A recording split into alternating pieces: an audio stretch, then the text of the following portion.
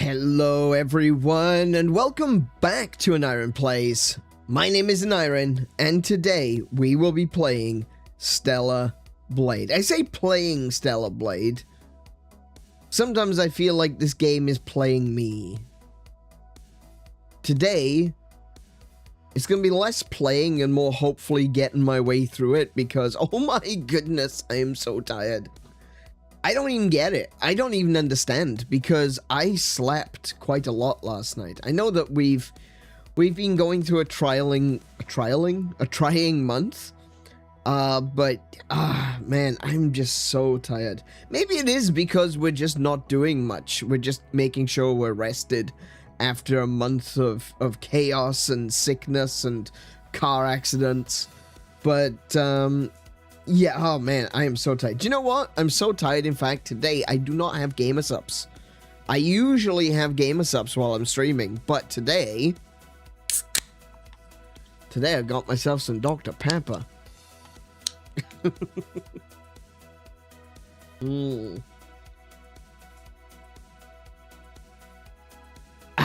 Yes, okay, hell's yeah. Hopefully that'll, wake me up a little bit, the sugar and the caffeine. Welcome everyone, welcome to AneurynPlays. I've already said that bit, but still, Ron, Plague Doc, OJ, and of course Kiko, who will be our moderator this evening. Welcome everyone to the stream. Ronald's asking, did you talk about GTA 6 yet? No, I did not. I have not talked about a GTA 6 because I gotta be honest, I'm not the biggest fan. I think that GTA, you know, I respect it. I respect the series. I think that Rockstar have done an amazing job creating this, the world of GTA. But personally, I was more interested in the old top-down games, you know, the original PlayStation ones. And actually, some of the spiritual successors as well, I think, are fantastic. You know, like Retro City Rampage. Brilliant game. Genuinely fantastic. Still got the kind of that feel. Definitely more in a parody area. Definitely a lot more in the funny side. It's a comedy at the end of the day. But I really like Retro City Rampage. I haven't got around to playing Shakedown Hawaii yet, which I really wanted to play. I just haven't gotten around to it. But yeah, that kind of takes the series in a different direction. But they kind of spiritual successors. Sorry, I ran out of air there. They're kind of spiritual successors to the original Grand Theft Auto games. Actually, I might play Retro City Rampage on stream at some point in the future. I've been wanting to do more retro stuff. And by retro, I mean, you know, modern takes on retro. What the word retro actually means, you know? Retro means new in an older style. And I want to do some retro stuff. I want to play games like Shovel Knight. I want to play games like some of the new Shantae stuff. Actually, I want to play all of Shantae at some point. What's the game? It's a Metroidvania, came out on the Wii U. Axiom Verge. Axiom Verge, fantastic game. Another retro game that I'd love to play on the stream at some point. But I also want to play some of the classics as well. Some people have been suggesting that maybe I give Castlevania a crack, and I do have the Castlevania collection, so who knows? Maybe Castlevania can be one of the games we play at Halloween. Or maybe I'll just, you know, rage out and not make it past the first screen. I don't know. But no, I'm not really a big GTA fan. I think I found more amusement watching people playing GTA 5 than I would have gotten out of actually playing it myself. And I did see that there was a lot, there's been like a lot of discussion about GTA 6 for a long time, as we know. It's crazy that we're seeing yet another Star Fox 64 remake and an Ocarina of Time remake before GTA 6 releases. How crazy is that?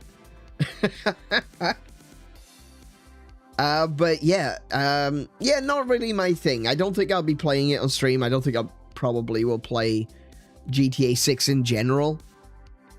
But hey, you know what? I'm not here to yuck your yum. If you like GTA and you're looking forward to it, that's all the power to you, man. It's just not for me, personally. OJ says, uneventful could also be good, though.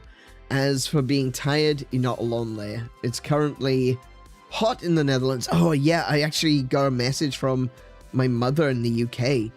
She had, they issued what is called a red warning. And basically they shut the schools because it got so hot.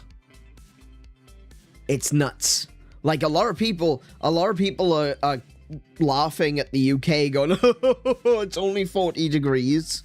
That's 40 Celsius. People laughing like, it's only 40 degrees. What are you on about? It's not even that hot, man. It gets hotter than that every year where we are. Yeah, but people in Australia and people in the US tend to have air conditioning. The UK doesn't have air conditioning. We've never had air conditioning. I don't think I've been in a single house in the UK that has actually had air conditioning. We have central heating.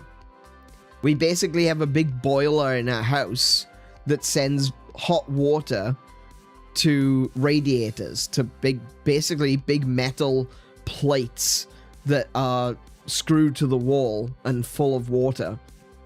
So we can keep our houses hot during winter. We can definitely, we've got the infrastructure to keep the water flowing. And that's one of the other things, like, you look at it the other way around. You look at places like Texas, and where they had the big frost a few years back, and people's water lines were bursting everywhere.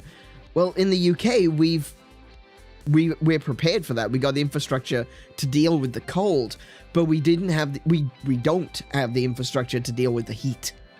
No air conditioning. I mean, everyone owns a fan, but for the longest time, we barely got over 30 degrees Celsius in the UK. But this summer, it's gotten real hot. It's reached over 40 degrees.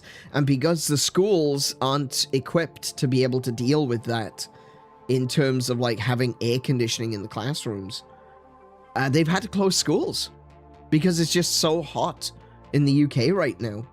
It's insane. It's a massive heat wave that has hit Northern Europe. And it's a little bit concerning. There's a lot of people that are afraid right now because things are just getting way too hot and no one has the infrastructure to deal with it. It's crazy.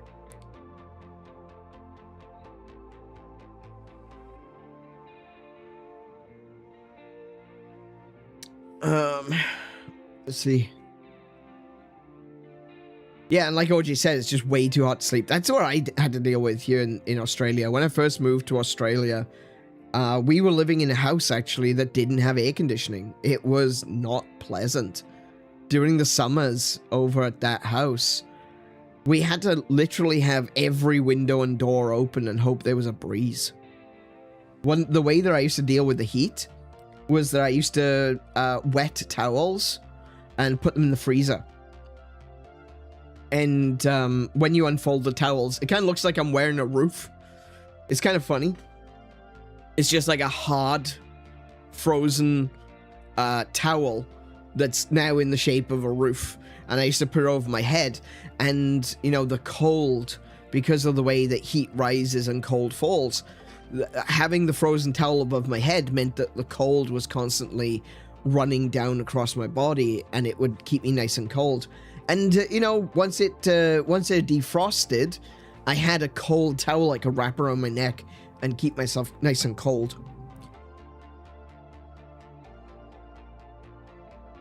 So there's a way of dealing with it for the folks out there that don't have the infrastructure. Get yourself a towel. Make sure it's an old towel because the fibers will break. It's just, you know, when you freeze something like that, it will break the fibers in the towel. So get yourself an old towel, wet it, wring it out so that it's damp all over, but not like wet.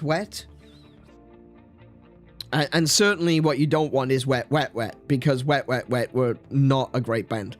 And then you fold it up, fold it neatly, put it into the freezer, put it there overnight, put it there during the day, wherever you need it the most. If it's hot during the night and you can't sleep, like OJ was saying, maybe put it in the freezer throughout the day, and then at night, kind of just put it over yourself. You will get a wet bed if you wear it to bed, but it's better than not sleeping. And yeah, that's how I used to deal with the heat of summer here in Australia for a few years, until we moved into our apartment, which had air conditioning. And now in this house, the house that we're in now, it's got air conditioning in basically every room. I keep my my office at a constant temperature and humidity because my air conditioner is always on. It's not, you know, pumping out cold air constantly, but it's just keeping the air cycled. And that's one of the, it's actually a really, it's a lot cheaper to keep an air conditioning unit running than it is to turn it off and on again, because when you turn something off, the humidity and the temperature goes up in the room. When you turn back on again, the air conditioning has to work harder to get everything down to temperature. But if you've got it basically running in silent mode in the background, it keeps the temperature and the humidity at a nice stagnant level, and that doesn't use too much power then. It's actually quite cheap to run.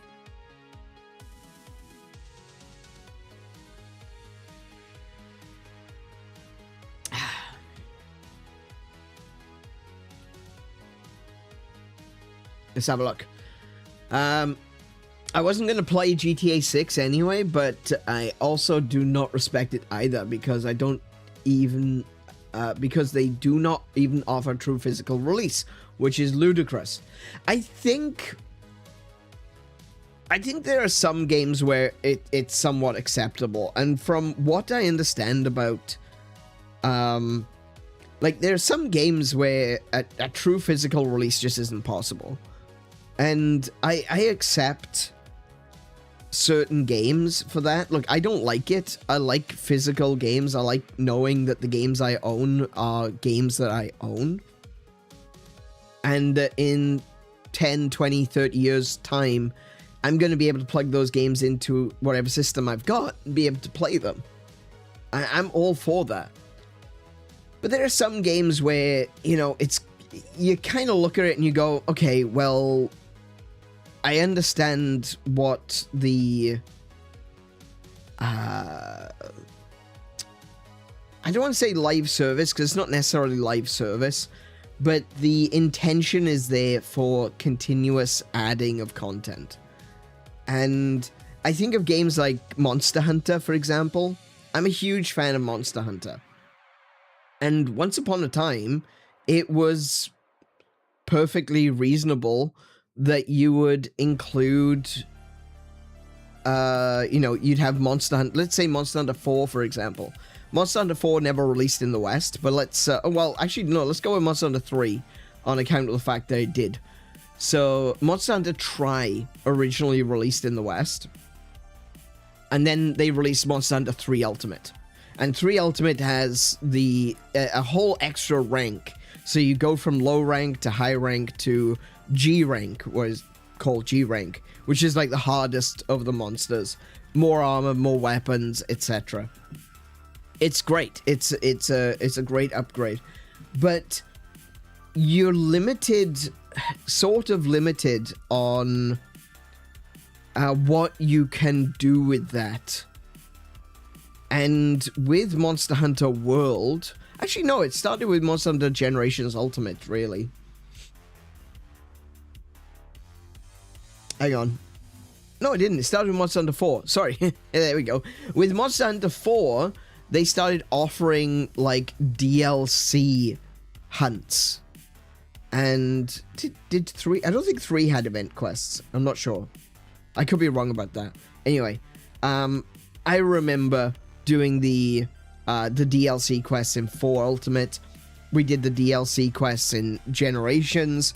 We've done DLC quests in World and all of that. And if you're going into a game with the intention of creating a system where it is constantly being upgraded, constantly being changed, things constantly being fixed, new hunts, new monsters constantly being added, I accept that it's not reasonable to expect them to release a physical version for every possible update that they make. It's not reasonable to expect that from them, and it's not reasonable for us as customers to buy a version every time there's a new update. So there are some games that I think, okay, I can understand why. And I think with GTA 6, they're probably going to be doing that. I get the feeling that GTA 6 is so big that when they release it, it's not going to be the final version. And there's going to be a huge online component. There's going to be loads of new missions and DLCs that's going to be added to it over time.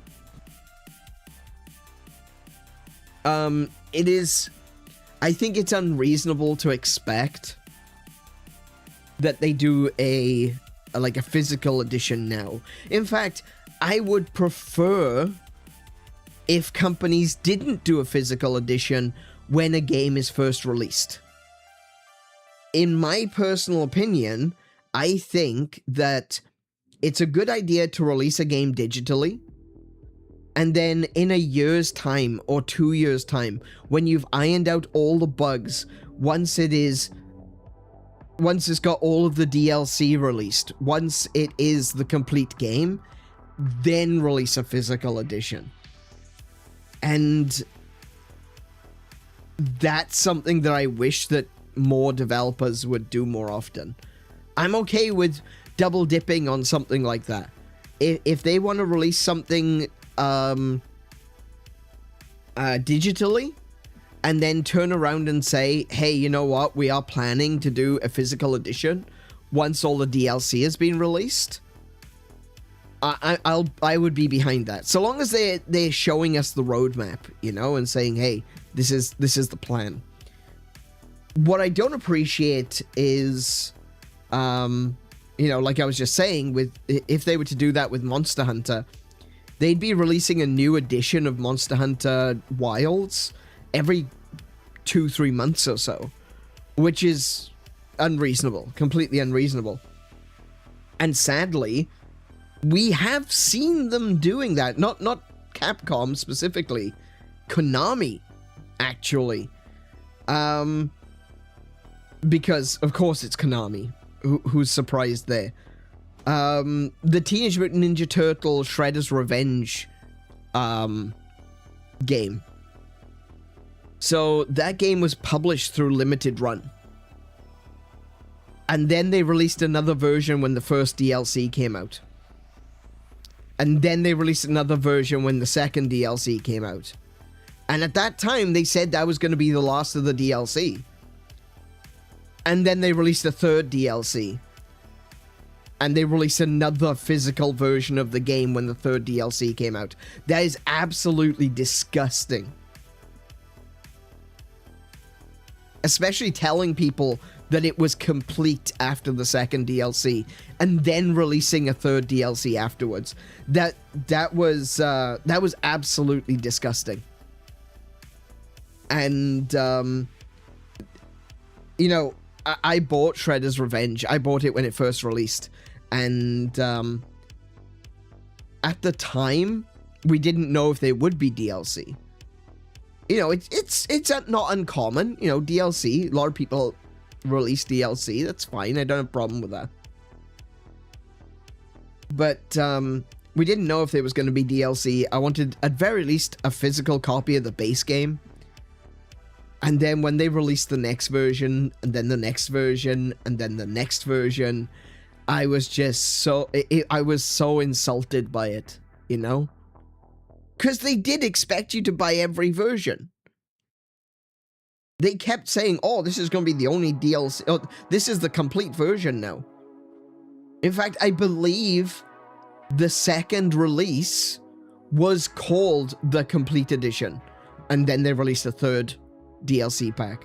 Which is, yeah, ludicrous, insulting, disgusting, false advertising.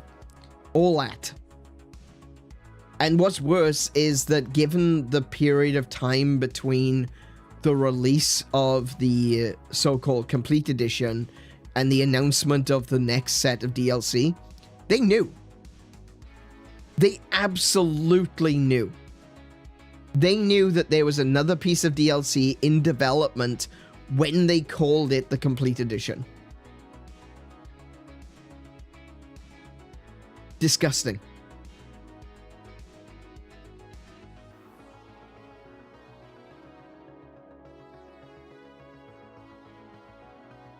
It's going to depend on whether DLC is expected for GTA 6 to justify 0 physical releases, especially since it's a single-player game. It's not going to be single-player, though. That's the thing. It's going to have a big single-player story, absolutely. But you got to remember that GTA 5 has made more money in its online than it has from selling games. And that's the thing. That's what they're going to do now. I think GTA 6 is going to have a story. I don't believe for 1 second that Rockstar would release GTA without a story. Okay? They're not EA. I don't necessarily like Rockstar, but I do respect them in that regard. It will absolutely have a story, but it's gonna be... There's going to be a lot to do with their online capabilities. I mean, look at the way Red Dead Redemption 2 also went online. Now, Red Dead Redemption 2's online didn't do as well as GTA 5, but I think GTA 6 is going to be... It's, you know, it's the one that everyone's been waiting for. And everyone wants to see what they're going to do to upgrade the online play. And it wouldn't surprise me if the online portion of it is going to be more like a live service game. And I think people would very, very quickly buy into that. And again, you know what? I think that's fine. I think that... I'm not a big fan of live service games, just generally as a concept. But that's not for me. I'm not going to partake in it. And if other people want that, all power to you, I guess. That's one of the things I've always tried to be careful of talking about on this channel. Is always the, you know, let's not talk about religion from the perspective of my religion's right and yours is wrong. Let's not talk about politics. Let's not talk about conspiracy theories, unless those things are directly connected to a video game. But one of the things that I absolutely try my best to avoid doing is using any sort of words that might indicate that I'm trying to boycott a game. I'm not. That's never the situation. If I ever say, hey, look, you know what? I don't like what this company is doing. It means I don't like what this company is doing, right? That doesn't mean that I'm telling people I want you guys to boycott this game. When it comes to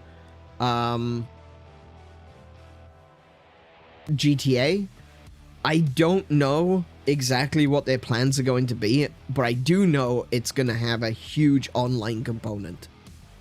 It's going to be huge, right? It's going to be bigger than GTA 5. Almost certainly bigger than GTA 5. And because of that, it's not what I like. It's not what I would do. It's not something that I would partake in.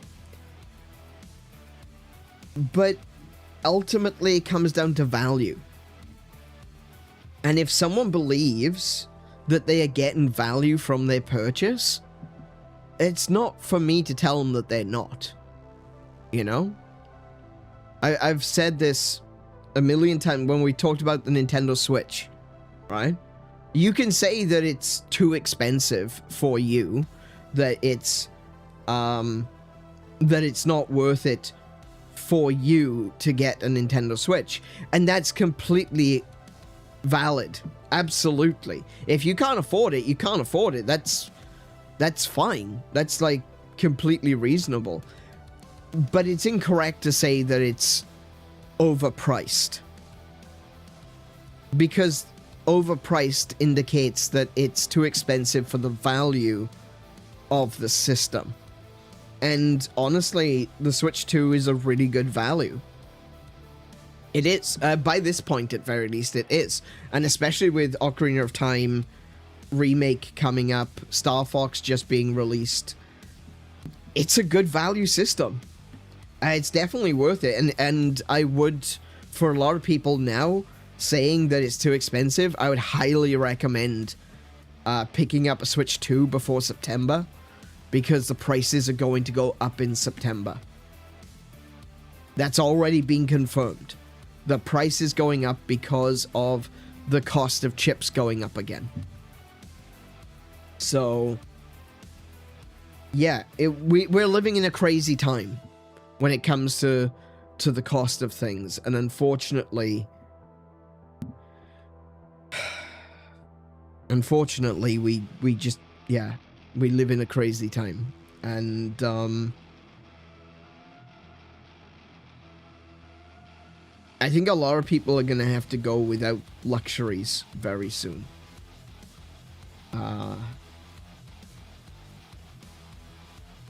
It's a scary time. It really is.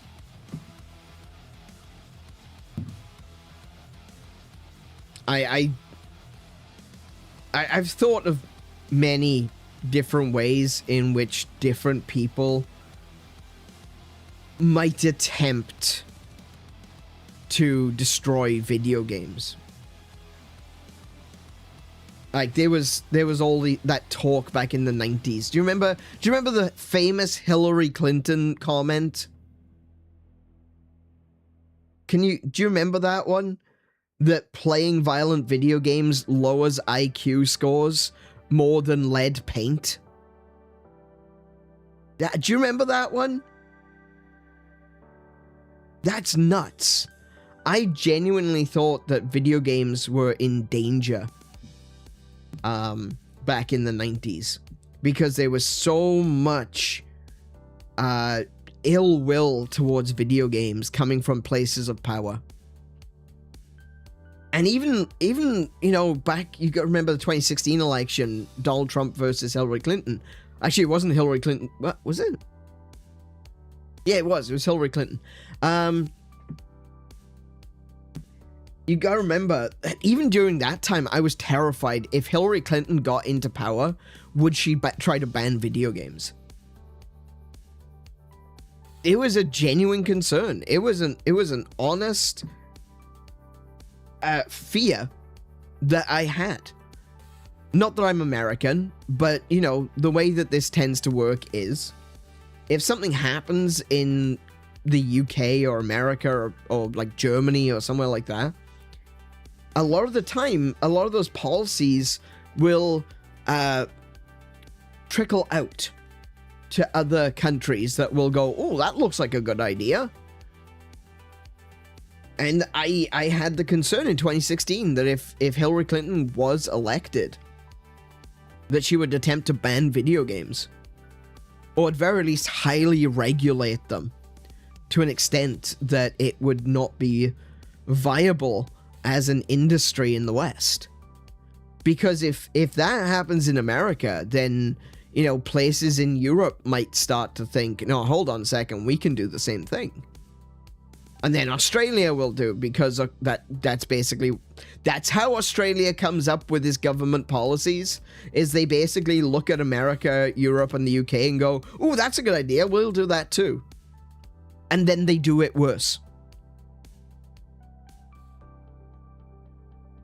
And it's not a crazy, impossible to imagine scenario, because that was the case in China for a long time, where video games were illegal.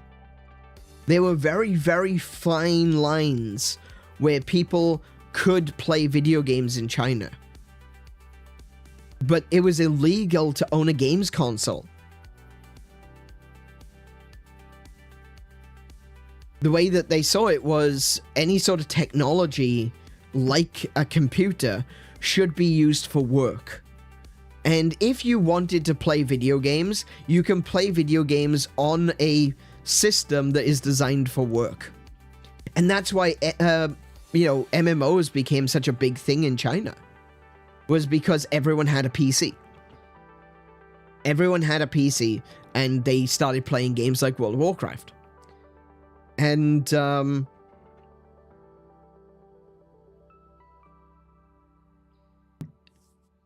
there was a very fine line between what was considered a games console. You know, you had to walk this very, very fine line to be able to get your games into the Chinese market during that period. And one of the rules is that a video games console, as per the law, was defined as a machine designed specifically for the playing of video games with interchangeable cartridges, interchangeable software. With the software, you'd go out, you'd buy a piece of software, you'd come back home, you'd plug that into your system, and you would play a video game.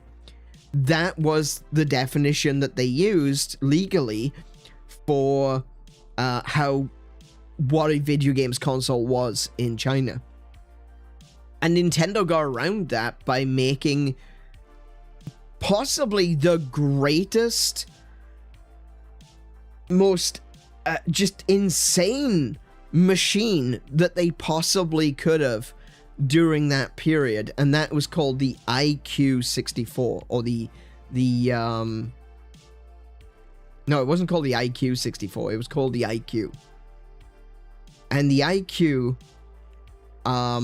was essentially a plug-and-play device, which was legal because it didn't have interchangeable software, because you didn't have cartridges or discs to insert into it. A plug-and-play skirted the line of the law. And so Nintendo took their N64, their entire console, the N64 console, and they miniaturized it. And they turned it into a single controller. One controller, a plug-and-play device that you could plug into the back of your TV and it run N64 games. I have one. As soon as I learned about the IQ, I was like, I need to get my hands on one of these. And it is a phenomenal piece of tech. Absolutely amazing. And the way they would get around it is like, you weren't allowed to buy cartridges or discs or anything like that. But there was no rules against downloading games to a memory card. So the IQ had a memory card in it. You take the memory card out, you take it to a kiosk, plug the memory card into a kiosk, pay your money, download the game onto the memory card, and take that home and plug that into the back of your plug-and-play device, into your IQ, and you could play games like that.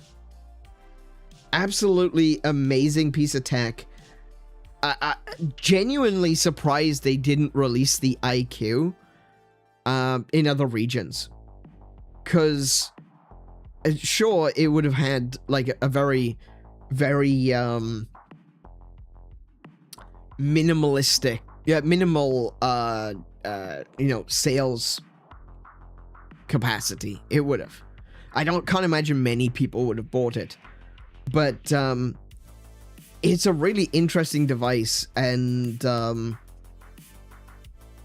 it would have been really interesting to have a system like that in the West, where we were allowed to download things and buy stuff. Maybe create a device that you could connect to a PC to plug the memory card into and download games directly from the Nintendo website or something. It would have been well ahead of its time if they released it in any other, you know, territory other than China. It would have been, you know, online gaming. It would have been online eShops before there was ever online eShops. And that's impressive to me. And you know, I think about it in the, you know, the way it could have been. I think the IQ is just an amazing piece of tech. I'd recommend looking it up, and if you're a collector, definitely check out the IQ. Get yourself one. I got mine for like $40. I bought mine online. It was like, I think it was like $40. I'm pretty sure it was really cheap. In fact, I'm pretty sure the shipping cost more than the console because there was just so many, and I got mine sealed. I broke the seal on mine, and I've taken a look at it because I really wanted to see this thing. But yeah, amazing piece of technology. I love the IQ. Yeah. I think it, getting back to what we were saying though, it comes down to value, doesn't it? If people think that GTA is worth the money that they're spending on it, on the online portion, that's up to them. It's not for me. I'm not going to do it. I wouldn't recommend people spend as much money as some people do. But at the same time, if that's what you want to do, I'm not going to try to stop you. Kiko said, Horizon Forbidden West Complete Edition was released on 2 discs. One data disc to install the massive open world game files, and a play disc needed for installation and everyday play. That's a really cool system. I really like that. I think that something like that, and I've said this before, I don't think that games are too big to fit on a disc is an excuse. It's not. It's not an excuse at all. I think that the ability to, if you've got multiple, obviously the console needs to have a hard drive, whatever the console may be. But if you've got a means to include multiple discs and install the game onto the console's hard drive and just play using a play disc, I'm okay with that. In fact, let's look at game key cards for the Nintendo Switch. Can't stand them. Hate the idea of game key cards. Do you know if they had 2 cartridges in there? One high capacity cartridge to install the game from, and then a key card cartridge to be able to run the game, I'd be okay with that. That's fine. I'm okay with that. That's not a problem at all. Because you still own a physical copy of that game, a complete copy of the game. But that's still just the release version. And that's where I was really getting at, is that it's still just the release version. Really, a physical game in 2026, a physical game should not be released with the game. It should be released a year later with all the DLC and all the patches fully installed.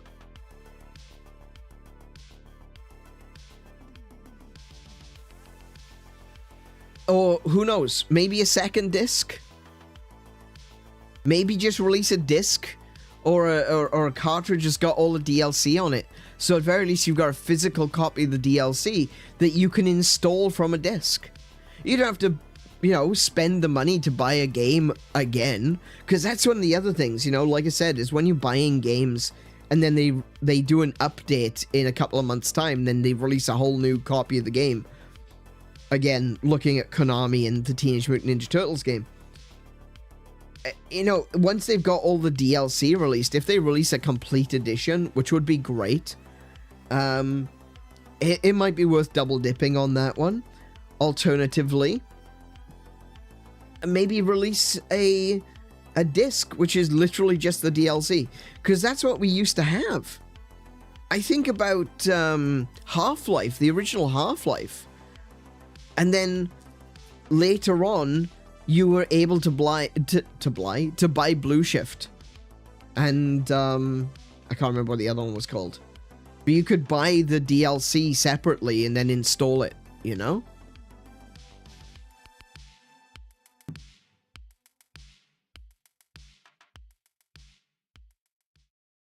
Ah, dear.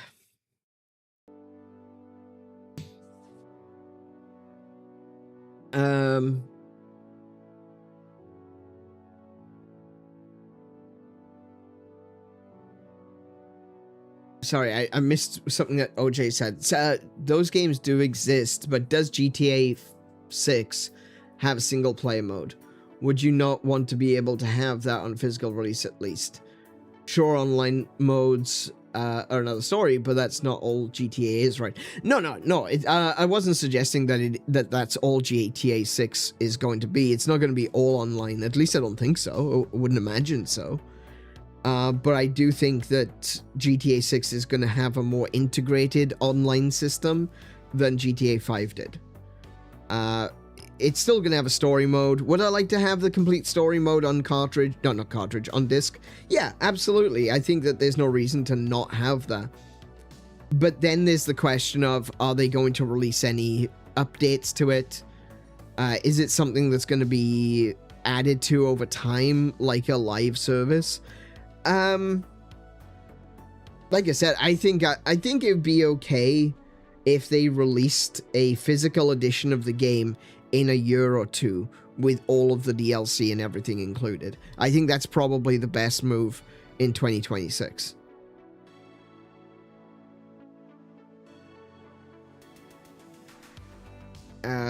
Level 5 did for Inazuma 11 Victory Road.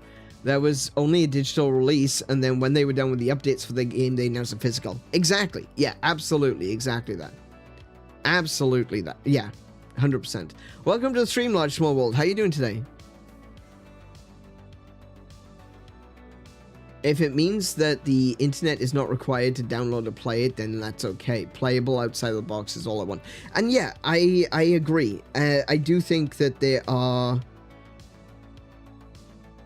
I don't want to say limitations. I don't think it's limitations.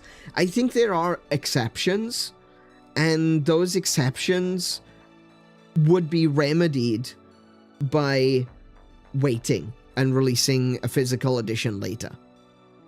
That's yeah. Current generation grown up on digital will not care and don't think about physical. That's not true. That is absolutely not true.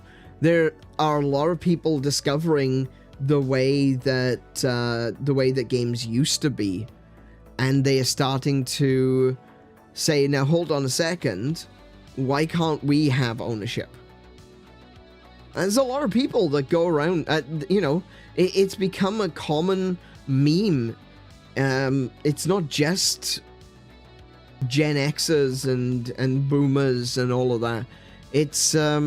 It's become a common meme. If buying something isn't ownership, then piracy isn't stealing. You know, there's a lot of people that are interested in owning games. Okay, really? Any research? Okay, where's your research that the current generation doesn't like it? Come on, we're having a conversation here. Let's not go down that route.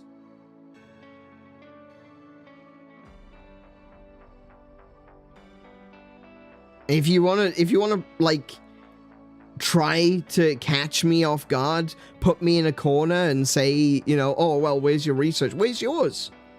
Come on. That's disingenuous. I don't like that.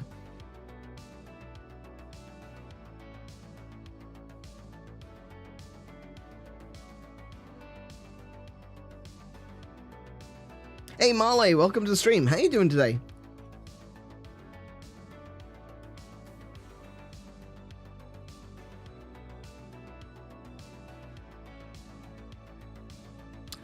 Regarding GTA 6, Rockstar confirmed last night that it was a single-player experience. We can predict that online will come later, but Rockstar made a point of clarifying that it is single player. Oh, I'm not saying it won't have a single player experience, but it's going to have multiplayer.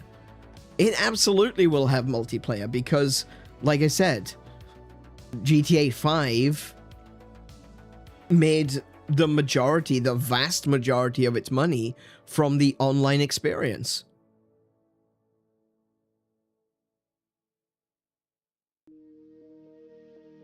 Everyone was buying like credit cards and things for in-game currency, buying new cars, buying new outfits and stuff like that.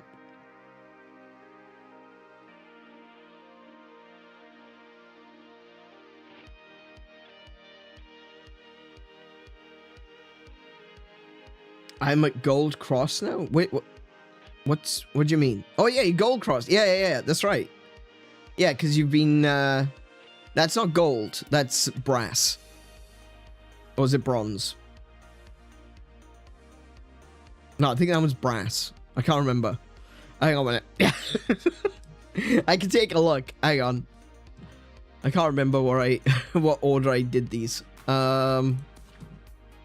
You're not gold yet. You'll know gold. Gold is bright. Is it like a bright yellow shiny one?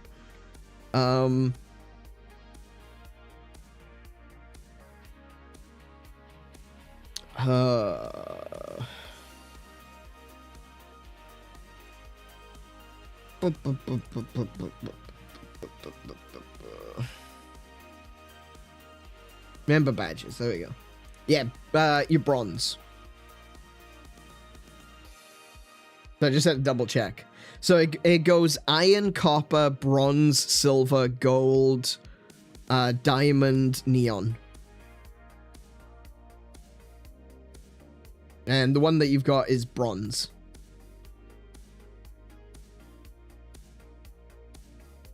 I think that's the most that anyone has right now is bronze. Some folks are going to have silver in a couple of months. Like Shiny, for example, because Shiny was the first one to be a member. So he'll be going up to silver in a couple of months' time.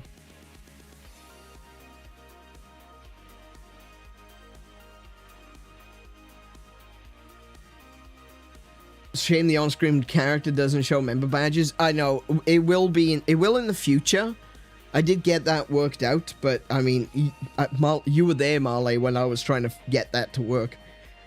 So in the future, we will have an on-screen representation of the member badge, but at the moment, it's going to be a while before we actually do that update, because that's gonna, I was gonna be releasing that update in July, but with everything that, everything that's happened has pushed it back so much that we're probably not going to be releasing anything until October. So we're going to be skipping the 3. Well, we're not skipping the 3.2 update. We're skipping the July release date, and 3.2 will be the Spooktober update.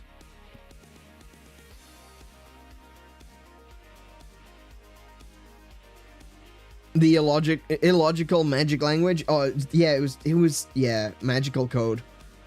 I hate it when magical code happens. It's so strange. For anyone who's not in the loop, Marley was helping me deal with some issues I was having with recoding the chat.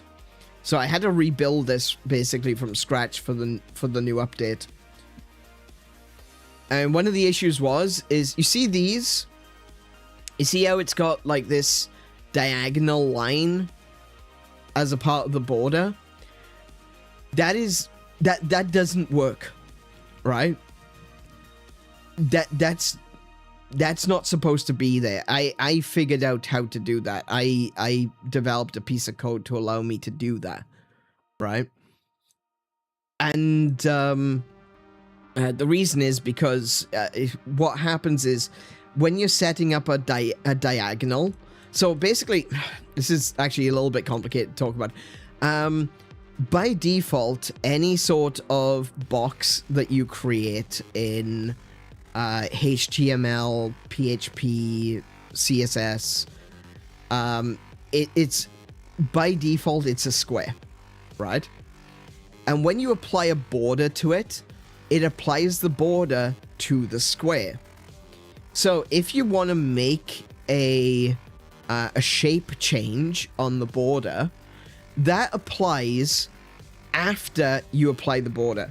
So in order, it goes the container, which would be the box itself, any modifications that you are doing to the container, which would be border, padding, and margin, and then it will be any sort of additional modifications that you're doing afterwards, which means if you want to cut the corners off like this, that applies after you've added the border, and so what you'll get is basically what you can see, but that corner's been cut off.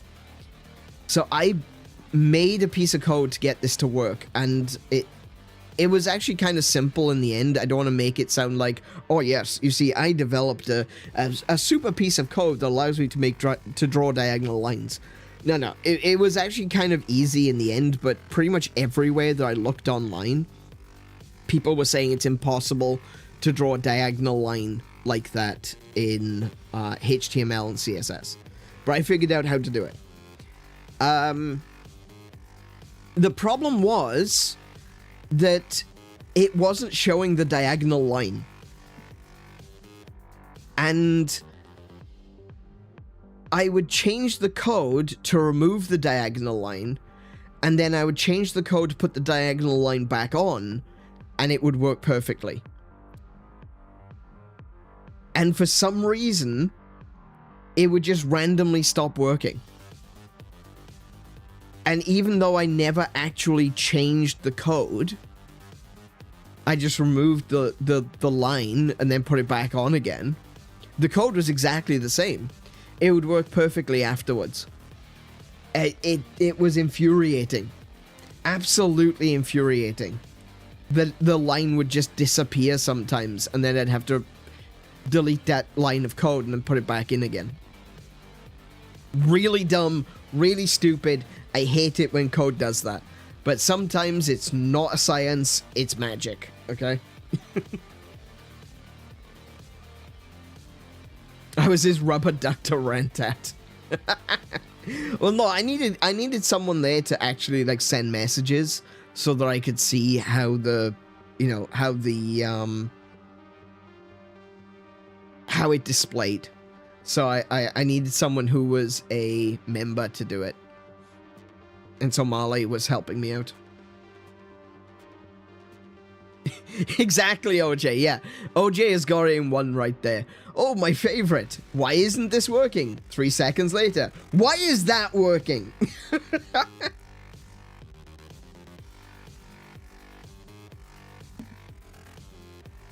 Oh, dear.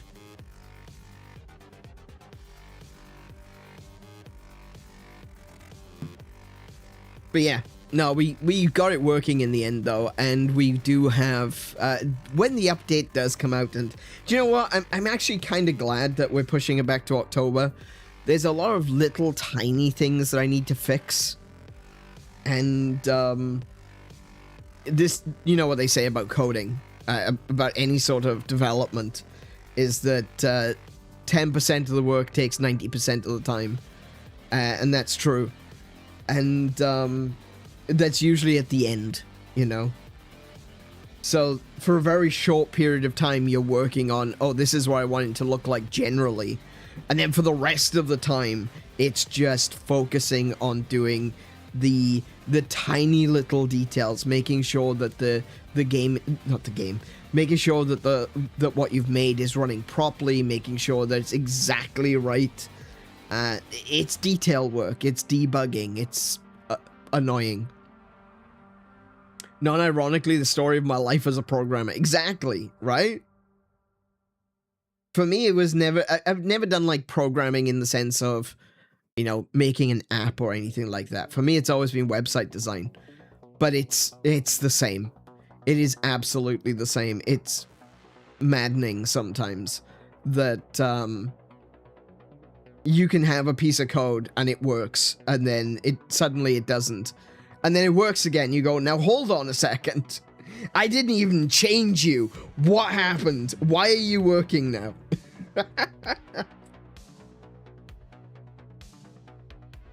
Sometimes you don't want the code to work, you know? Sometimes you got yourself set up, you're ready to go, and you're ready to do some debugging, or you're ready to do, you want to actually specifically fix something that you've written previously, but you know it's written wrong. And you're looking at this piece of code and you're going, I know that's incorrect, but it works. And then you look at it again, you're like, there's no way that should be working. There's no chance that should work. But it does. And you're like, well, I can't fix it if it doesn't.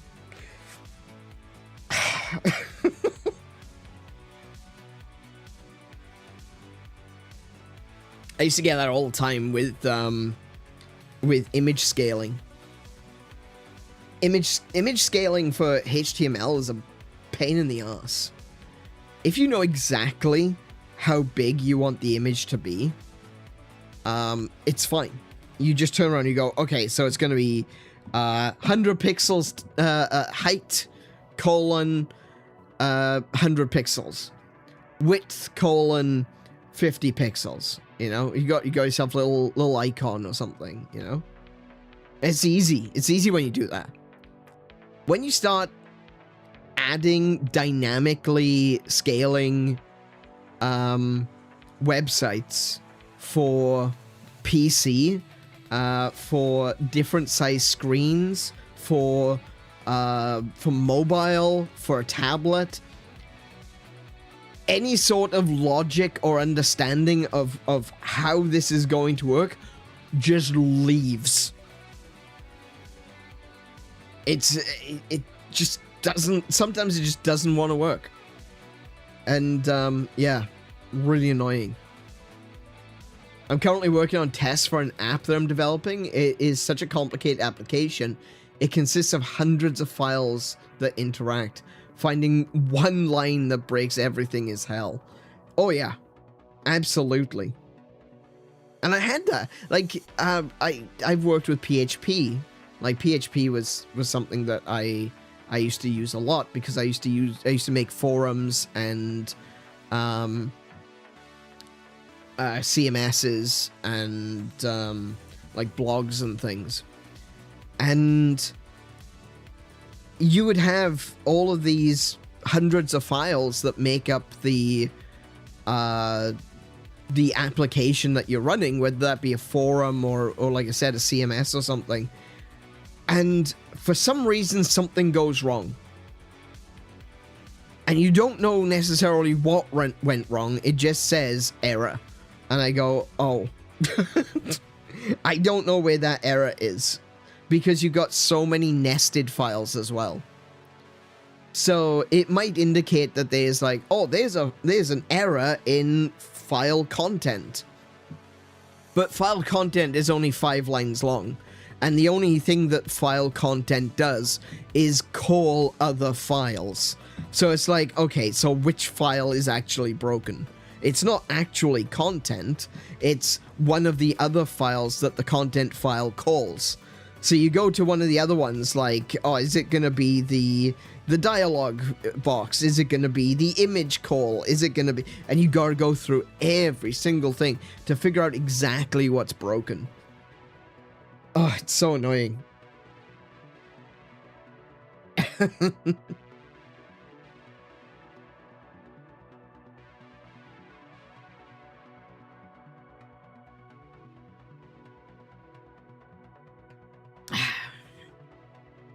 Alrighty.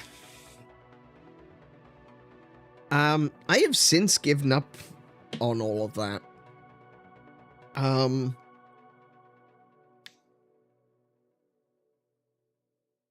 I know we've talked about this a little bit, but this is one of the things that I'm sadly very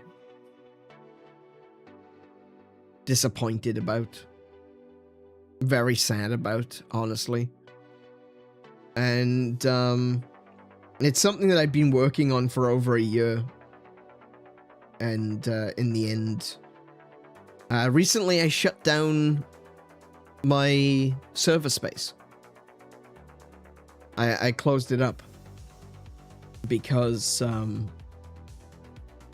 I'd been working on building a website.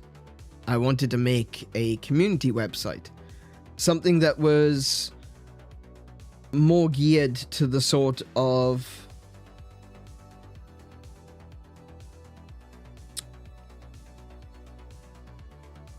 community I wanted to build here. I don't like Discord.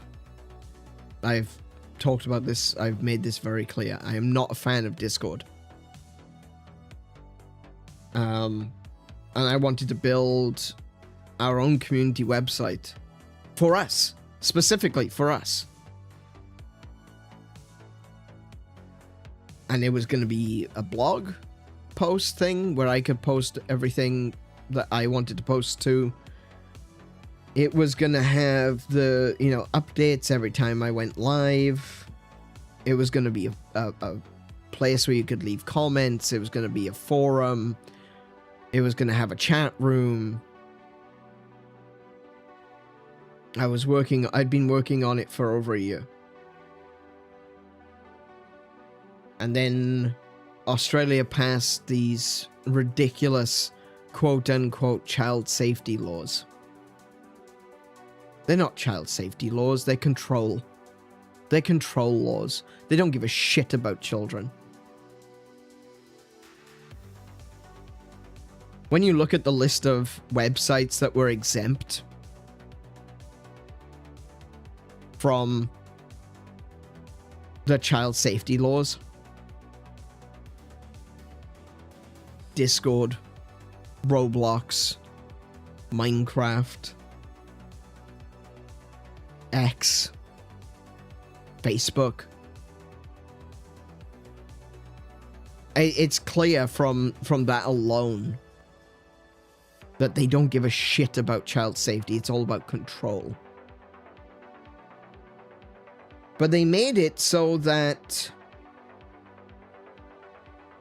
it's basically illegal to be running a website in Australia, or even have access to a website in Australia that has registration without also having some form of background check, you know, some kind of a check to figure out how old the person is. And that costs a lot of money. Basically, under current Australian law, though they haven't made creating community websites and community forums illegal, everything around making a community website has become illegal. It's become illegal to make a community website as a knock-on effect of these changes. So, after, like I said, it was over a year, it was like a year and a few months. After a year and a few months of developing what was going to be this website, I eventually had to give up. Because it wasn't viable. I couldn't afford it. It was going to cost me tens of thousands of dollars each year just to have a age verification system.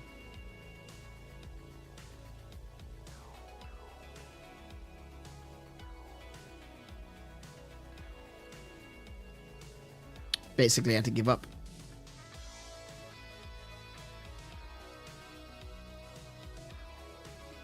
I hate it. I hate what they've done. Because it doesn't protect anyone. and it harms legal users. We always used to have a forum back in the day, right? We did. We had a website, we had a forum, we used to post comics online. We used to have a forum for discussion. We had a close-knit community.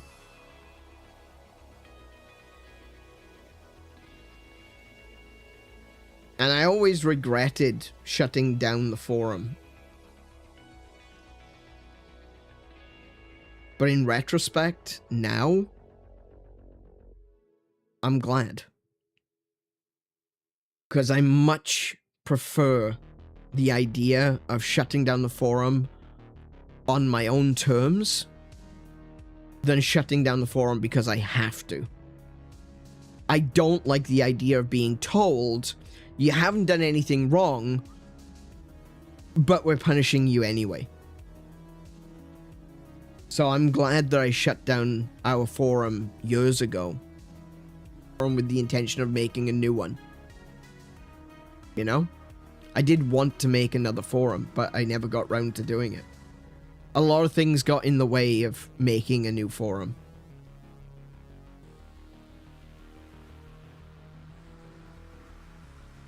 But, I'm glad I did when I did it now. Because I did it on my terms. I made the decision. I shut it down because the forum as it wasn't suitable for what we wanted, and I was going to make something new. A lot of things got in the way of me remaking it, but I would have hated to have remade it, launched it being a success, and then be forced to take it down anyway.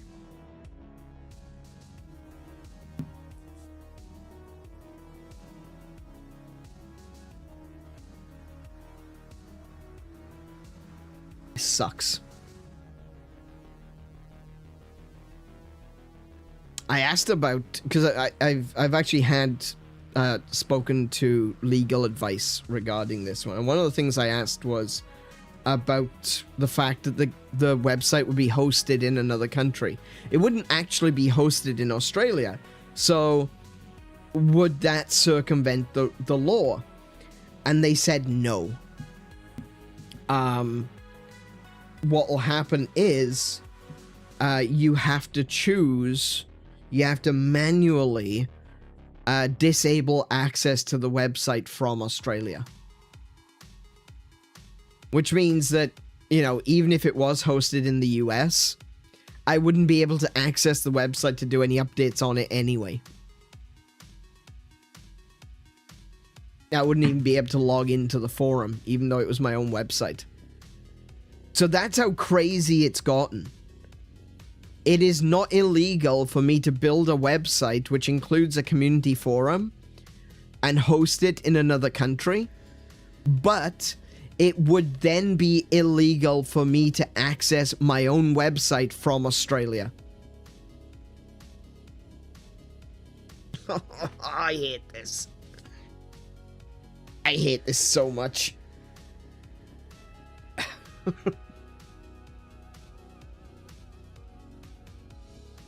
So how about we go from this dystopian present to a dystopian future where I play as a sexy Korean robot. I'm feeling sad. So let's look at the pretty robot girl. Oh, my headset is charged.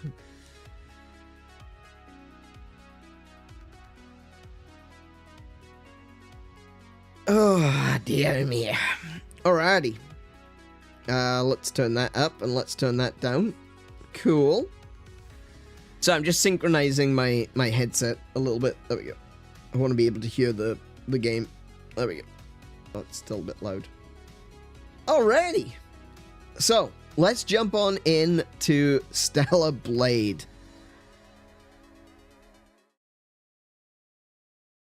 Alrighty. So, in the last episode, we basically ended up going... Oh my... I feel weird, because I haven't been wearing my headset while I've been chatting, so It kind of feels weird now to hear myself through the headset. Alrighty. In the last episode, we made it to the desert. And we struggled a little bit with trying to get the power turned back on. So one of the issues that we've got when we go to a new area is that checkpoints and things aren't powered. And to be able to get these checkpoints all powered up was an absolutely atrocious, long-winded, boring-ass quest to literally run, right? Taking consideration this area is pretty huge. We had to run from where we are all the way down to here to the power station, run all the way back to there. No, it wasn't there, was it? Maybe it was.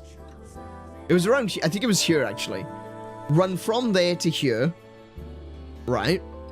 Then run all the way back and find 4 droids, maintenance droids in the area to be able to turn the solar collector back on without fast travel, because I was turning this on so that I would have access to fast travel. This is such a tedious quest. It's literally just running through the desert without a checkpoint while there are monsters roaming around. Oh my goodness, it was so bad. This is an awful quest. But still, we completed it. We have now unlocked fast travel. So we can use the different locations that we stop at to be able to quickly get from one place to another. And now we need to go to 𝗶𝗁𝗰𝗵. That's the next one. So that's going to be the main quest that we need to complete. Though we got a couple of other quests out here. So I need to investigate these ruins. There's also something over here, look. The King of the Tunnel. Investigate the hypertube entrance. Okay, we might want to do... I said I wanted to do, like, the side quests separately. Like, off stream. But, I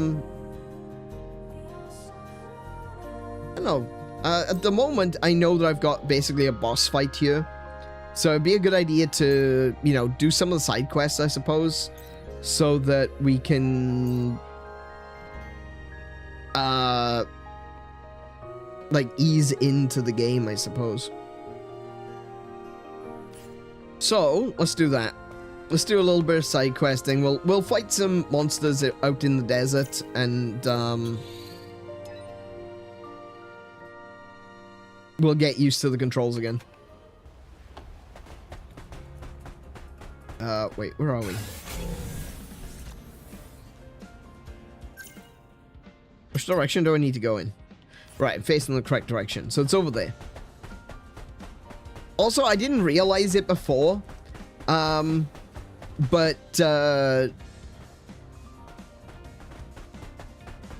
using the telephone to save and fast travel, that's very Matrix coded, isn't it?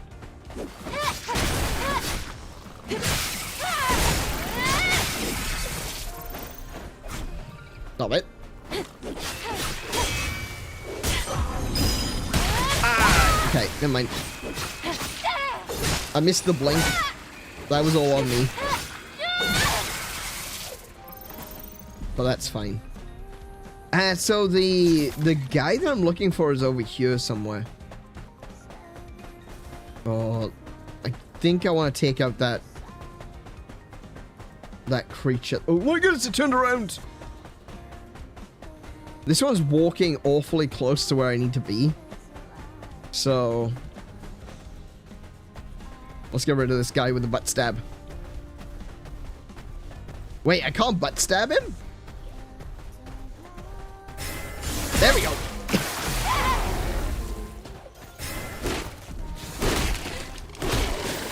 Oh my goodness, they're just attacking one after another in sequence. Oh my goodness, stop. They keep stun locking me. This is the problem with fighting swarms, is as soon as one hits you, you get stun locked. And then they all hit you.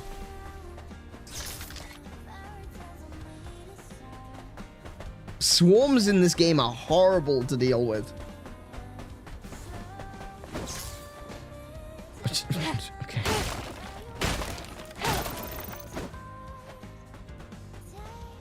Oh no, is he dead? Did he die?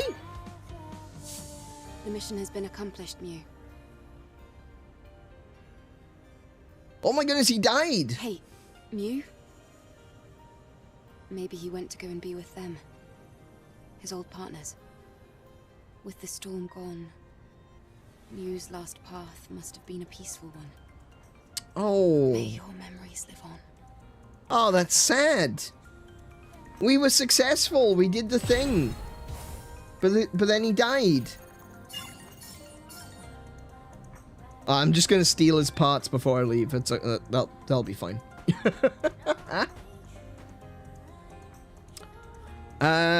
Sorry, OJ, I missed what you said there. Did you guys see the specs for Halo Combat Campaign Evolved on PC? They are utterly ludicrous. For 1080p 60 on low settings requires a 2060 Super and 100 gigabytes of storage. What is this insanity? This is the world we live in, where optimization is just irrelevant, because technology has gotten to the point where it's powerful enough that you can basically brute force anything. And so developers are not really caring too much about making sure that the games, not all developers, hashtag not all, of course, but many developers do not care. They just want the hardware, the technology to brute force everything, and it doesn't work that way, unfortunately, you know. Now, can I jump over there and do death from above? No, but I can stab him in the butt. Stab him in the butt.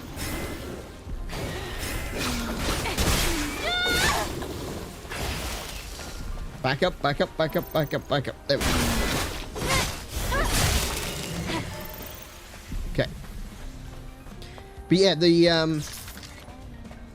the resource cost on combat on Campaign Evolved is insane. And I got a feeling that we're gonna find it's gonna be something similar with GTA 6, like we were talking about that earlier.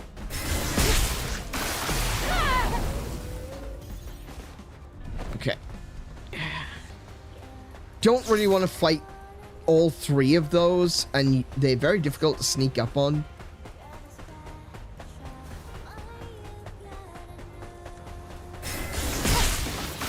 Got one.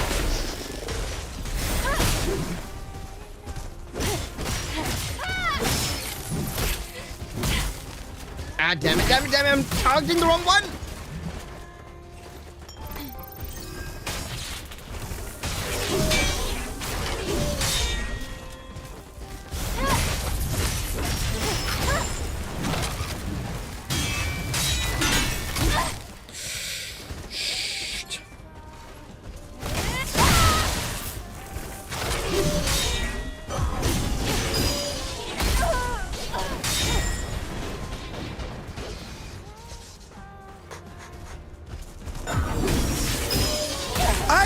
I'm targeting the wrong one. Oh my goodness.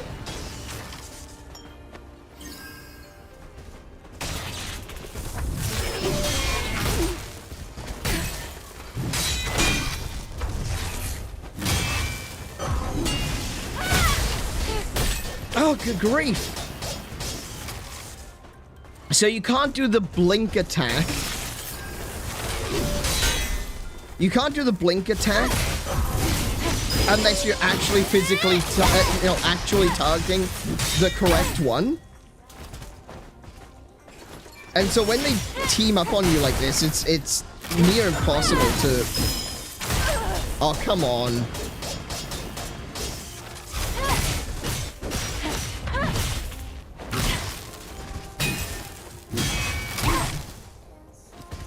Yeah, it's insane when you as soon as you fight more than 2, it's it gets kind of ah,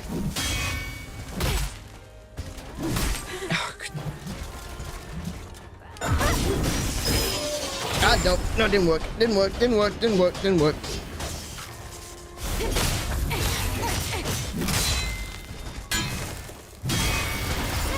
Gotcha.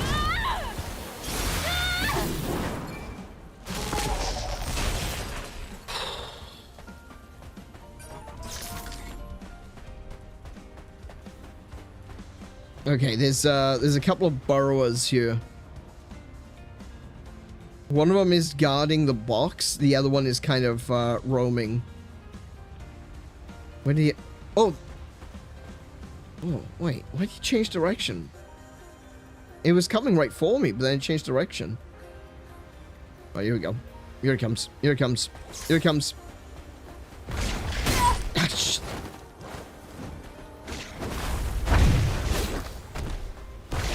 whoa! What the f-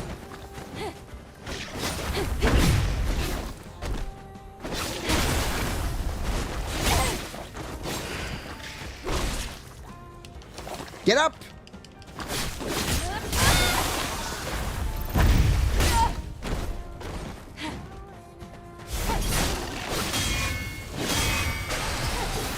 Thankfully, these ones only have 2 balance bars, balance points, so they're very easy to topple.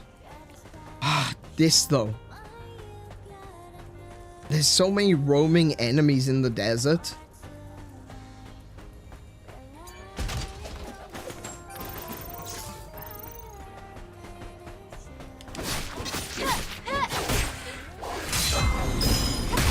Oh.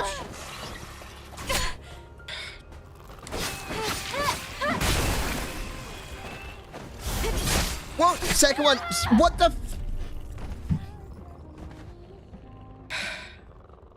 And they basically just appear out of nowhere as well. This is a really rough area. Really difficult area to get around in.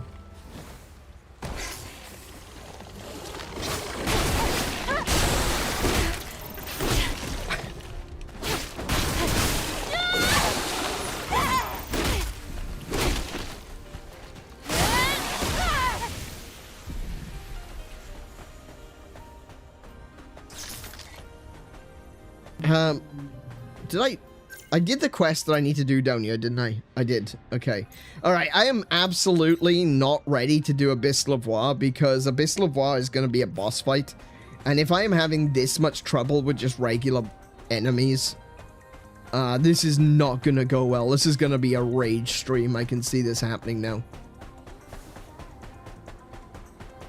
Like, I know what I need to do to get into 𝗬𝗏. I've already done one of those missions once. But it's gonna be a bitch. I could do that one. We can go and do that one first. Oh yeah, the enemies will just keep following you. It's awful. Oh, like, where did you even come from?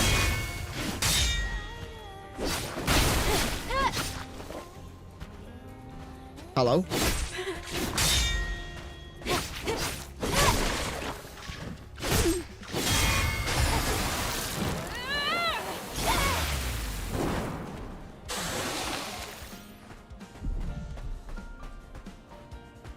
And because there's so many enemies that are just roaming around as well, you could be in the middle of a fight and then like another 6 will show up. And that happened a few times in the last stream where I was fighting like a particularly strong monster. Not one of those things. Maybe one of those big prowling predator things. And then just a bunch of little ones come up. And the little ones don't do a lot of damage. They're like, their little scorpion tail thing doesn't do a huge amount of damage, but it interrupts you, and that's probably worse.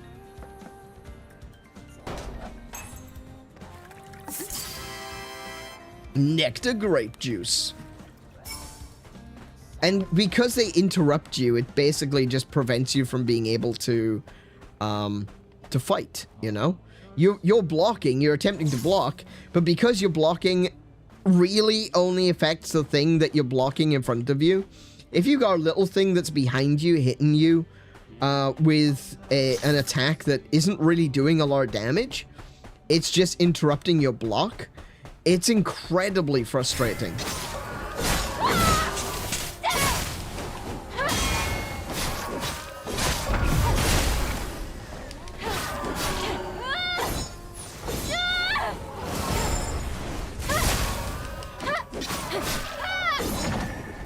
Oh, invisibility. Nice. Okay.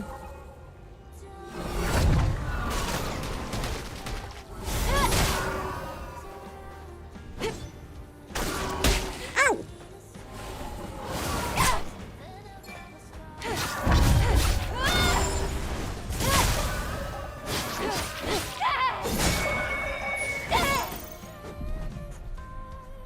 Hey, Lainey, welcome to the stream. How you doing today? Nectar, grape juice, barely know. That doesn't work for everything. You can scan them when they go invisible? Ah, okay. Yeah, that makes sense. It's fine. I could see them just fine. Like, you could kind of see where they faded out. Where am I? Hang on. Okay. That way. Oh, no. That one saw me. Okay. Oh, come... See what I mean? Oh, this is even worse. This one's like a ranged monster!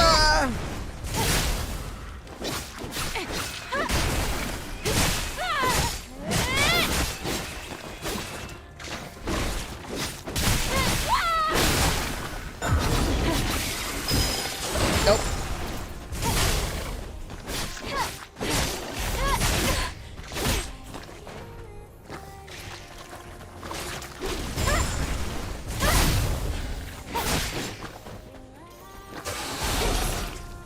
Oh, he died.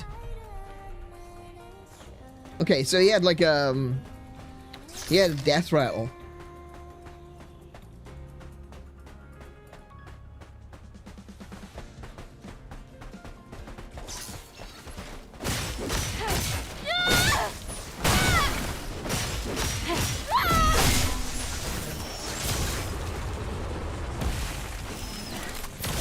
Oh, ow.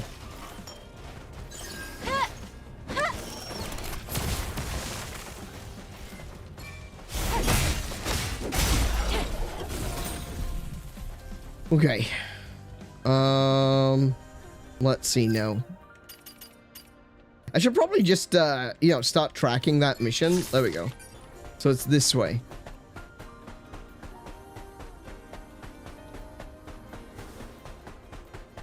I know the goal of the mission is to explore the ruins and see if they can find something. I can't remember where I'm supposed to find. Oh, maybe it's this guy. Maybe it's this guy. I only fought for myself. It wasn't for my family or my fellow fighters. Always only for myself.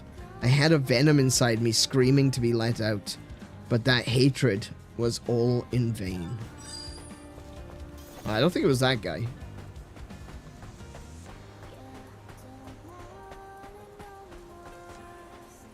Hold on a second. That doesn't... That looks like quicksand. We're not going that way.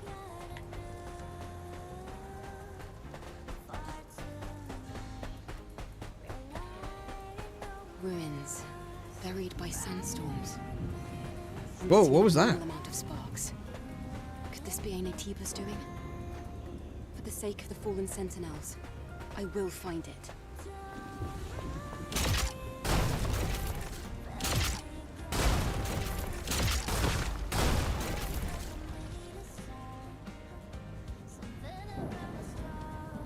What's the flashing? Is there a storm?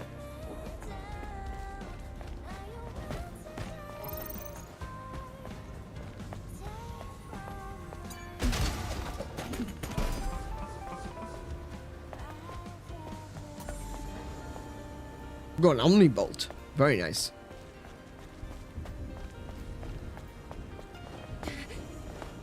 Like, is there a sandstorm here or something? Doesn't look like there's a storm. The sky is clear. Hold on a second. That looks that's shifting sand as well. I don't really want to go over that.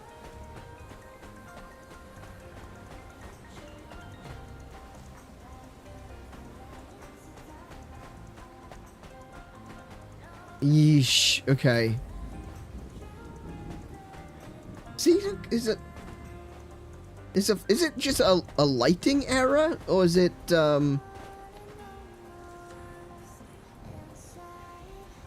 what is happening? What's that flash coming from? Oh, I'm sinking. I'm sinking.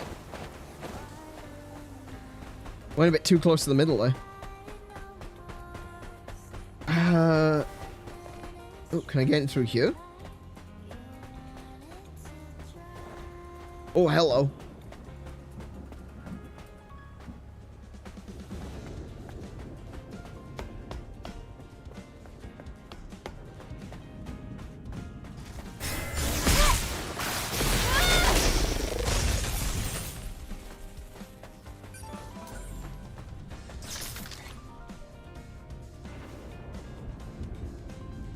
Is there, like, lightning striking the top of the buildings?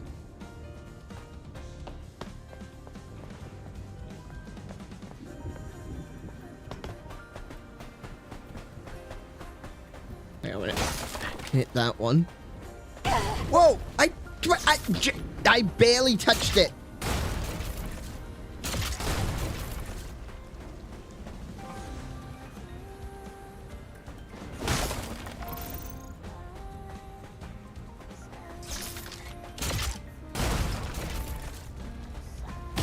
Whoa, hello.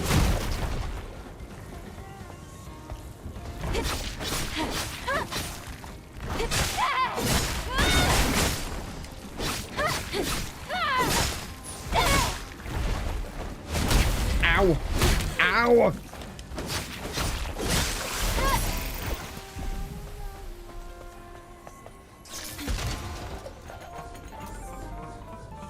Okay, extreme nano elements. Okay, good, good, good.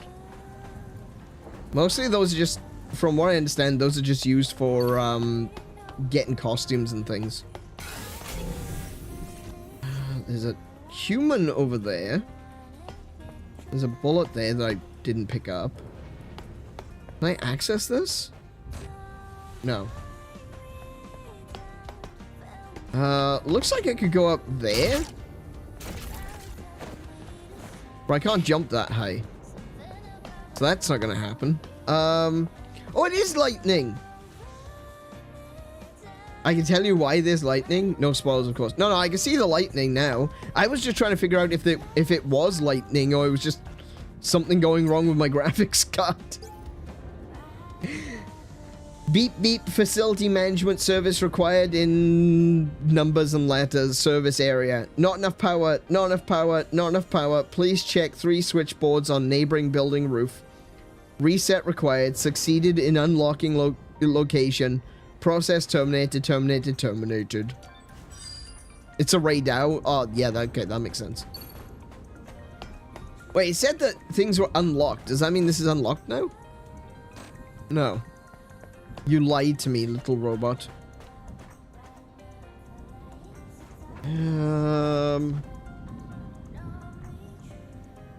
No, they don't want me to climb up that, do they? And then crawl across the electric cables. Oh, I don't like that. No, I'm not doing that. I'm not doing that until the game explicitly tells me to do it.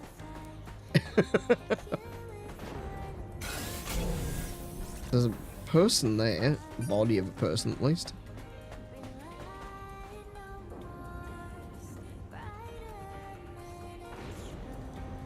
Watching for that sentinel to go by. If I run out into the open, I am likely going to be drawing attention to myself, so... Damn, why isn't anyone showing up at the rendezvous place? Damn it all. Man. Oh, yeah, I said that would be drawing undue attention to myself. There's another one just over there. The lightning strike in the game struck my graphics card. Do you know what? It's not surprising in the slightest. I had an issue with my graphics card after the last stream. And, yeah, see, you can't sneak up on these ones.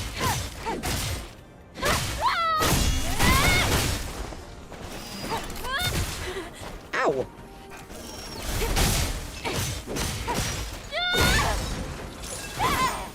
Yeah, after the last stream, there was like this big crash on my PC, and then one of my screens stopped working.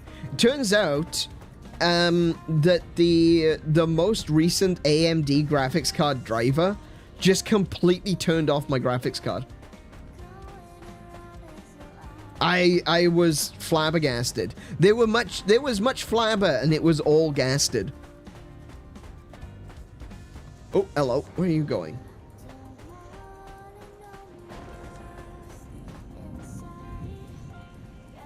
I'm kind of grateful for their really long sticks, because it means that you see the light shining on their sticks before you see them.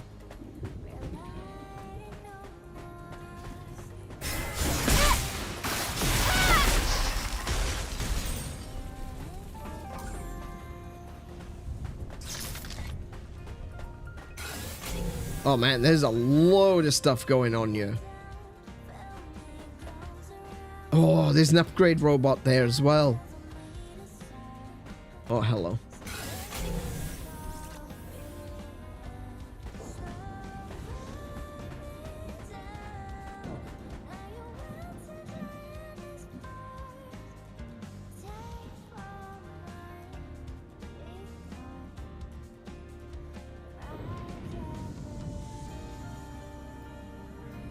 Oh, that's great. Even better than the time Halo Infinite decided to replace all grass textures with a black void.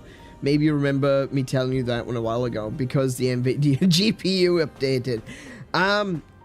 I think that it might be the GPU update that may have caused the floor to disappear. Oh, wait. No, he's going to turn around now, isn't he? I think that's what caused the... Yeah, he did turn around. I was right. Because the floor completely disappeared. I think that, what was that, episode 1 or episode 2? At the end of one of the episodes of playing this game, the floor disappeared. It was just invisible. There was no floor.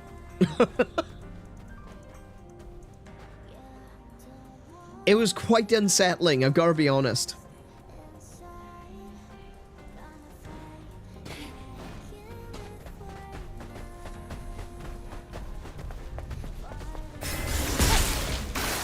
Get you with the butt stab.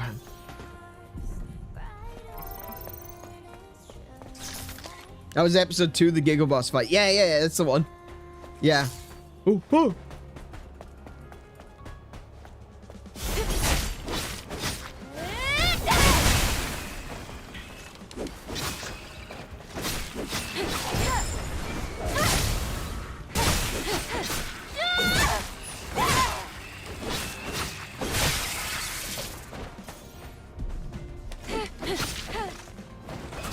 Ow.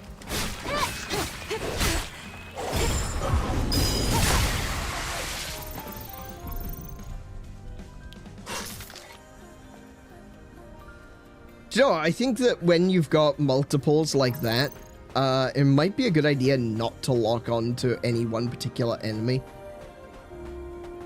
It makes it a little bit more challenging, especially for me with coordination disability and everything. Makes it a little bit more difficult to orientate my camera and my character independently, but it might be easier than trying to... Can I go in there? No, I can't. Or maybe I can, but not through that door. It might be easier than locking on and then not being able to unlock when I need to switch to a different character, different enemy. Okay, let's do a quick little search here, see what we got going on. My first goal at the moment is to basically just wipe out the enemies if I can. Now, there's 2 of those ones. I can't sneak up on them, so what I would rather do is just wait until they're separated and attack them individually. That, however, looks like platforming.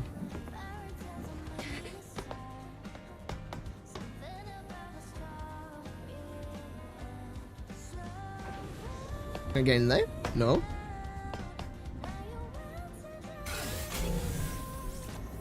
Anything I can climb? Oh, shh. Okay. Just jump.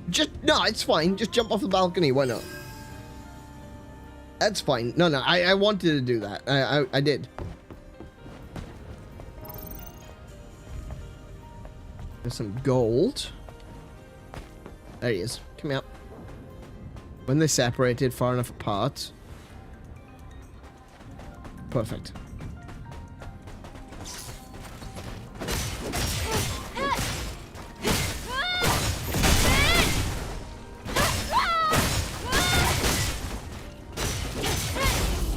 Okay.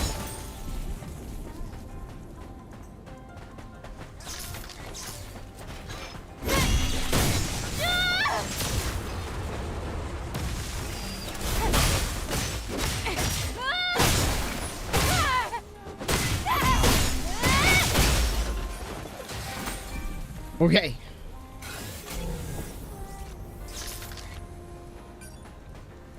There's a person, there's a body there. Wait, I haven't seen that body. Where is that body? Oh, yes! Is this gonna be HP or beta?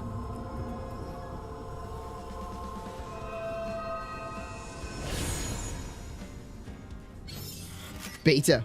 Nice. What have we got here? Batteries. Car batteries.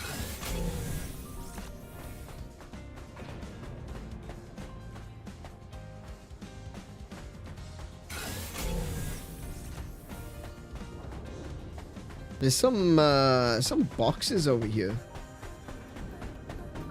Oh, there's more of those. Naytibas. See, that looks like potential platforming as well, but it doesn't actually... This box... Man, that crate is up high. There's gotta be a way to get... Oh, there's two of them, look. Alright. I'm gonna have to go around.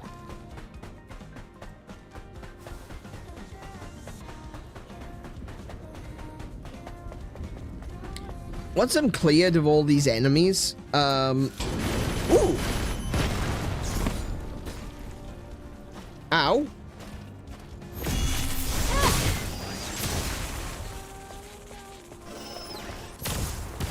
Did he just shoot straight up at the... He did! He shot straight up and he hit the roof.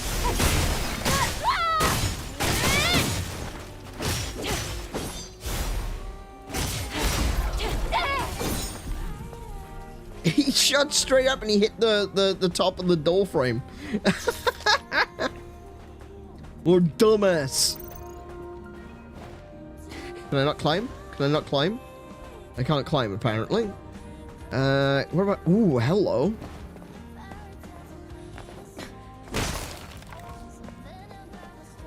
Anything else? Can I get up any higher?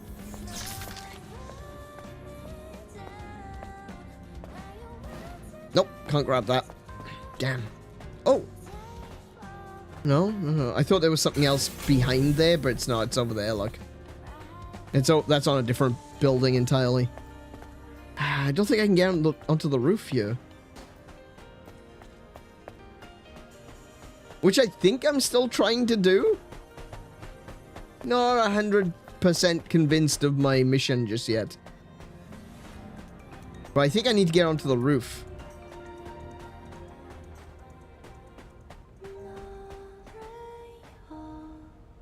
Oh, I came over this way because I wanted to get that Naytibas, but I didn't realize there was so many robots around here.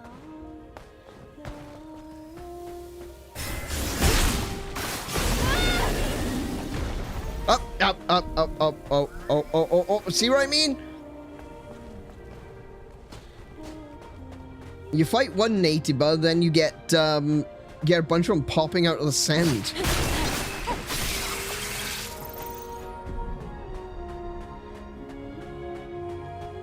Basically activating a swarm of them.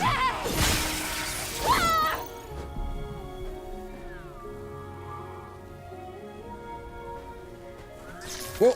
Whoa. Okay.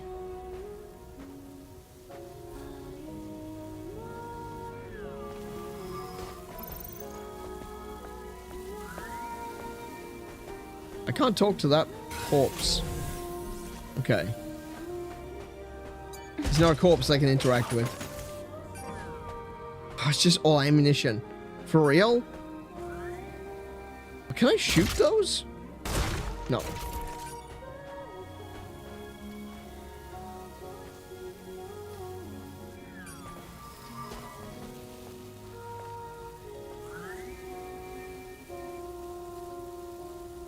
Where's my mission from here? That way, apparently.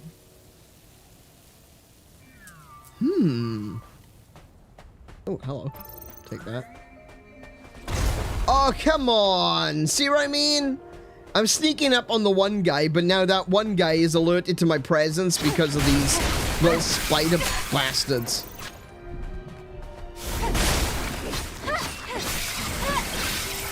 Ow.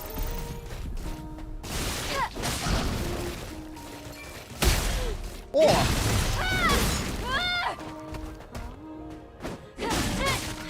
What is happening with the camera right now?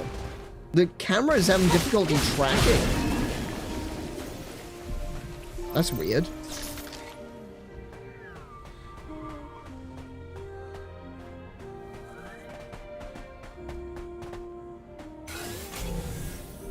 Okay, so we got through there.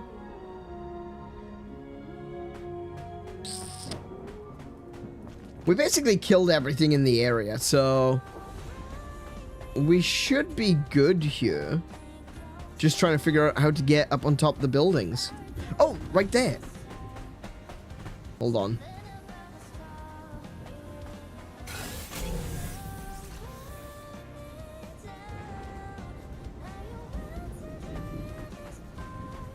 Okay, I can get up that way.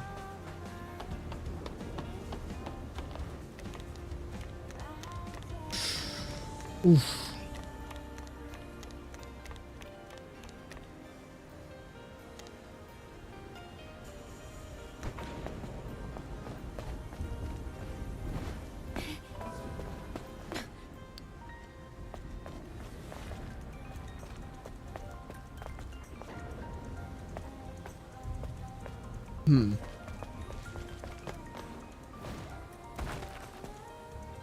Oh, hello.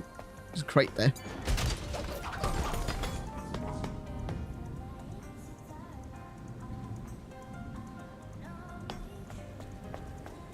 I get... I see.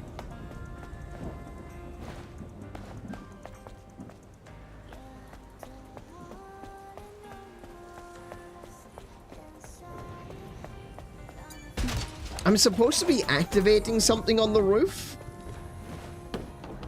I'm not 100% sure what it is that I need to do.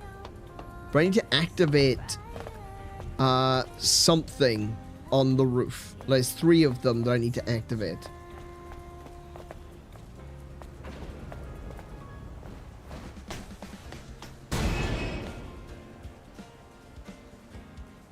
Okay. I think I know what I need to do. This is a physics puzzle.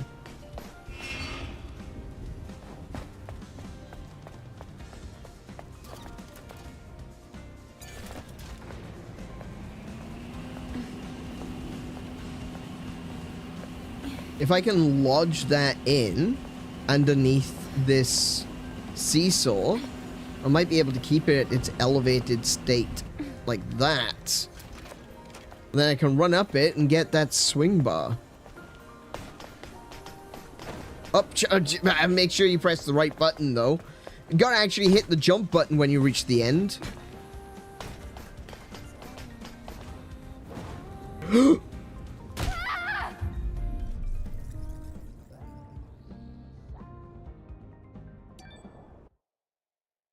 Oh, all of the enemies, and I'm all the way over here. And all the enemies have respawned.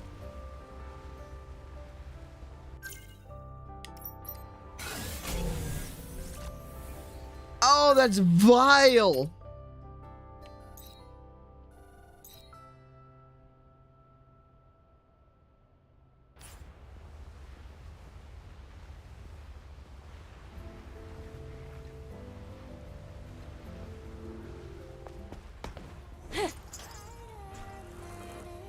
Oh, that's so...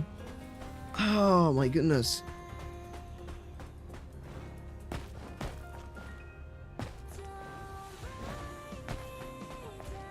Oh, but what a waste of time. Oh, goodness. Yeah, this desert sucks ass.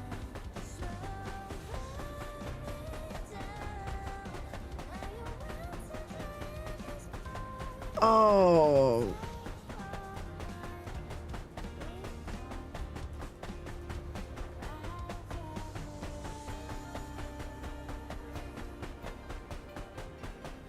Oh, all my hatred towards whoever came up with that.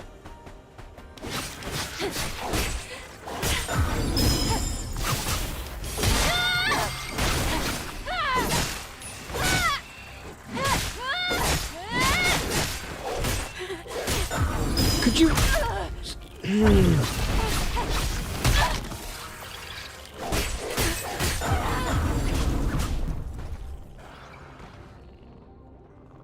I hate that shit. I really hate that shit. I don't care what game it is. That is so frustrating. Just keeping you stun locked.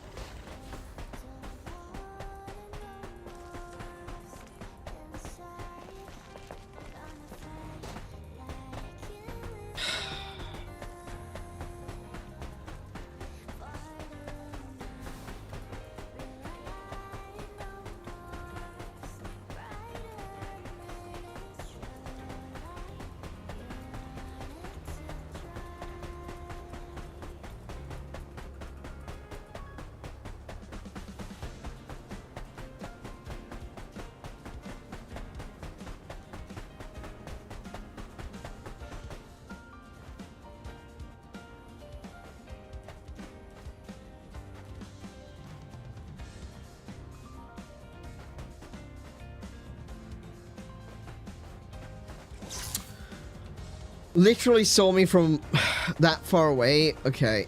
All right.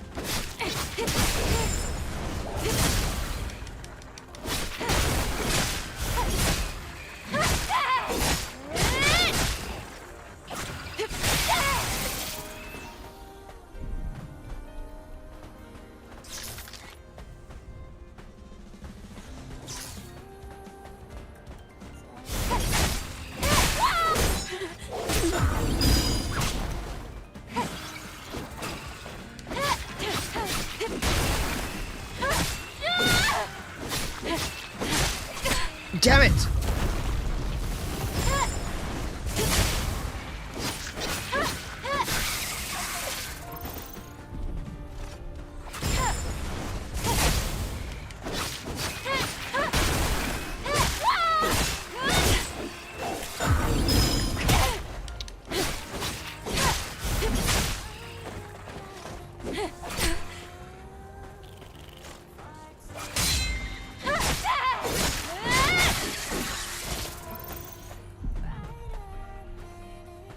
Okay. Right, can't sneak up on that one because the two, I think they're called sentinels, the ones with the guns on their head. You can't sneak up on them because they can basically see in all directions, so you can't sneak up on the one that's with them. It makes them very difficult to fight.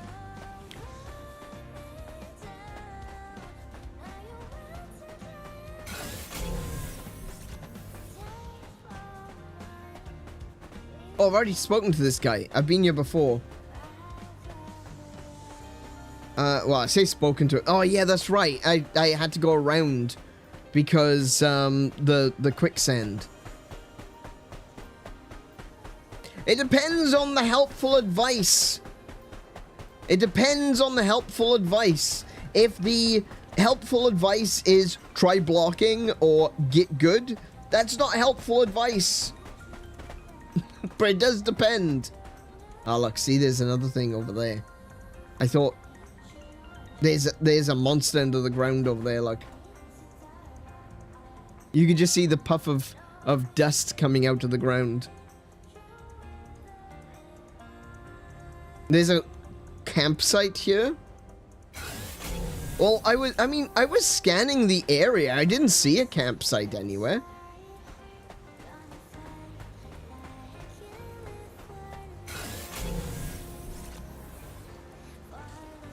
Like, it's not like I'm not keeping an eye out for campsites. Oh my goodness, it was right there. Are you serious? I must have run straight past. Oh, I didn't get this far because I went in here.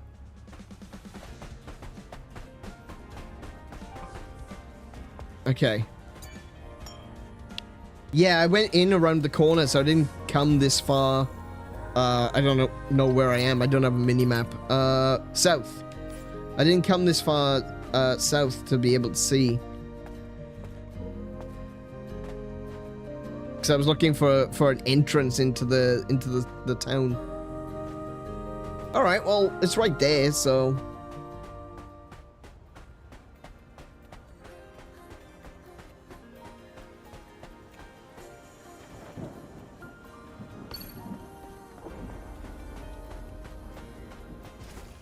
Butt stab!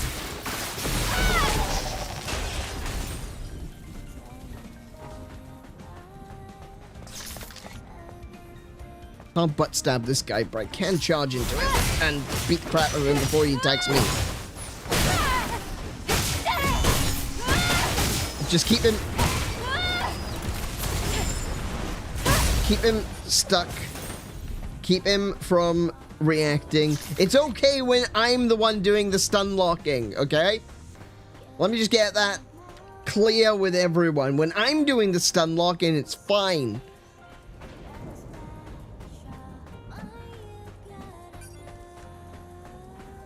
Rules for me, but not for thee.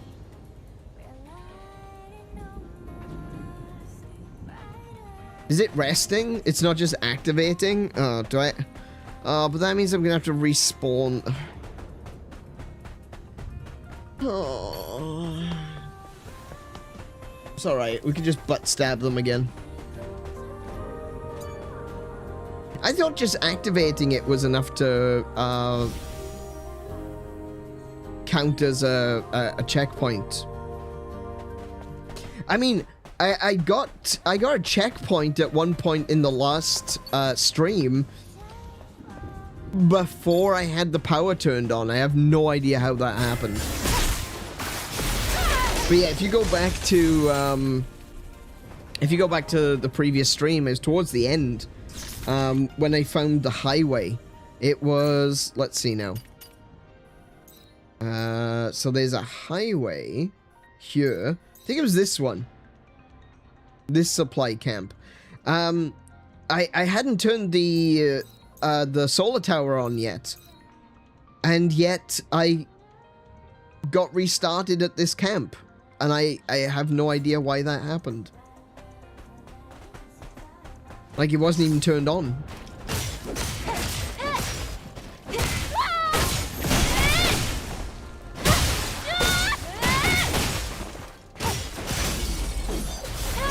Okay, so these ones are pretty easy. They're quite slow in their attacks. A lot of their attacks require some kind of like a charge or a build up. And so you can just keep hitting them with the strong attacks, which keeps them stun locked. It makes them a lot easier to fight than when I first encountered them, and I was not aware of that. But yeah, they're actually pretty easy to fight now. Now that I understand how they work.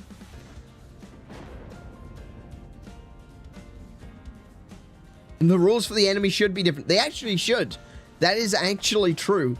The way that you should, to make a game fair, I should say, to make a game feel fair to the player, you actually are supposed to give the players a little bit of a leg up.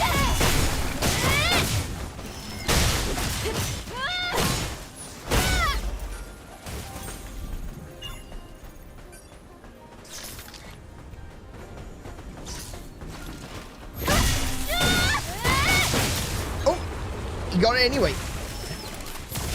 Ow! Stop that.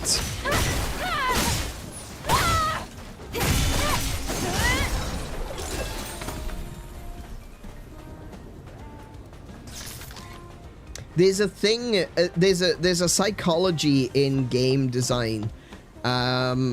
It's basically the near miss principle.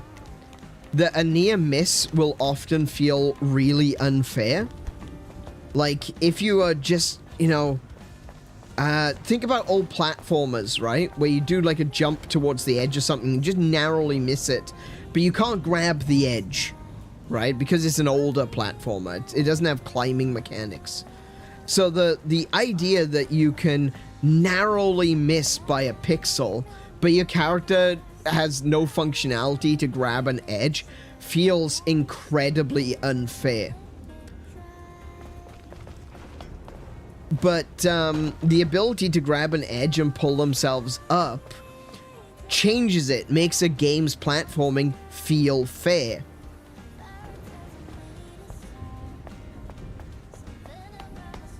Even though it's basically a second chance if you miss. That's ultimately what grabbing an edge is. It's a chance to get to the edge even though you actually missed.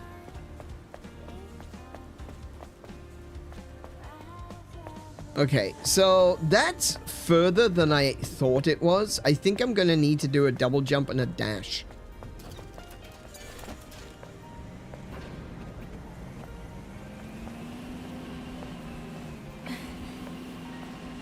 I think I'm gonna need to do a double jump and a dash.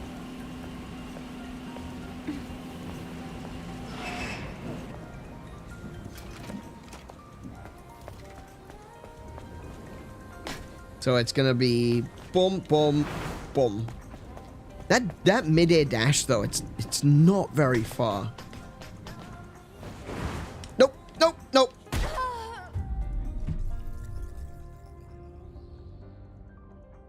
Yeah, it wasn't far enough.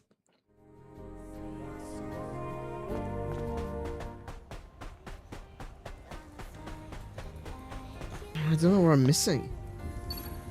There's gotta be something else there that I'm missing. How did you see me?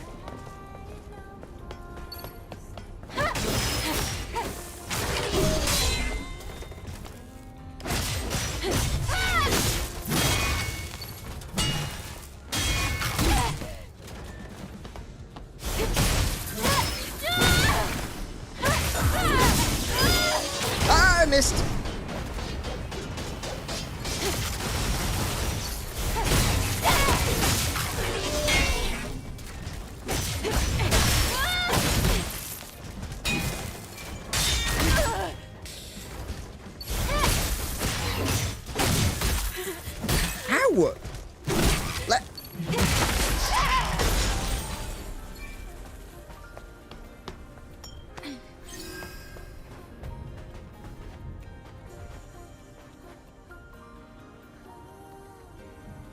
It's just a delayed double jump?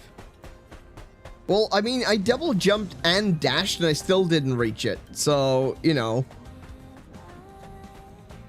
I feel like there's something else that I'm missing there.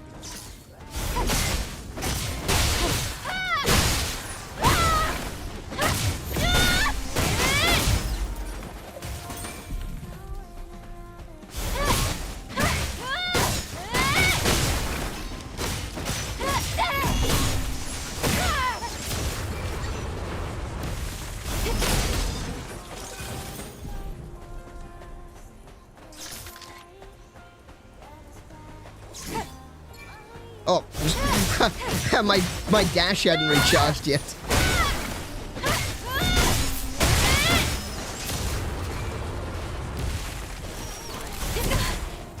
Oh, he was still standing in the damage AoE.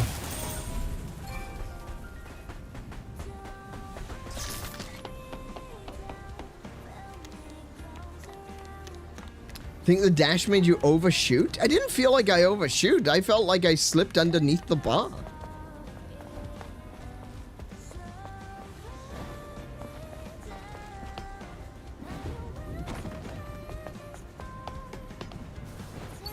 Wait, what the heck?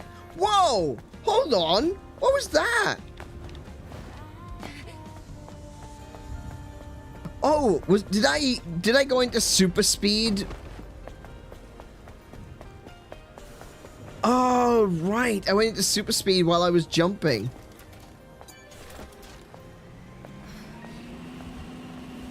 Oh, I thought that I'd unlocked a new skill. I thought that I discovered a new different jump. Like holding down the jump button allows me to just do like a jumping dash.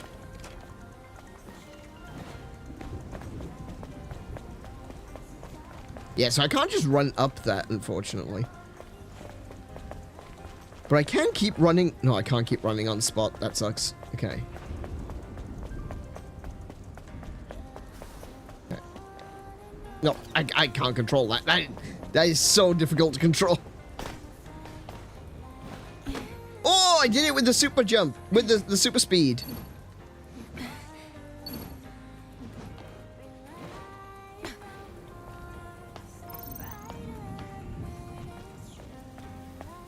Oh, really? Wow. Okay, that's a little bit. Oh, okay. I can go down there first. All right, that's fine. Ooh, hello. Wait, did I miss something? Hang on, I missed something. There's a box up there. Oh wait, no, is that the? I think that's the thing that I moved.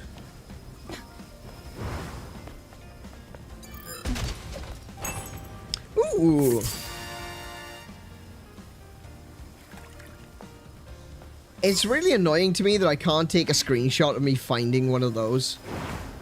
Because, I would love to use that as a thumbnail. But I can't get a screenshot while she's holding up the can.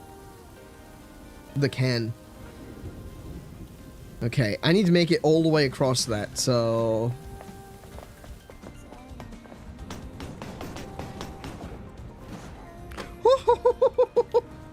Ah, that was treacherous. Ah, okay.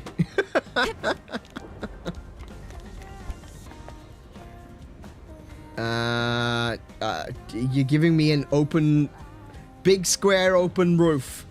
I hate it already.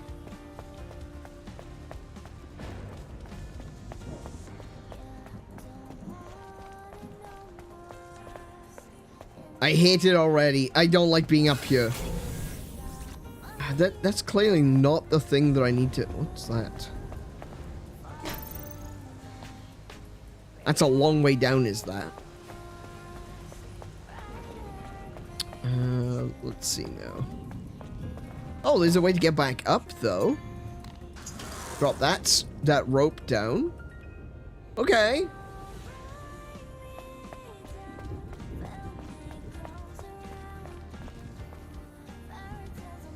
Ooh, okay. Yeah, I don't know. Not 100% sure why I'm up here. Oh, I see. Oh.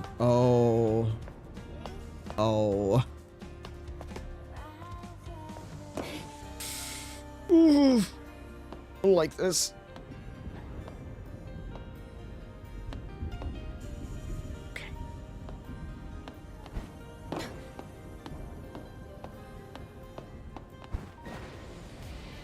Oh no!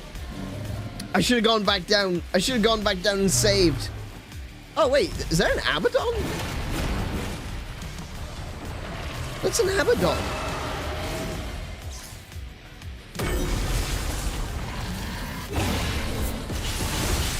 It's a slightly different Abaddon. He's just...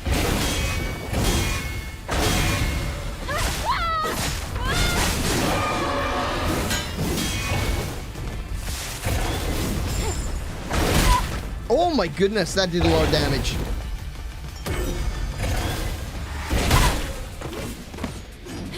Okay.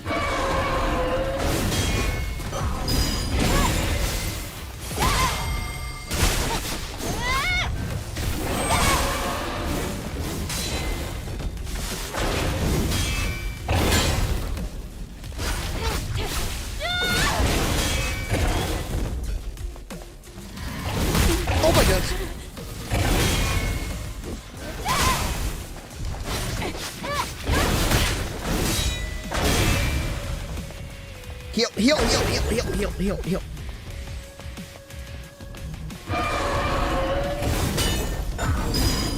Oh no, I missed that one. Ah, damn it.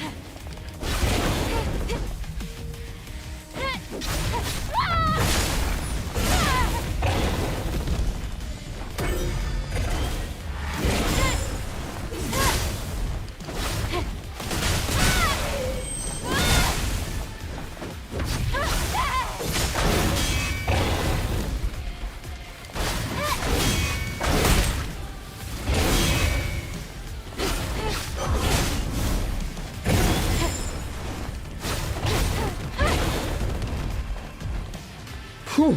Okay, okay, okay.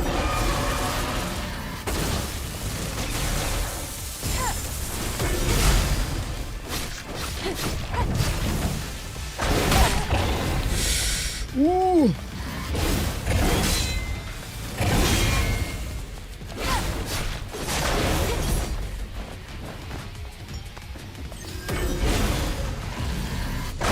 Ah, too early. Way too early on that one.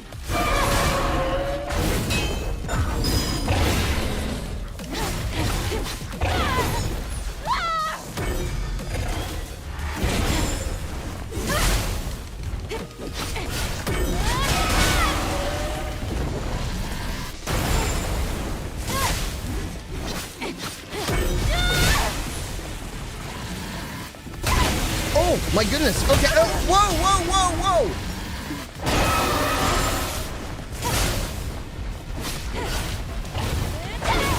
Ah, he dodged. He dodged. He dodged. He dodged.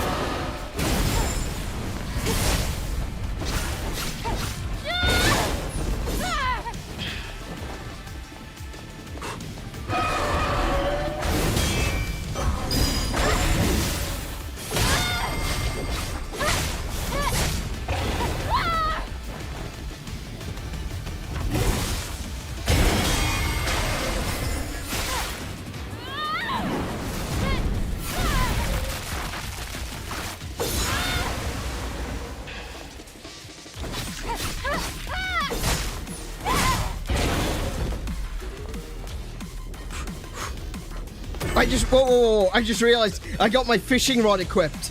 That would have been really awkward if I tried to use a grenade and I pulled out my fishing rod instead.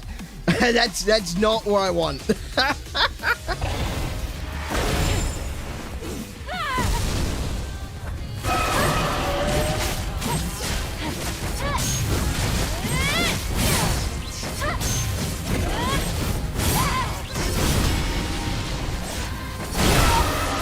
That didn't work.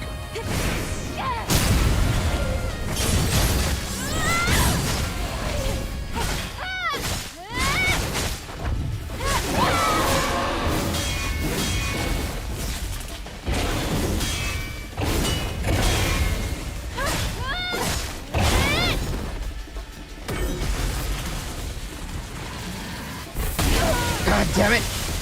Damn it, damn it. I hate that, I hate that. Oh no.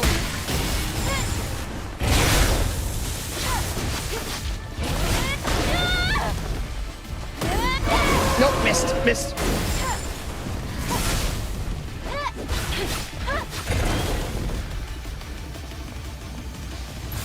Oh, shit, wrong button.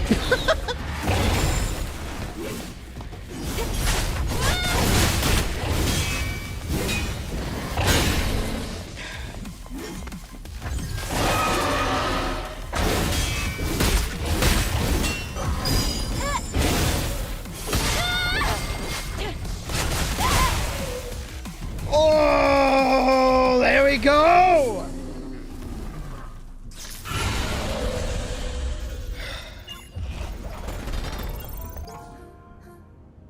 Yo's mutterings. We picked out who will be heading to Ion.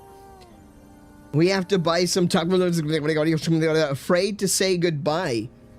My beloved Maya and Zion. My beloved Maya at Zion, sorry. My allies, 𝗬𝗁𝗁 and the leader Sentinel. And the Prophet. May the Mother look after your path. Oh shit, I can't read these. That crazy monster fried up my colleagues and it's decapitating them. It's cutting up the heads of the dead bodies. It knows it all. It knows what it knows what's important to us. I won't forgive it. I'll kill that bastard. I'll kill. Ron's testament. I hope 𝗻 safely made it to Zion. I leave this testament in case I die fighting those monsters. My calling was to become a sentinel and fight for my fellow citizens. I never ever regretted my decision, not even one moment. Zion will prevail under the leadership of the prophet 𝗬𝗁.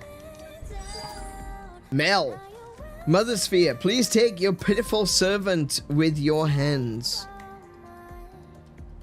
I die fighting for my fellow citizens, so please take my memories and put it among the memories of heroes. Please protect 𝗻. Let him escape here untouched and return to Zion to fulfill his duty as a messenger. Loon's last words. There was a flash of light and all my circuits were fried. My life ends here, but I have no regrets. Long live Zion. Long live 𝗬𝗁. Long live Mother Sphere. So's resolution. Oh my goodness, just keep chucking them at me. Come on, just get it over with. Someone needs to make it back alive. They need to let Zion know. It can't be me though. The monster is watching. The monster is coming. There are sparks, lightning, crashing. We need someone to run away while we buy some time. 𝗻 is in charge of scouting. He's fast. A difficult choice made easy. Please remember us. I think these memories belong to 𝗻's comrades. No, really? They willingly risked their lives for each other. The memories that all directly mention 𝗻? Nah, couldn't be. There's never any glory in death, just death. Still, at least he can find comfort knowing their deaths were not entirely in vain. And we managed to avenge them. Let's get out of here.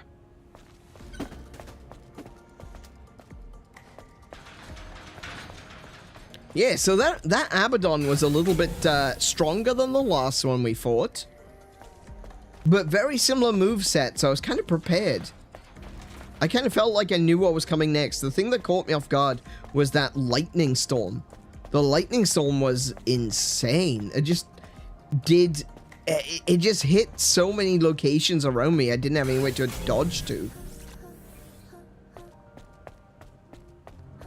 But no, I like the boss fights. I think I like the boss fights, except for that one, the Stalker boss. I can't stand that one. That one was freaking awful. I like the boss fights because it is just like one-on-one, you know? It's not me feeling frustrated because I've got an annoying little scorpion thing attacking me from behind, interrupting my blocks. It's a one-on-one fight.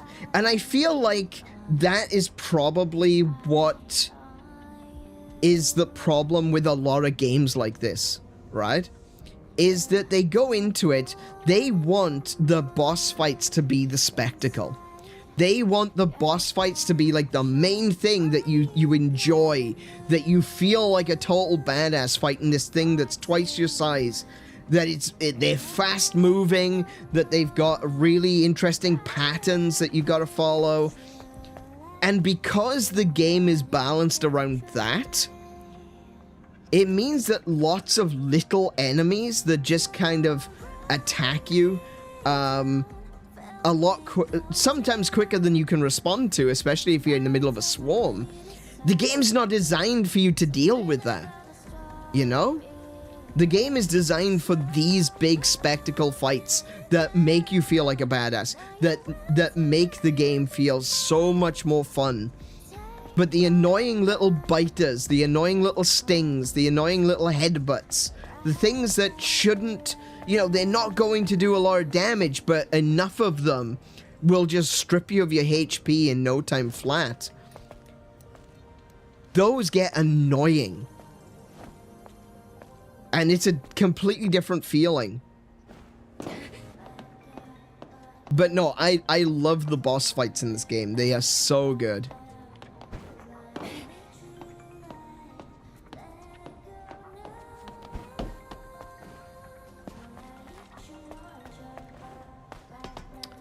Alright. Let's, oh, that's what that's for. I said there was some platforming to be done down here. No, why did you... Oh my goodness, stop climbing on things! Good lord, Eve.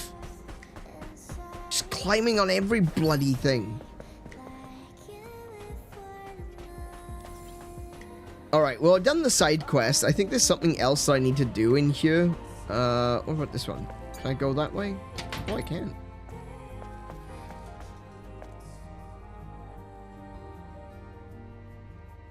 There is no way that this isn't a, There's no way in hell that that's not an arena. I don't trust it. On the abandoned roof is a big campfire? What? Really? I didn't see it.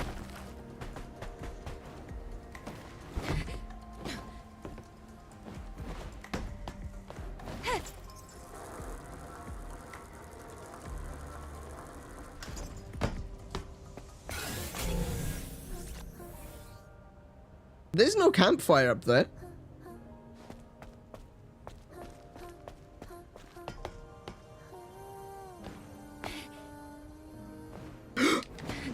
Oh my goodness, she missed the bar.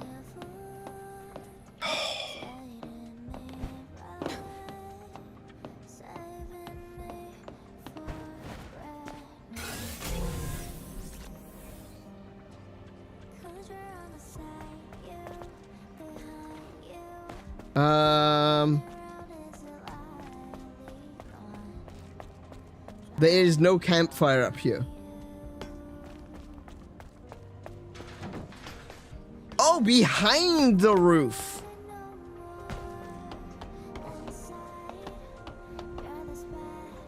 Okay.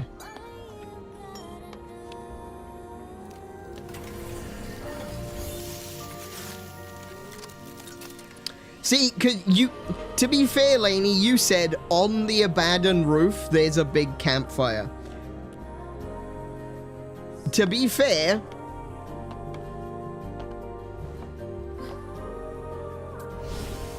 all right, everything is respawned.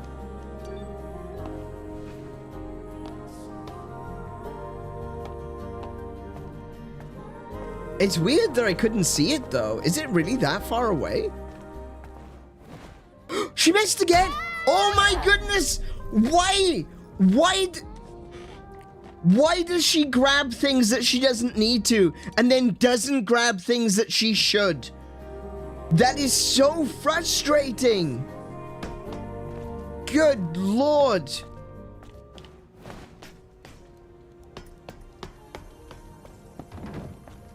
That is so annoying.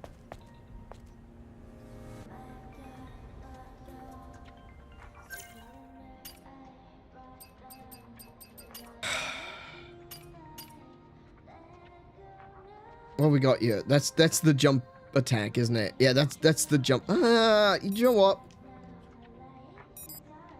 Skills can only be learned at camps? Really?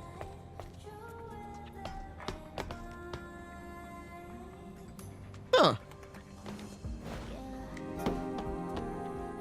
Alright, I could have sworn that I've done that in the field. Clearly I'm wrong, but alright.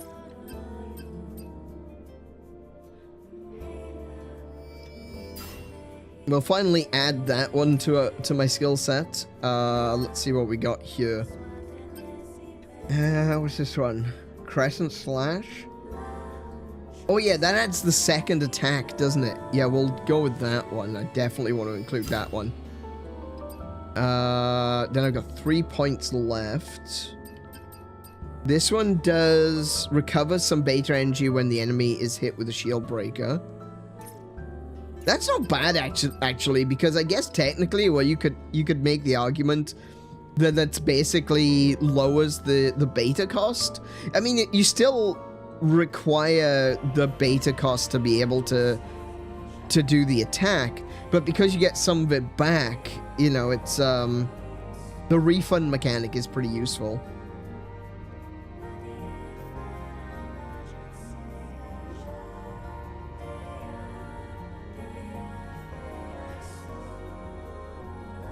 Sorry about that. I do want to get something else though, like another beta withdrawal. They've all got the beta withdrawal, haven't they? Yeah, cool. That's something that I'm gonna have to start doing so I can get more beta energy back. I have kind of done a little bit of work on the Tachi skills. I gotta be honest, I don't like the Tachi stuff. It feels...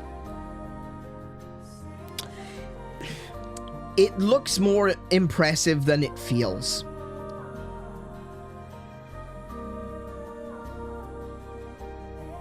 And I guess I just don't, and I haven't quite figured out the skills yet.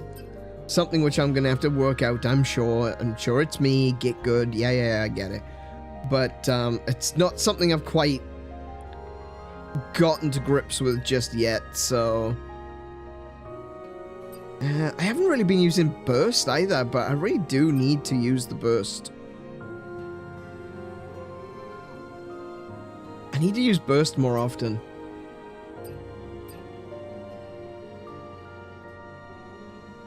Let's go with the shield break improvement there. I got 1 point left. Can I spend 1 point on anything? There's a couple of things in the Tachi tree. I say Tachi, it's Taki, isn't it? Taki, like Tachyon.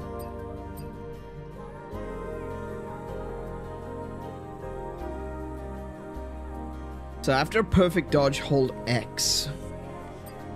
After perfect dodge, hold Y. Might go with that one.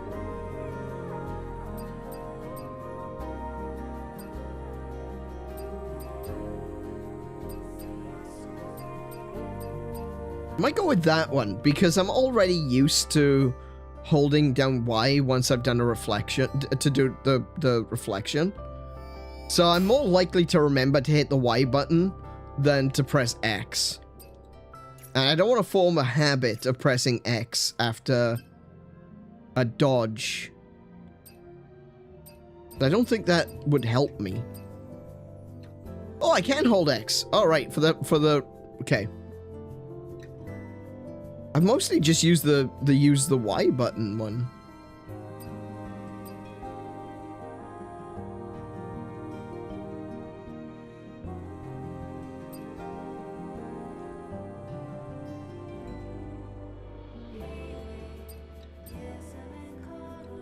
Oh, I still haven't been using that one though.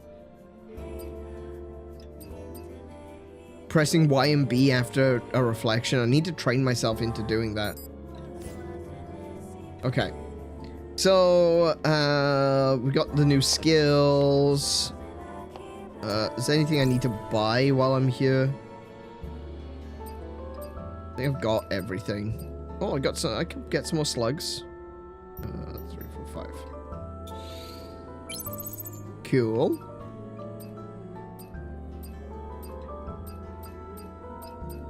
Cool. I got everything.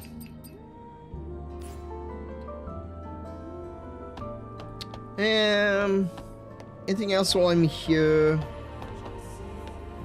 I don't need to use the repair console, I don't think I got anything. I did get some more Omni bolts, but yeah, I'm still a little bit short. I need another 2.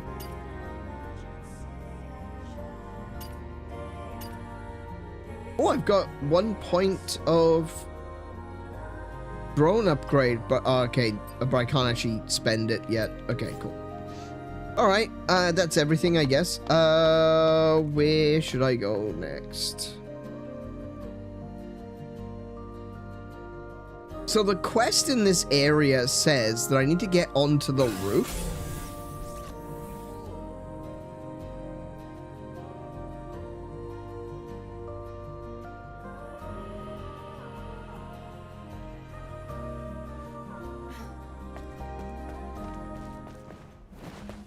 Oh my goodness, I thought I wasn't gonna make it again. So yeah, I went the little robot, the what was he? He's a service droid. The little service droid said I need to get on the roof and activate 3 things. But I can't even see the 3 things, let alone know where to go to activate them.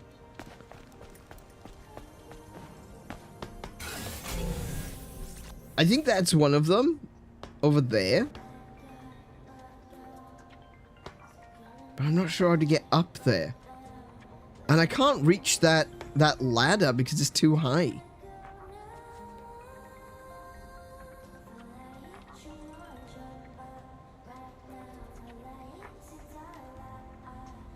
I tell you what though, from up here I can kind of see some things I can use to swing on. Can I get up onto that roof? I think if I can... Okay.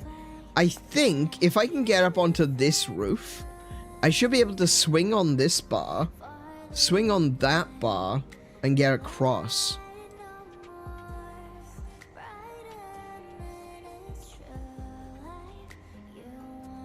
I think.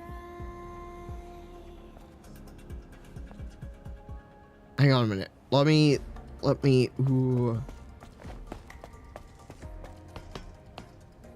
Oh, yeah. Okay, I can see there's another bar there.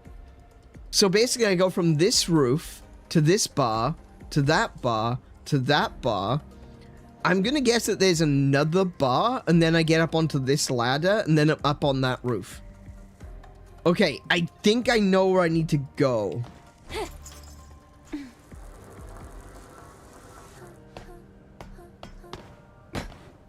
Oh, hi.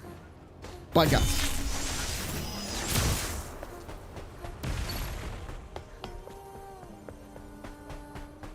We're just gonna use this and reset.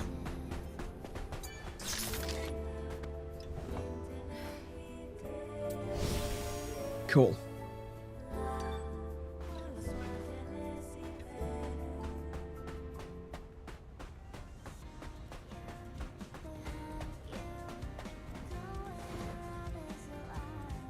Keep walking.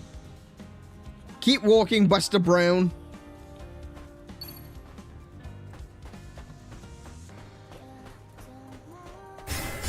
Butts them! Butts them! Oh, get you in the ass! I am sorry, ladies and gentlemen.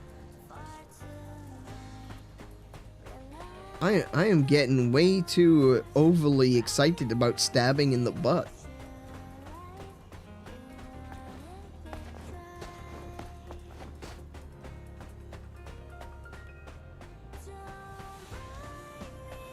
Can I climb that?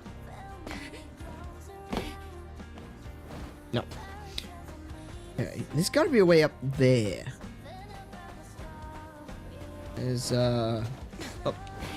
Up. Ah, yeah, jump over it. Thank you.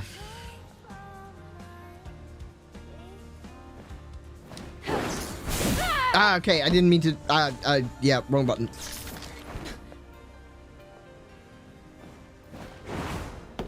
Oh, I can climb on that. Oh, okay. Hang on a minute.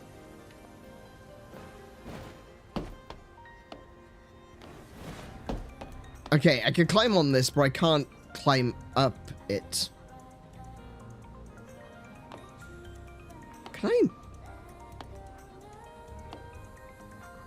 Can I maybe make it to that? Hold on. This might be cheesing it, but no, I can't reach that. Okay. That was explosive right there. I was gonna say, it might be cheesing it, but I thought maybe I could get across. If I can climb up these... Oh, hi. There we go. Yeah! Yeah! In the ass! If I can climb on this, then maybe I can get up? Nah, it's not. Hang on. Maybe it's a quick double jump. No. Okay. So she won't grab the edge of that. I can't seem to get inside. Inside the dilapidated building isn't really an option.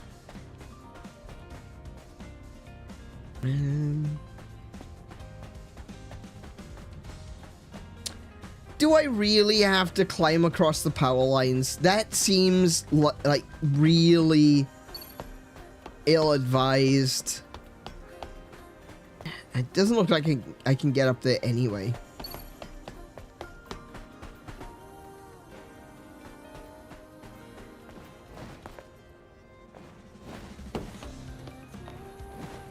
Oh, no, she doesn't want to climb up there. So I can land on it, but she doesn't climb on it when given the option to do so. But then again, that doesn't mean anything. Sometimes she decides she doesn't want to climb up bloody ladders.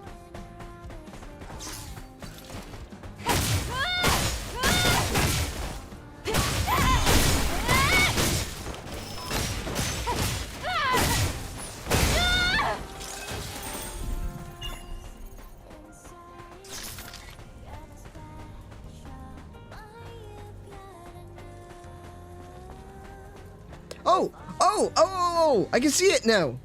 How did I miss that? Gosh dang it.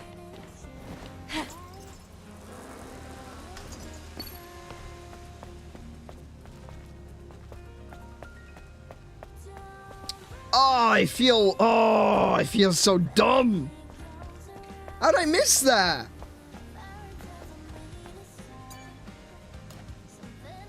He's some kind of idiot. Oh, this is timed? I'm not gonna make it, so I'll just, you know. Can we just restart it? Oh, I guess I have to wait.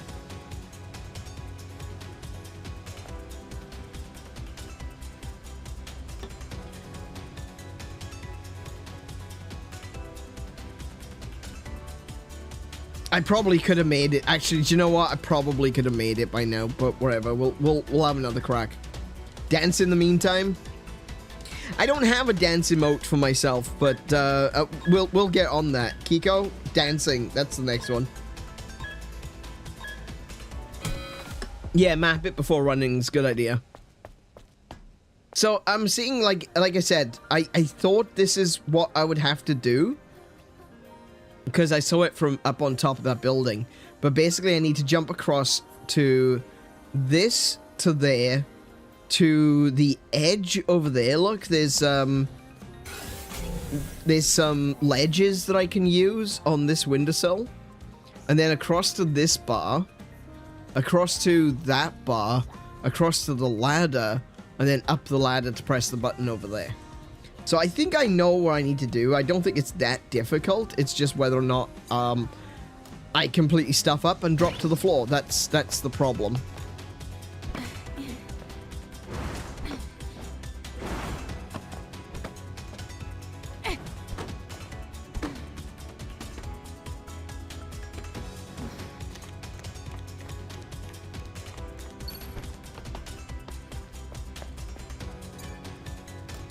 Oh, there's another one. Oh, okay. Oh, wow. And I immediately died from falling off. Okay, got it. Oh, right. Okay, I thought this was the... Can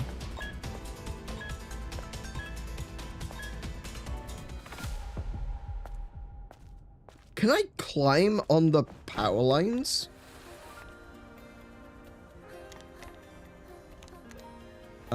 Why? Why? I couldn't jump off the ladder? No, it doesn't. No, okay. Alright, so I can't grab the power lines, I don't think.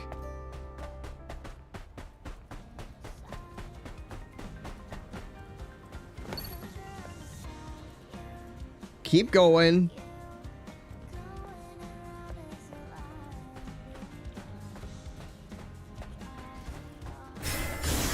Yeah.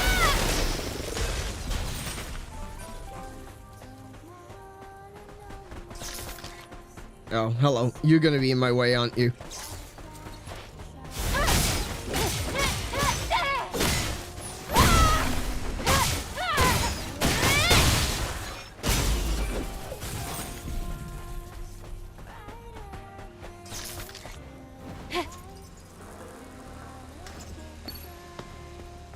Okay, let's try this again then.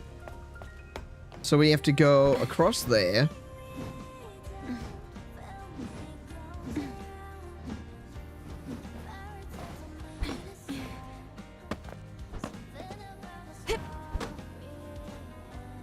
So far, so good.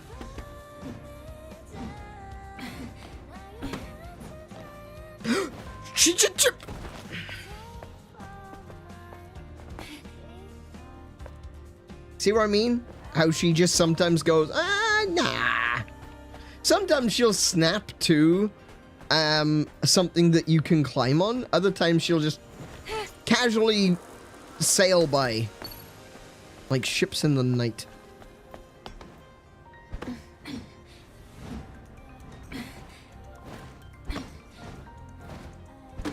Oh! Well, okay then. She went through it! She actually went through it! She actually clipped through the one side of the ladder there. Amazing. Amazing.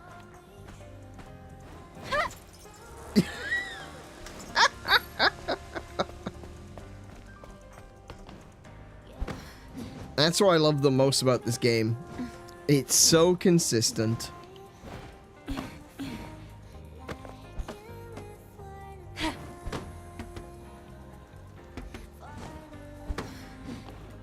There we go.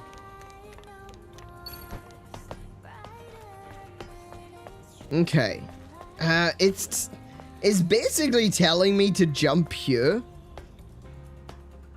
But I don't... Is there, like, another... Maybe there's another dartboard to shoot at.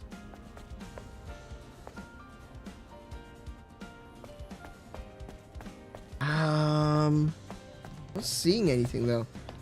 Can I really make it across that? Can I make it to that other... If I just run. If I just like run hell for leather. No.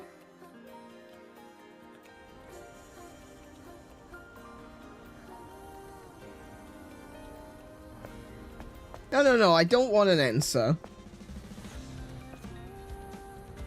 I'm asking myself these questions more than anything. You'll know when I'm asking for an answer. Because this seems to suggest that I can run that way. But honestly, I'm not seeing what I can do to get across there. I don't think I can swing on the power lines. Because when I tried, I fell to my death.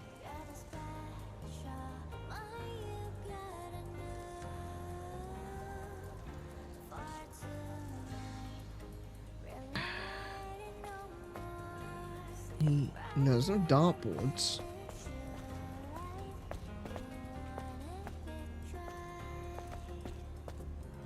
What's the ladder for then?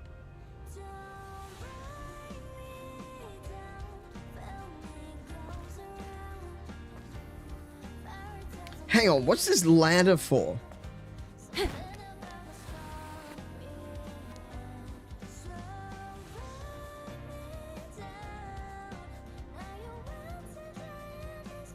Is that maybe just a way to get off the roof? I think so. Because you can't really jump off of a ladder. Once you're on a ladder, you're on the ladder. There's no jumping off the ladder.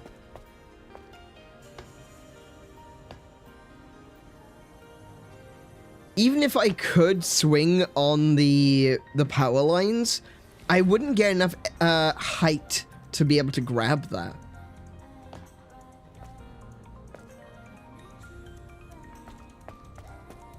I don't think... I'll give it another shot. I'll try again. Ah, shit. I gotta stop pressing that button. I gotta stop pressing the attack button. No, you can't. I can't reach it.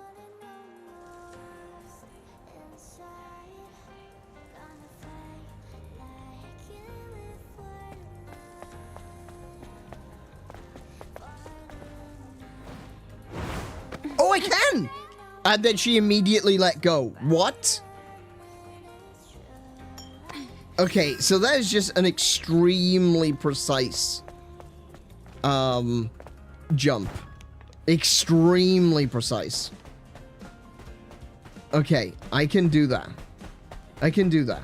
That's not a problem. I'll grab that. Nope, I can't grab that. I'm full on stingers. Oh, for goodness sake, grab the rope.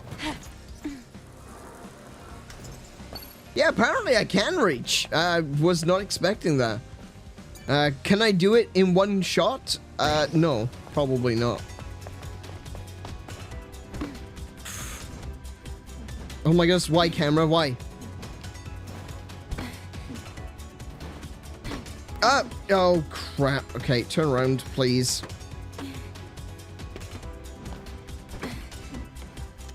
Okay, up. Fast.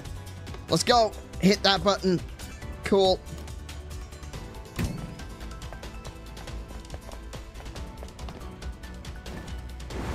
Nope.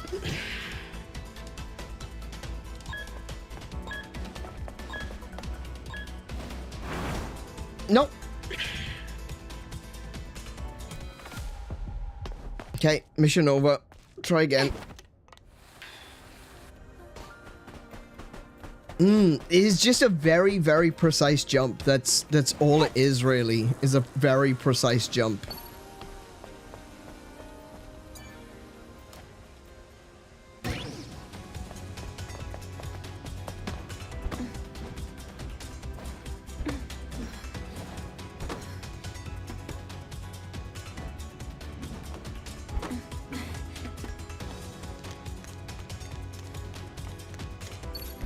Okay, got that. No time flat. Get that active. And then we go... No, she just stops. Like, inches from it. There we go. No! Why did you let go? Why? That's twice she's done that now. As soon as she grabs the edge, she just lets go.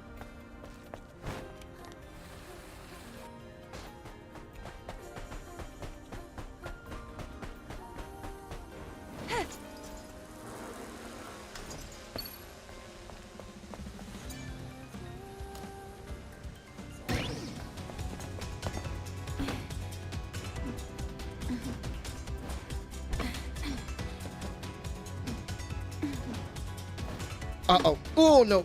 Okay, I did that wrong. Didn't mean to do that. That wasted my time. Okay. Up we go, up we go, up we go.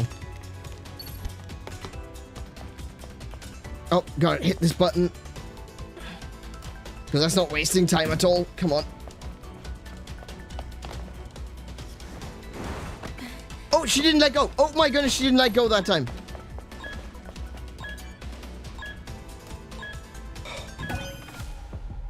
Two seconds to go. Literally just 2 seconds to go. Literally 2 seconds. Wow. Okay. I did it. I did the thing. No one can keep history in darkness. I finally found out. I secretly accessed the network and found out the secret of 𝗦𝘓. We are doppelgangers. Organic humans. He was gonna say it again. Organic humans. We are synthetics. We are currently synthetic people. We are not real. We are androids.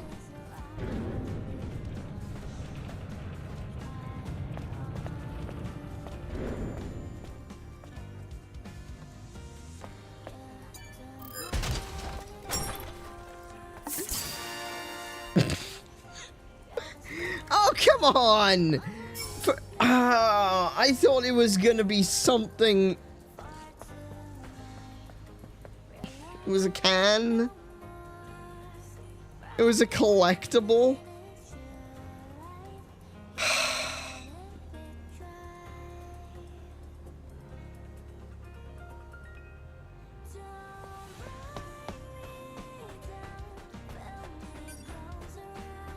It was a damn Korok poop. That's all it was. It was a damn Korok poop. That's what we got, ladies and gents. Korok poop.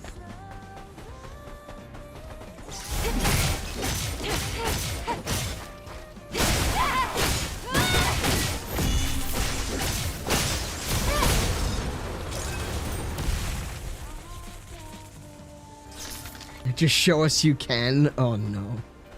No, I choose death. Speaking of cans, my Dr. Pepper's run out. I might have to go get another one. Ah, that looks like death. I'm not going in there. Oh, another little one.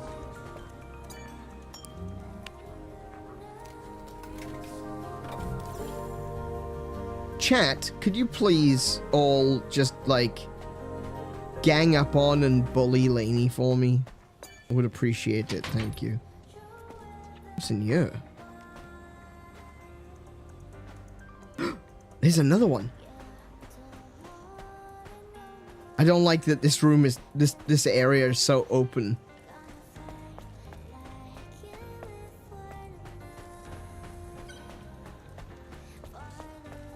Okay.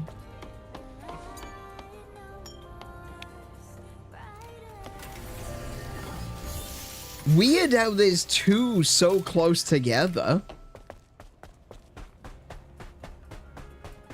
Like, why would there be one on that side of the gate and then another one immediately on this side of the gate?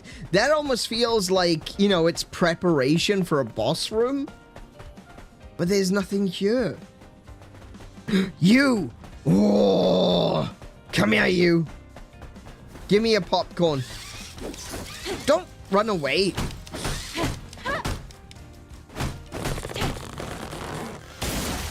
Please have omnibolts. Oh, passcode. Data, hang on a minute. I didn't actually see where it goes. This one. Unused. Great Desert destroyed hypertube. Oh, I mean, there's a destroyed hypertube right there. Just wanted to say hi to Lainey. No. You gotta bully. Be bullies. YouTube is gonna get me for that one, aren't they? YouTube are not gonna be able to understand that that's a joke. And they're gonna be like, you've been encouraging bullying to your chatters. You need to be less of a hateful human being. I don't think wait, hold on. I don't think it's this way. Yeah, you know, I can't see. Oh, it's on top? Oh. How do I get on top? This way? Up here? Can I climb this? I can. No, I can't. No, I can't. Ow. I can only go so far up, and then she goes, nah. See, look, she's in free fall. If you go up any higher than this, she's just in permanent free fall.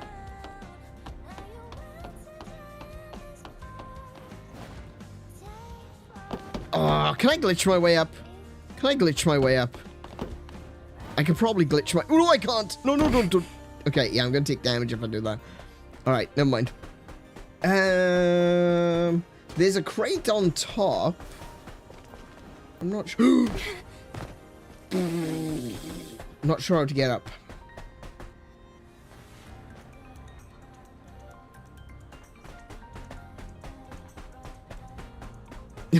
Skirt shot, the reason that Lainey plays. To be fair, she's wearing shorts. I was very, you know, aware of the situation when choosing this outfit. Because one, it's a damn cute outfit. Look at her. She's adorable. She's freaking adorable. I love it. But she's also wearing short shorts. So that means that I don't have to deal with the YouTube's nonsense. Ow.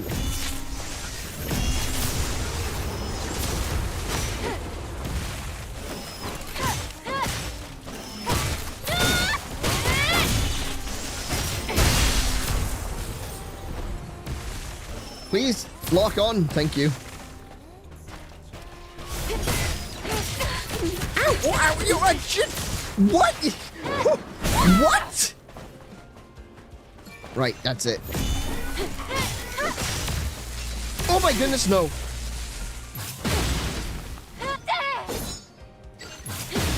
Damn it.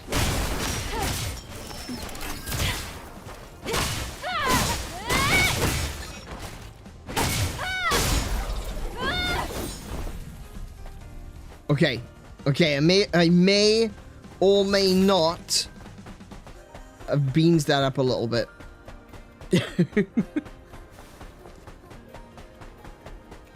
Fellow Guna, oh my goodness.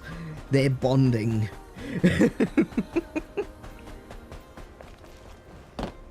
Gunas unite.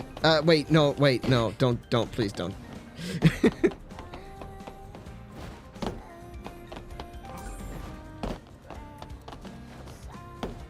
You come together and you're shaking. No, that poor phrasing.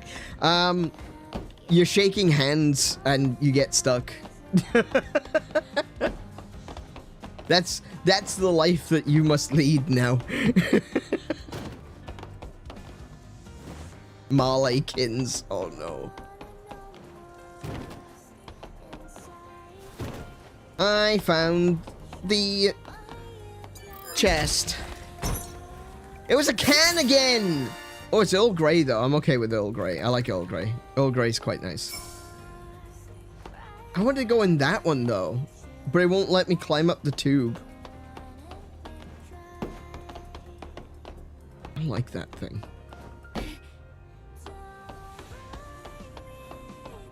What about there? Yeah, it's a little bit of damage. That's fine. No, Lainey, I heard you say because you can, or just to show us you can, because you can. I saw the joke the first time. I saw it, don't worry. I did read it. It's still not funny. It's a Persona 5 Futaba outfit. I mean, yes. I mean, Futaba is best girl. So, you know. Actually, you're absolutely right. It does look like something Futaba would wear.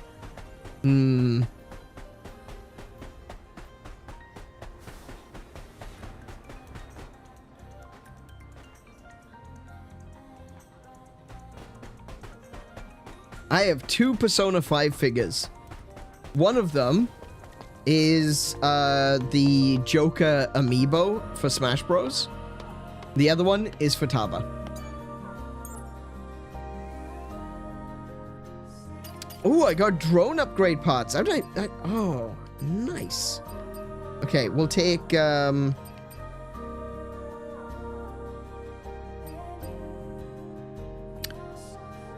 gonna... What's this one do? Guidance system upgrade. Attach a stinger missile pod to the drone. Maximum 32 stingers. Up to 8 stingers can be locked onto a single target. Fired simultaneously in ranged mode. I was hoping that they would have an option to upgrade the amount of damage that the missiles do. It sucks that that doesn't exist because the missiles are so disappointing. But whatever, we'll add more missiles.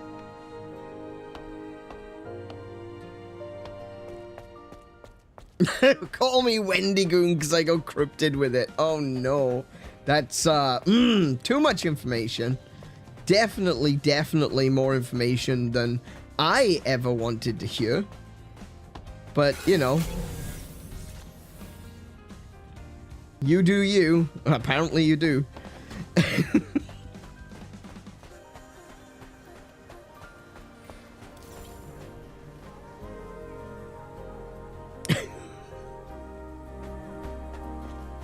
Oh my goodness. I tell you what, there are people out there, right? They're always like, oh, Goona's male gaze. Oh, no.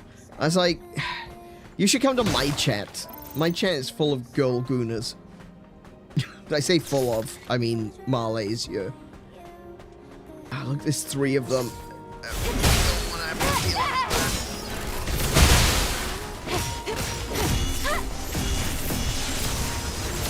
Could you, like, not?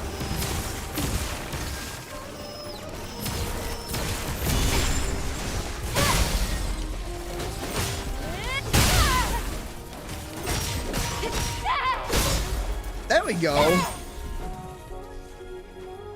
Whew. Burst would have dealt with them in a jiffy. Nah, it's cheating, that is. That's cheating, that is.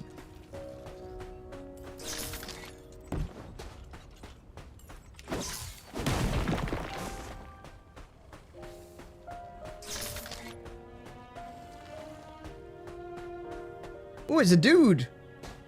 I think he's dead, though. He's dead. Wait for me. Please, I beg you. I want to go home. Back to my home, my wife, and my kids. Please, please.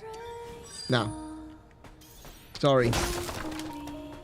No can do. Ooh, there's one of the robots over there. What on? Oh, we got some Naytibas here.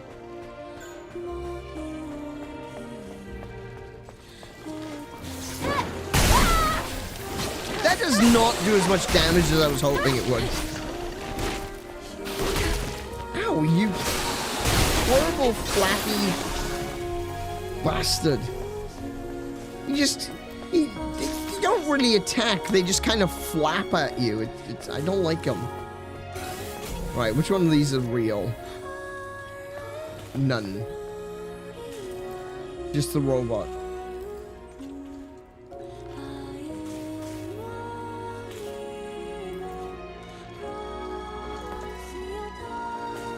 What about the robot that's walking around, though? I don't like that one. Kind of in my way. Oh, bugger off! No way you saw me!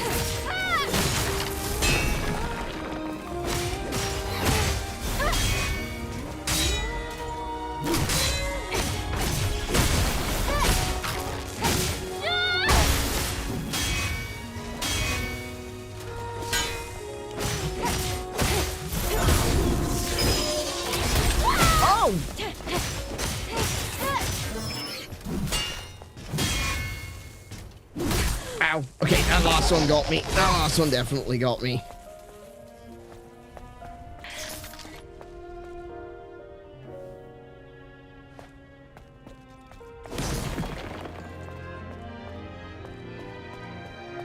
I'm gonna go this way.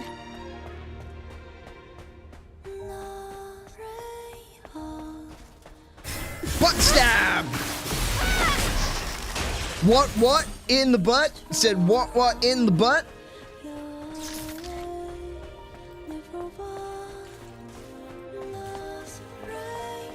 Okay, let's open this up.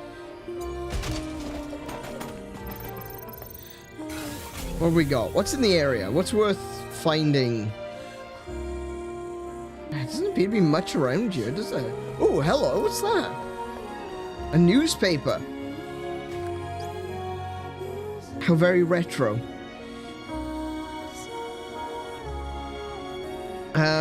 Truth corrections. Article 1. The wiretapping devices around us. Our article reported that several companies were involved in surveillance and breaches of personal privacy. This has been confirmed to be false. The companies that that were breaching our privacy have investigated themselves and found themselves innocent. Article 2, the Ralph Report. The Ralph Report. Did I really just do that? Holy crap. There's a 2015 reference, and a bad one. The Raphael Report. Our article reported that Eidos Company was pursuing a plan to control the media. The document on which this article was based on has been confirmed to be false. Basically, Eidos has recently bought our newspaper and have told us that they weren't trying to control the media. Article 3, Orca Terminators. Our article reported that the Orca Aerospace Company's civilian military is involved in conflicts around the world. We have identified that the company is providing policing and civilian assistance and have corrected the report. In other words, we don't call them soldiers. Article 4, Mothersphere is out of control. Our article reported on the dangers of Mothersphere. We have been informed that the interviewed employee never worked at the Eidos Company. In fact, he never existed at all. Not ever. Not at all. Not once. And he lied in his interview. I'm sure he did. Article 5, Human Instrumentality Plan. Our article reported on Eidos Company's top secret project. The report was found to be falsified by our reporter, Quinn, and had no material basis and will be corrected.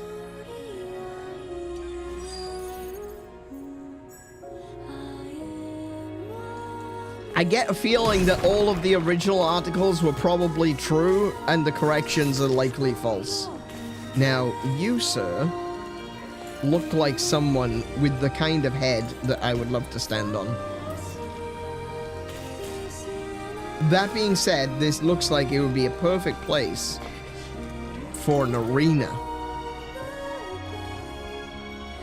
Although there are some things down there, maybe not an arena. Maybe no boss fight. We'll find out now. No doubt. Yes, there we go.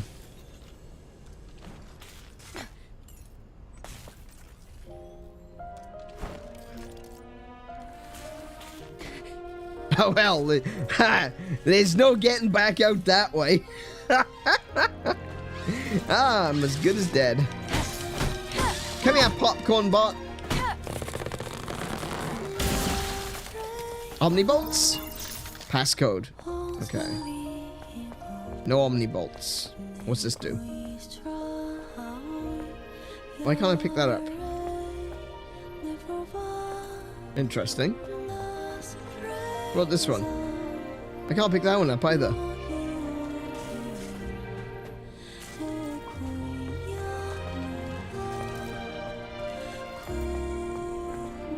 In fact, I can't interact with anything down here.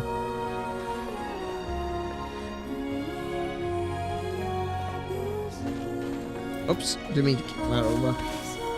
Oh, this will take me back up? Yeah, no, I'm okay with that.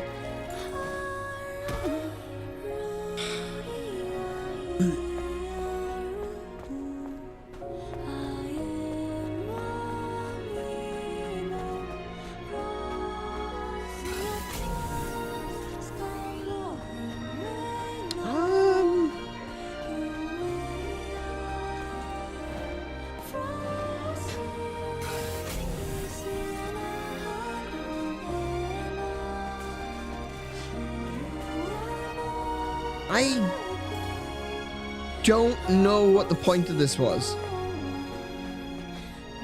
I can't interact with the things that are on the floor.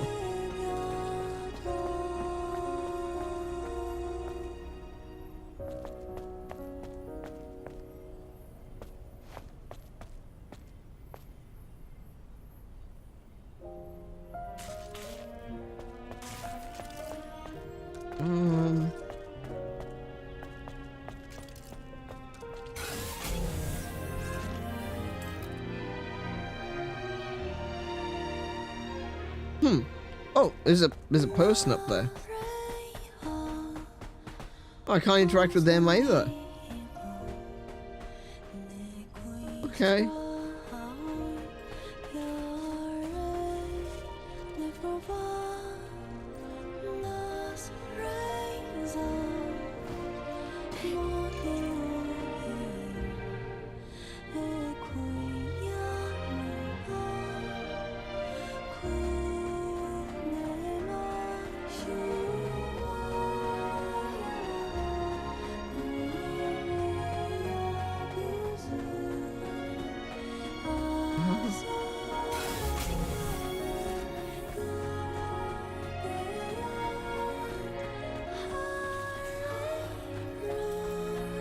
Okay.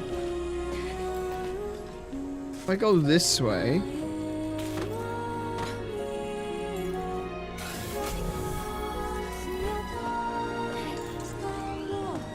that just takes me back out.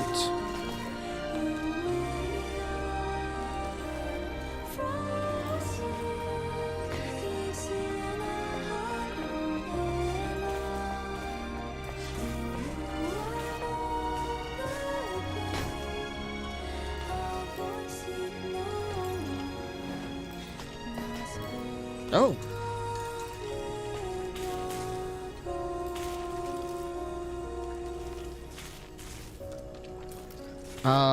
Okay.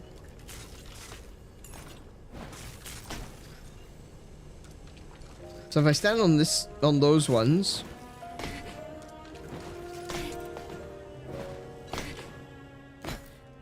Okay. I'm not 100% sure why this place exists.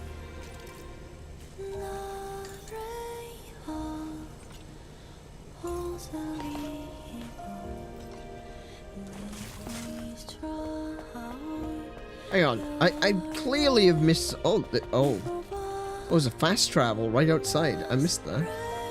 Okay. Oops, oops, oops, oops, oops. Okay, we good. We fine. Something about these. I can't interact with them though. Like they look like something I could interact with. They've got an outline on them. But nothing down here is interactable.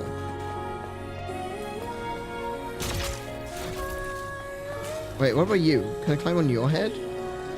Oh yeah, that just takes me back up there.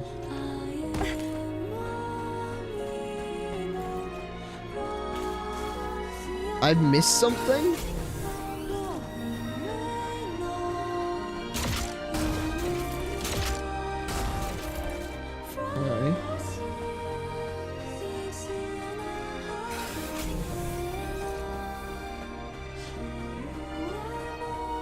Doesn't appear to be anything on the scanner.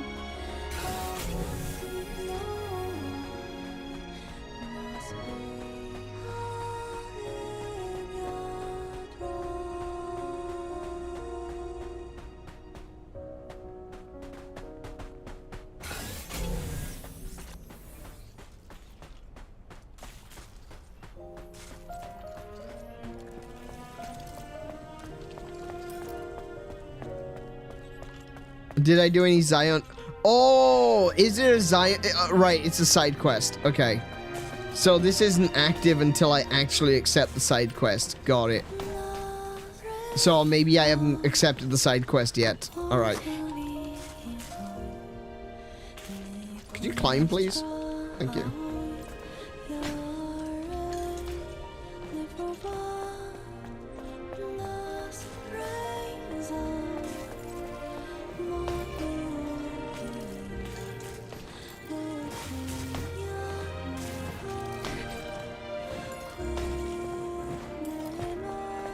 Alright. Well, if that's the case, then I just won't worry about it.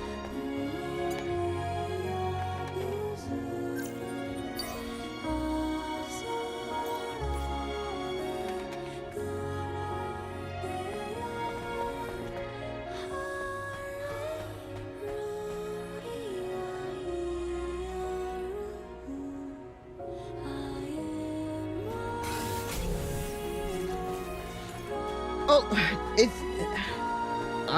I don't know. I don't know. I don't think it's I think sometimes that you guys take literally is not the word. I think I feel like sometimes you guys take my words to extremes. It's like I will ask you if I need help with something, but if you can see me struggling and you know full well that I needed to accept a side quest, that's not... Oh shit. Oh my goodness.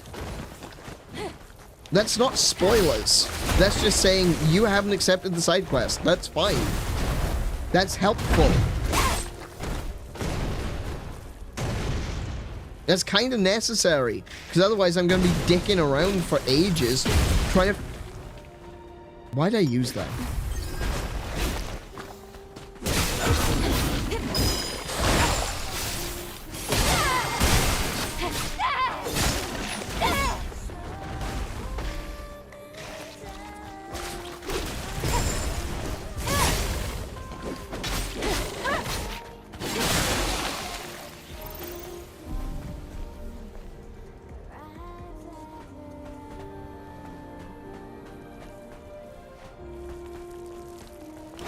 Yeah, there's a big difference between saying, oh, Aneurin, you need to go up that building there, and then you gotta fight the thing, and then you're gonna get told this, you know, massive story spoiler or something.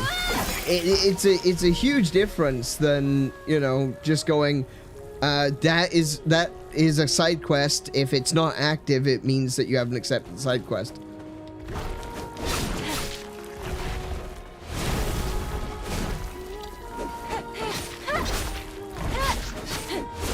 Ow!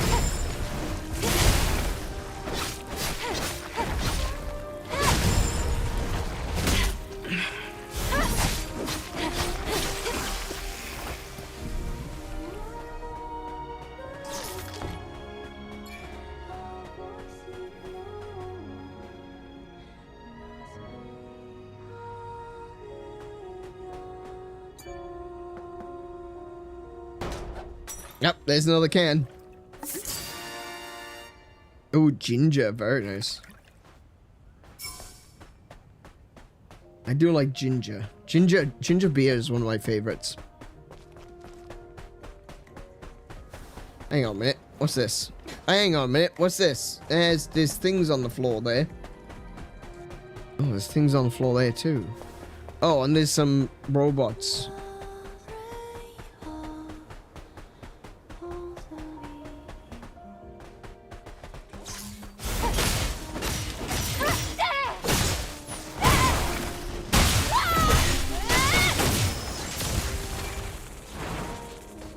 Oh, he's stuck to the roof again. Oh, hello. Hello, hello, hello, hello. I don't want to deal with that. Not right now. I want him to look the other direction, so I can stab him in the butt.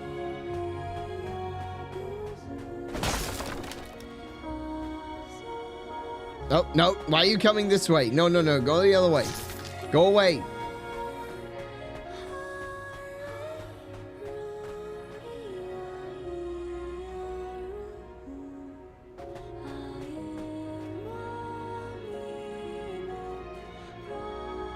Oh, there's another group of them coming this way too. Oh, heck. Okay.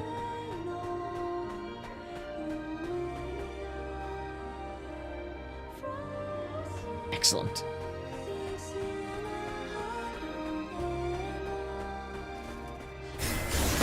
Yeah, get you up the butt.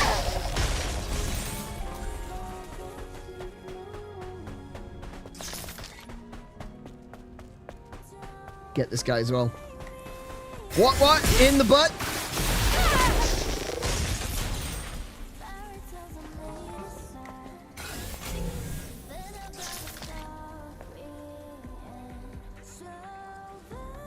What?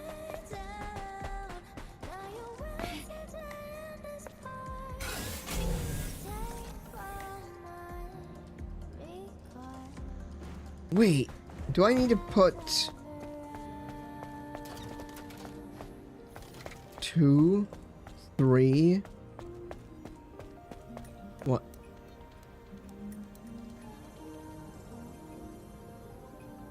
Oh, 1, 2, 3. Oh, I got it. I got it. I got it.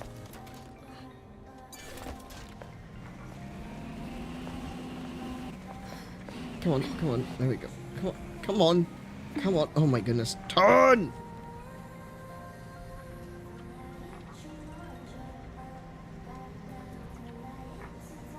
What?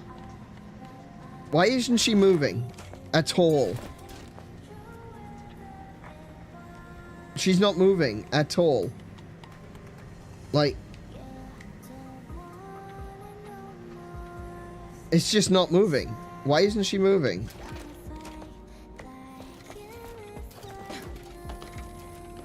What? What is happening?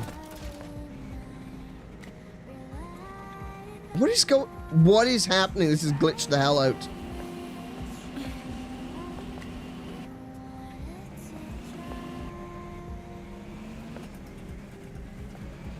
It's like it's bouncing off bits of the geometry, but it's like invisible bits of geometry. Yeah, now it's stuck again. There we go. That is so weird.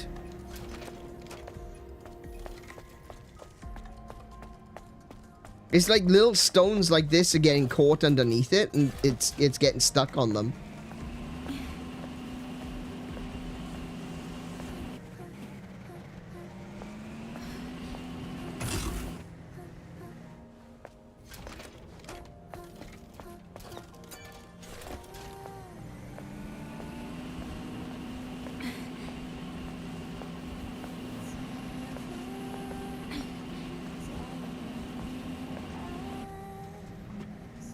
Up.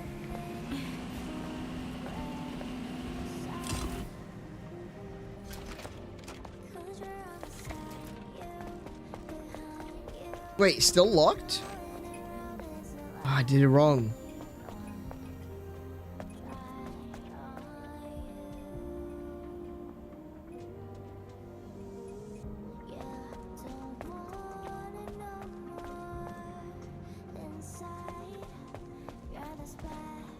$13, $22, $21, $12.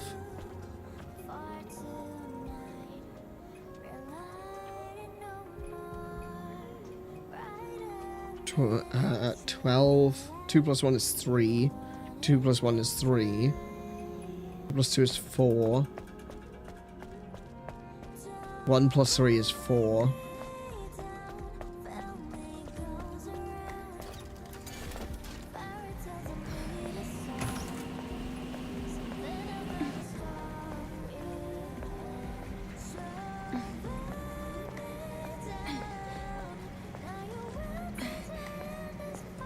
The yellow lines are walls? No, that's not what I was caught on, though. I was just caught on, like, a random piece of geometry on the floor.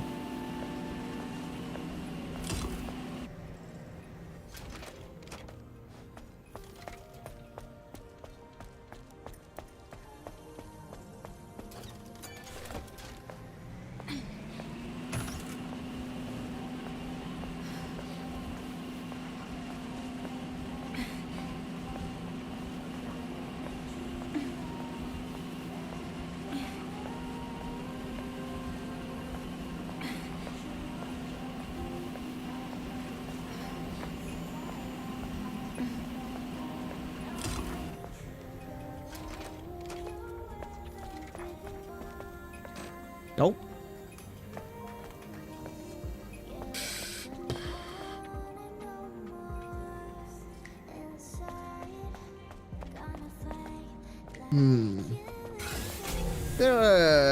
Something that could tell me what the... Oh! Oh my goodness, I'm an idiot. It says it right there. It's 12, 2, and 13. Oh, okay.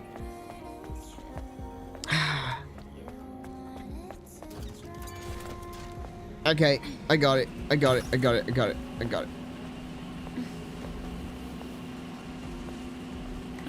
That's just lack of observation right there. I was so focused on the puzzle that I wasn't looking for in the environment. Because I was thinking like, okay, the numbers have to mean something, right? You've got 1, 2, and 3. Obviously, maybe I can put it in order, 1, 2, and then 3. No, that didn't do it. Then I looked at the numbers and like, there's 3 of them that add up to 3. 1 plus 2 is 3. 2 plus 1 is 3. 3, funnily enough, is 3. Then you got this one, which is 1. This one, which would be 4. And this one, which would be 4. The only one that there's 3 of is the number 3. Yeah, but I just didn't look at the environment, which actually provided a clue.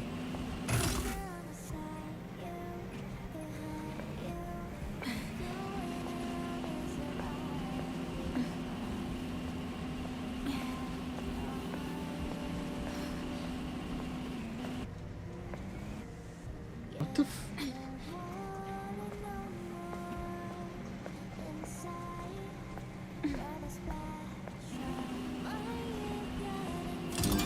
There we go. That's the noise I wanted to hear.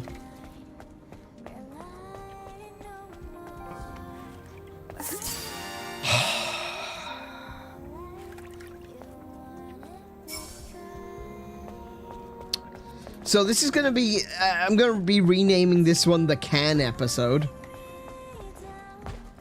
Maybe I'll use a pun. I'll call it, the episode with the can-do attitude.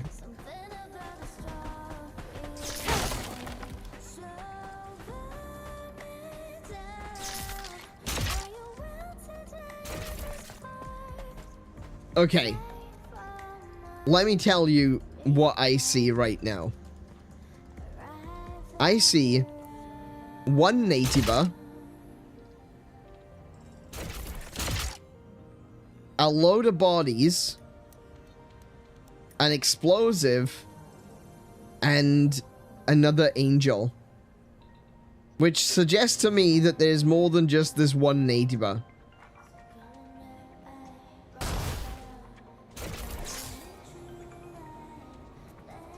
Oh, come on. He didn't aggro from that? Oh, yeah, he did. Come on, you flappy git.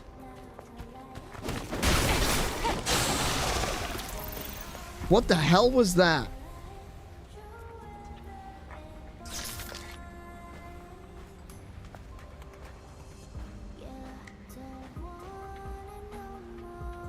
Okay, whatever that thing... it seems to be pretty angry. Look at the way it's moving. I've only got one heal, so this better be something I can actually kill.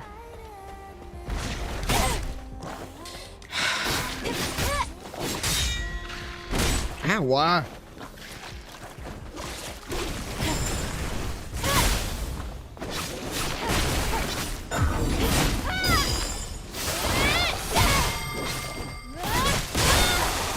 There we go.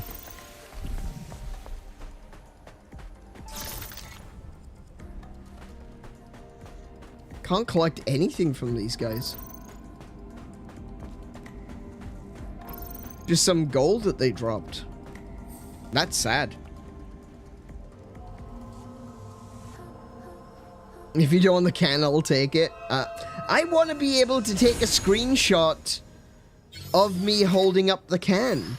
Oh, that's nice. That's what I'm looking for. I want more of that, please. I want to be able to take a screenshot of me holding the can. That's not...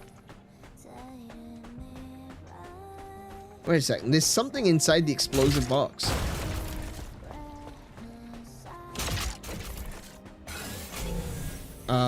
Or not. Okay.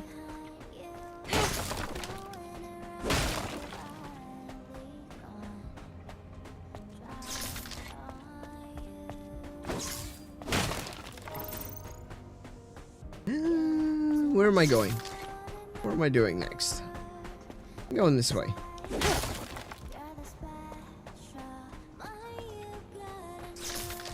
What's up there? That's just a load of explosives. That is a whole...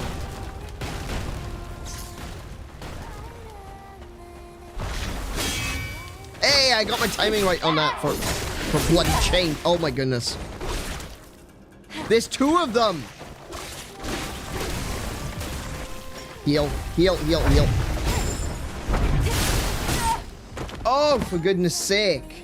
Okay.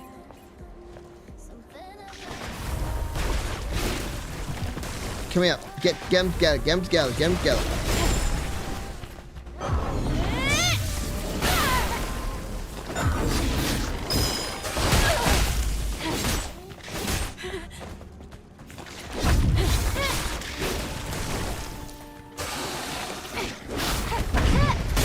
Oh, good lord, these things are horrible.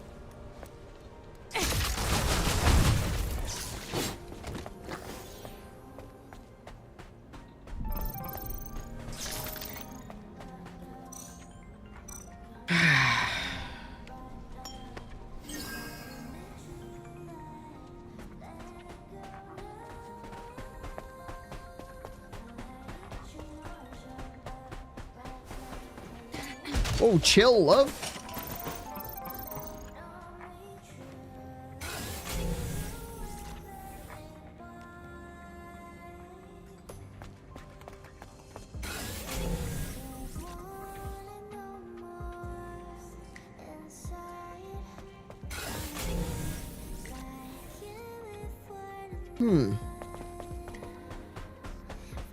Oh, I'm assuming then that those, the circles I can see inside those boxes is just the functionality for it to explode.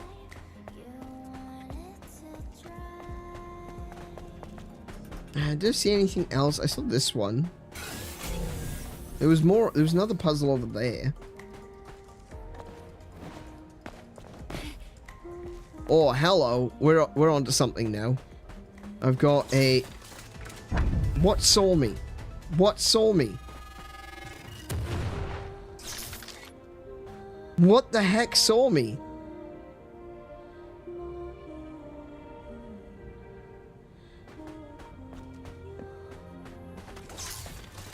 What?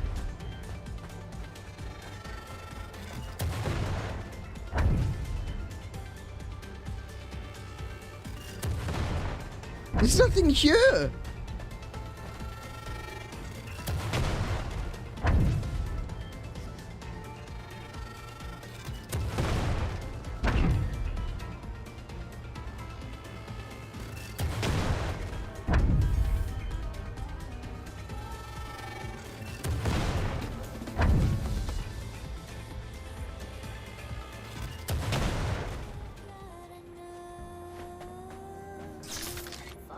What?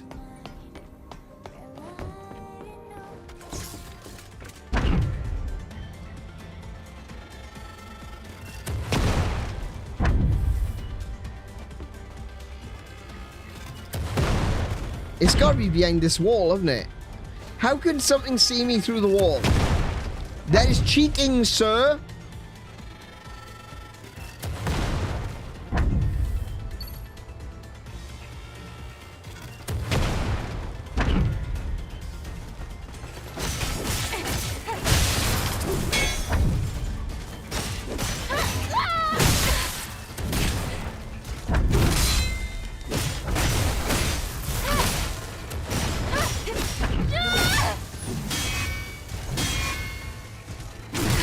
Ow. That one hit me. Oh, no, no! Okay, that'll do.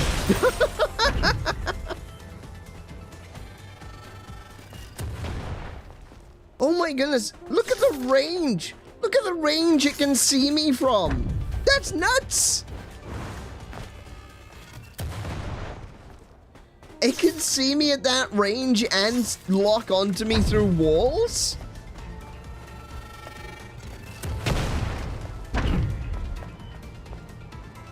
That's a bit much, don't you think? That's a tad overpowered.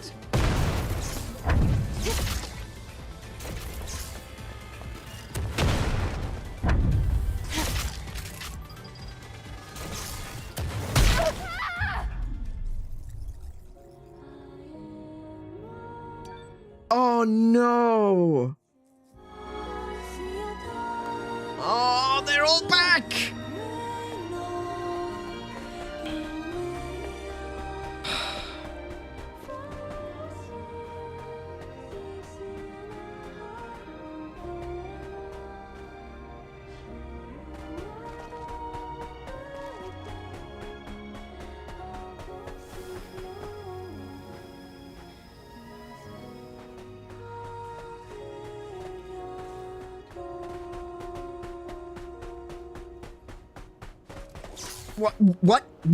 What? Oh, you.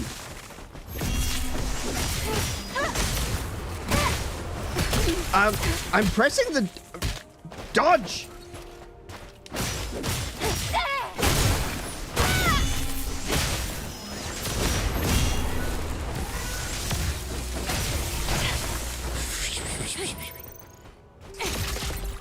Oh no! I had the wrong thing equipped.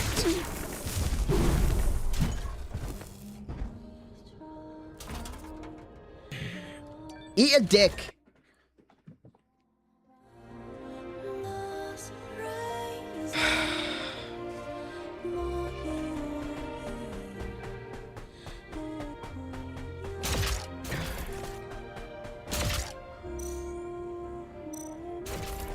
Can I go that way?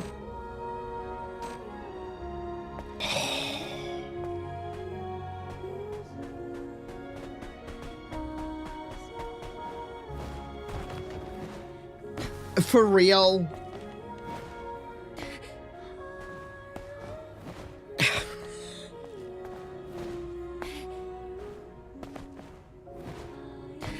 Okay.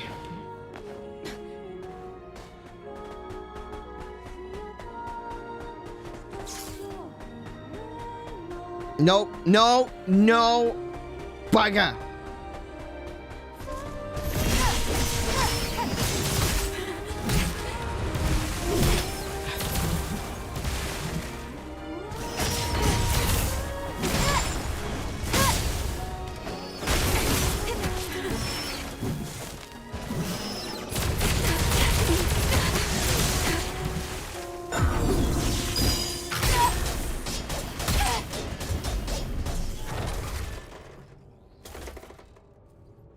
Okay.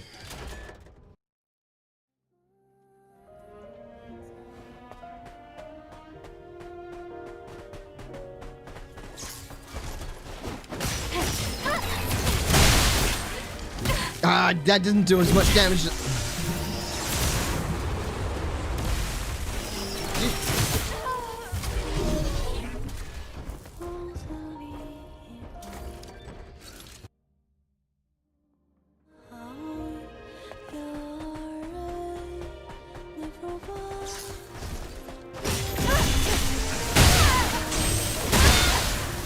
Yeah, it still doesn't do as much damage as I thought it would.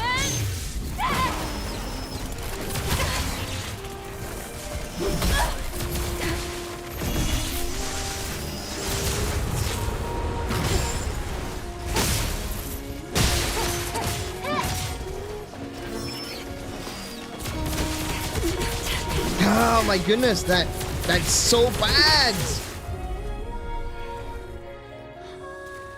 That is way too many shots.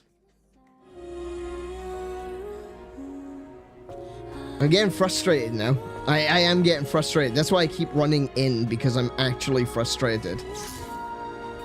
Because I just feel like I've just wasted all of that time.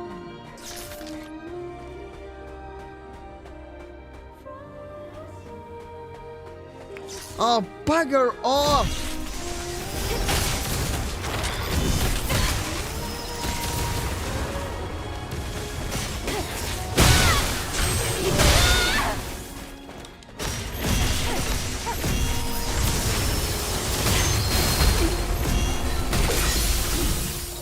I'm still taking damage even while I'm doing that. Alright, okay.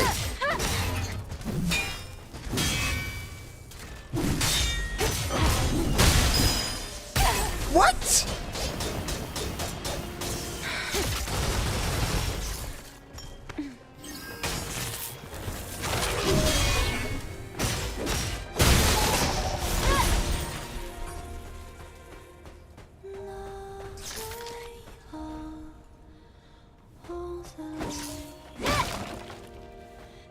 Come on, come on. Oh, no, I'm not going back. Why would I go back to Zion? I'm in the middle of trying to do something, and that just means I'd have to respawn everything again. I don't want to do that. That's not going to help me. That's not going to make me feel less frustrated. That's just going to be more time spent doing what I'm, you know, not doing what I'm trying to do.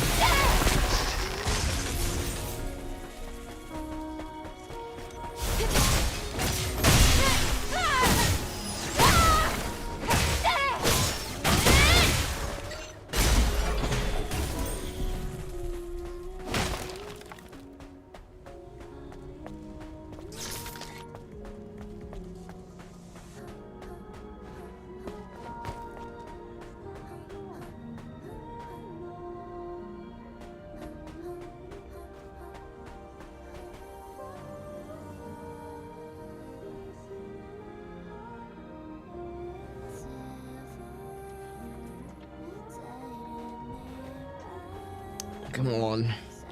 I am gonna go get a drink once I've done this bit, though. Could you... No, could you, like, turn around? Please? Thank you.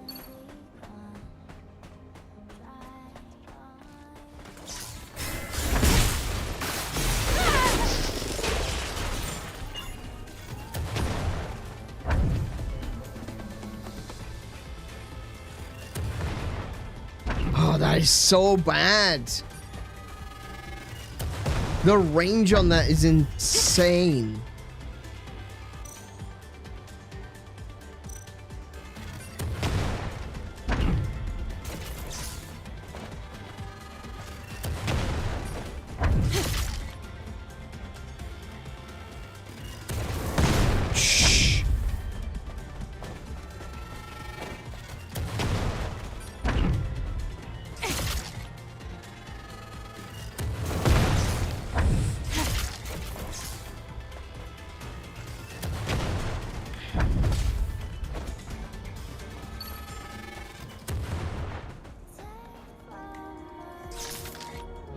The problem is that when one enemy can see you, they basically all can.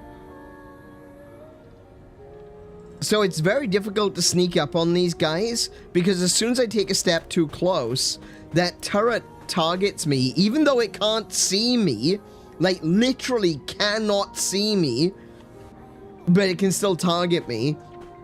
And that makes the other robots nearby aware of it, of my presence. That's so frustrating.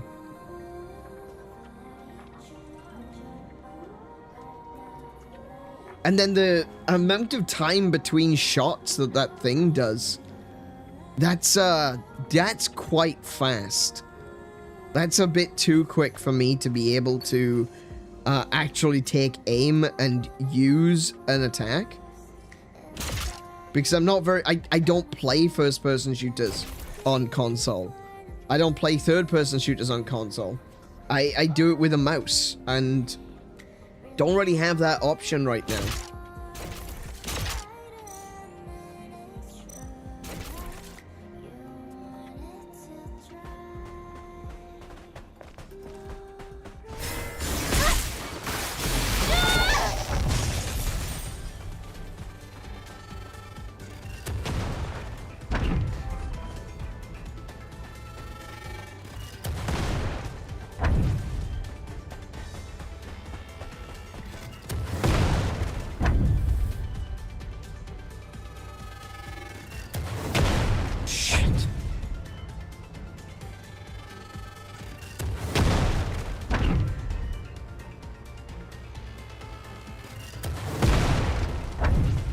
No, that's a bad move, bad move, bad move, bad move, bad move, bad move!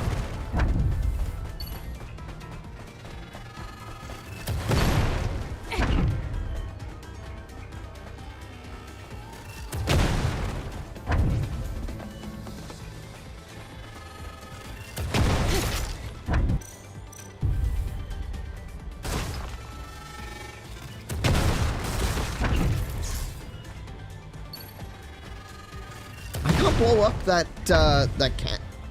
What?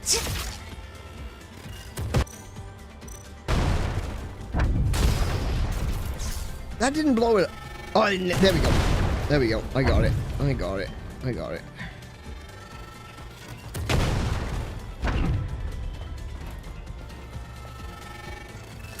That helps me less than I hoped. Yeah, blow yourself up.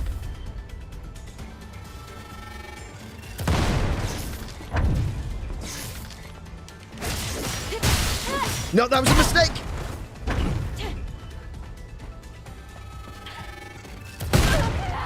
What? You've got to be kidding me. The red beam was focused on the box directly in front of it and it shot to my left. Come on. In a game with this kind of difficulty, that kind of lack of precision is not acceptable. And these are no different, actually. They don't shoot where the red beam is. See, look! You see those then? They don't shoot where the beam is.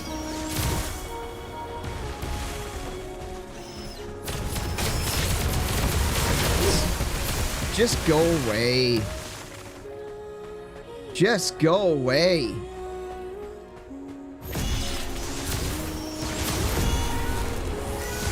Oh my goodness, laser beams. 2 laser beams. I love how they don't hurt each other. That's my favorite part of the game. That they've got this beam that just so happens to not hurt other robots. Best part of the game, genuinely. Definitely not sarcastic. Come on, just get over it. Come on. Stop wasting my time, just kill me already.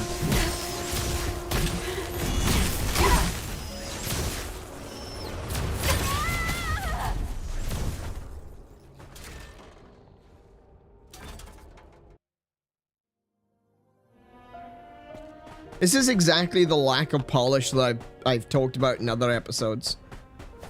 It just feels like there's just aspects of this game where they clearly didn't fix some issues. And this game demands precision. At the end of the day, it demands precision. It tells you you have to be perfect and precise. You have to hit the button at the exact right time to be able to block. You've got to hit the button at the exact right time to be able to dodge. And then it can be as loosey-goosey as it wants. And that really does feel unfair from a game of this level of difficulty. That's just the way it is. I'm sorry. If people want to say, nah, this game is perfect. No, screw off with that. This game is far from perfect. It's got so many issues. It's got... It's the minor things, and it's the minor things that matter more than the major things. If it's got plot issues, who cares? If it's got issues with... oh, well, you know, this is supposed to be a post-apocalyptic Korea, but this is actually a building from New York. You know, who cares? You know, the big picture is fine.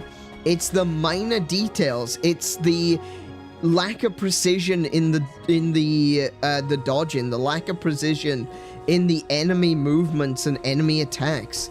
That's the problem, and those are the biggest problems, because it's inconsistent with what it's expecting from you.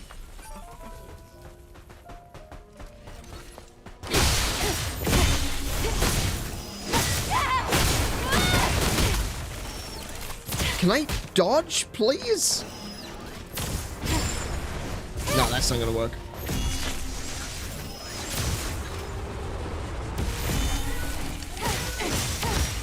Ah, shit.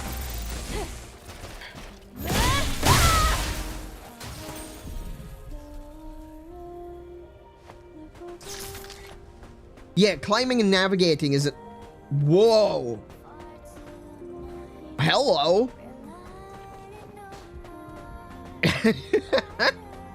Lighting engine issues, too!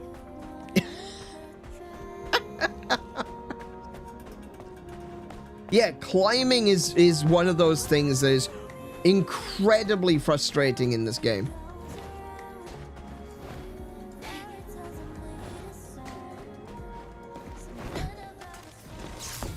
Wait, what? Oh, is it just that thing again? There's a thing up there. Very nice. Okay.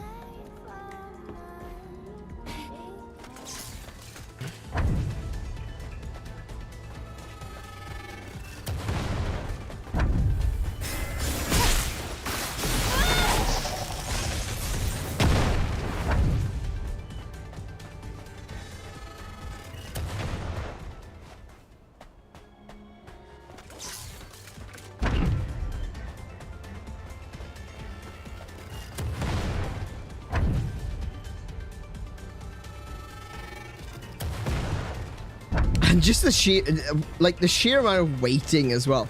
People, there's a lot of criticism that people have towards Ocarina of Time because a lot of the combat, like when you're in combat with like one of the larger enemies, when you're talking about like a Lizalfo or a Stalfo in Ocarina of Time, there's a lot of waiting around because you literally cannot attack the enemy. You literally cannot attack the enemy while their shield is up. You know, there's no way to break the shield to be able to attack the enemy directly. You have to wait for them to attempt to attack you and then get a strike in and hopefully maybe get a combo in before they're able to pull their shield back up. And there's a lot of waiting involved. There's a lot of puzzles which include waiting, where you're basically just standing around waiting for something on a puzzle to reactivate, or you're waiting for a platform to come around.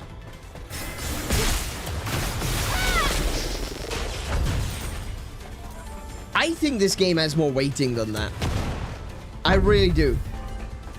Because of the sheer amount of problem, like, because there's so much which needs to be dealt with stealth.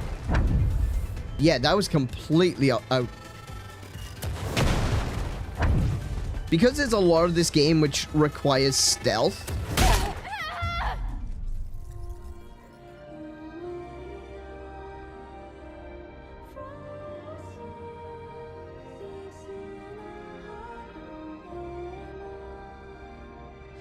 It's basically just waiting around until the enemy gets near and then pressing Y to immediately dispatch them.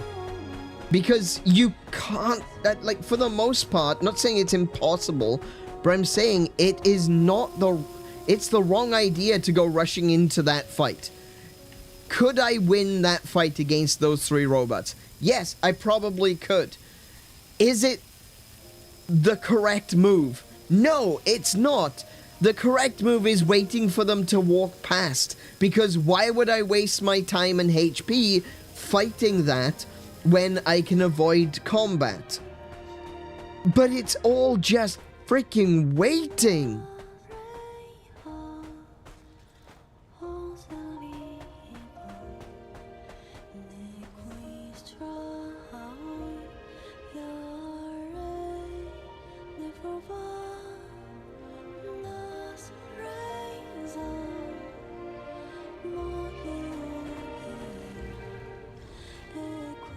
These enemies move at the speed of a geriatric slug.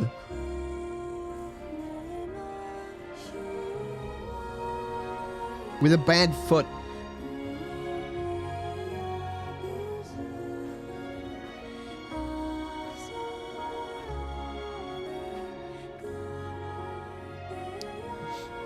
I found a Reddit review from 3 months ago where someone called the game just okay, and specifically said that the platforming is janky, clumsy, and imprecise.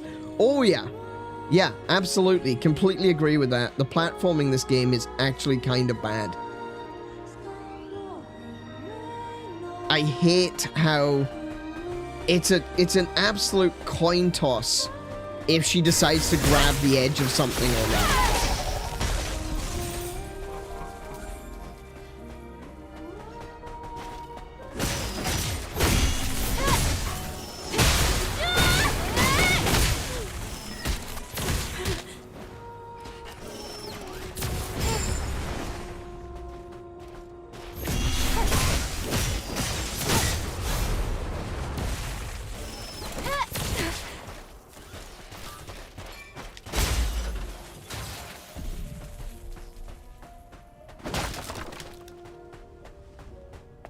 yeah, no, I completely agree with that Reddit review. I do.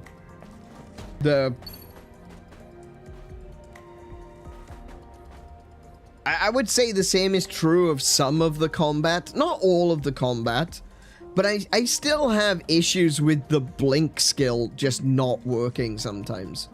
Not as much as I did before, and I feel like I've weeded out the skill issue. Because it definitely was a skill issue. There was definitely an element of, no, I was screwing things up and I didn't realize I was screwing things up. But I feel like I've actually fixed that. You know? I've come to terms with how to do that. How to do that skill. How to use it. When to use it. I'm not making the same mistakes. I'm not pressing the wrong button. Or anything like that. But sometimes it just doesn't work. Sometimes she just does a little dash forward like that, straight into the enemy, which does not help in the slightest. Another post from a week ago takes issue with the combat, so you're not alone in pointing out the game isn't perfect. Look, no game is perfect. That's not what I'm asking for. I'm never asking for a game to be perfect, but there's a certain level of polish that is necessary when you're asking for the player to play with a certain level of perfection, right? The game needs to be able to actually operate on the same level that it's expecting you to operate at. If it wants you to be super precise with your button pressing, with your dodging, with your blocking, then it also needs to be precise with where it's aiming or where it's attacking, and not just swing the weapon over on the left and then accidentally hit you on the right. You know? The hitbox, some of the hitboxes are really bad. And like mid-combo, like I can't change direction mid-combo, right? I can change direction in between swings, but not, okay, not mid-attack. These enemies can. If you can get around to the side of an enemy while it's in the middle of swinging an attack at you, it will literally just turn in place and hit you anyway. There's a level of accuracy that the game needs to have that it currently doesn't. You know? Hey Stylish, welcome to the stream. How you doing?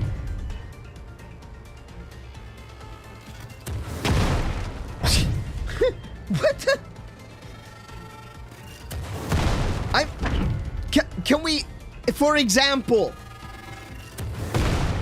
there were 2 rockets then that landed to the right of me despite the laser being on the box. Come on!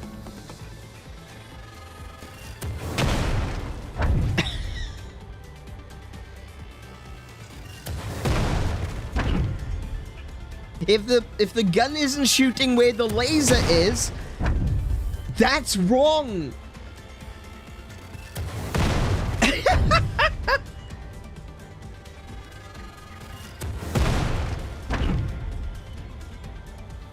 But that's the problem. I can't shoot at it. I don't play shooting games on Xbox.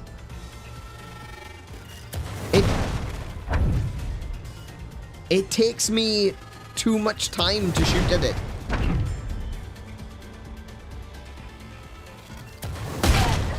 Oh, piss off! Are you serious? Come on. That's just infuriating. You've got to be kidding me.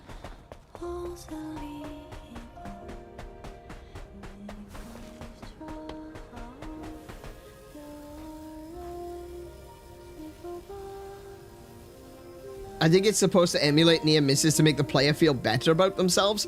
That does not make any sense whatsoever. It's the near misses that actually cause the most problems because you can't predict them. There's an element of randomness to the game, which it should never have. It's expecting me to be super precise and on time when I attack something, but then it has an element of randomness. come on. That's...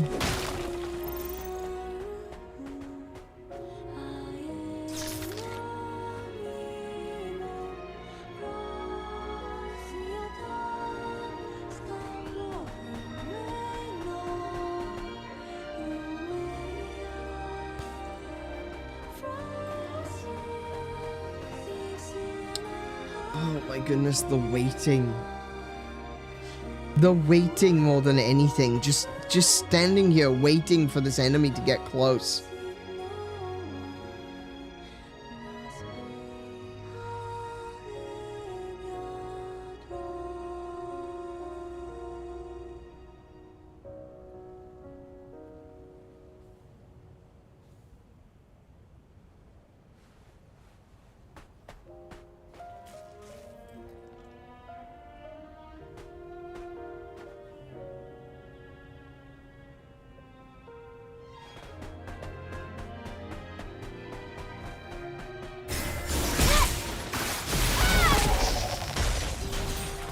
The puzzle isn't going to be worth the hassle? No, I already figured that out on like my 3rd or 4th death.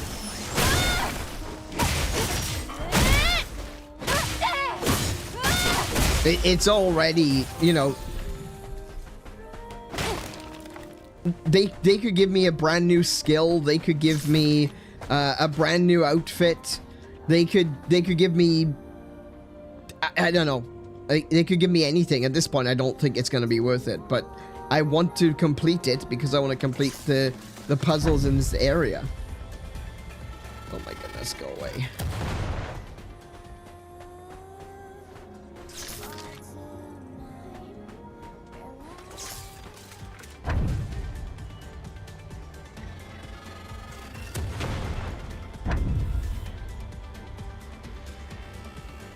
Do you guys know a website where I can find a math formula with specific outputs and inputs?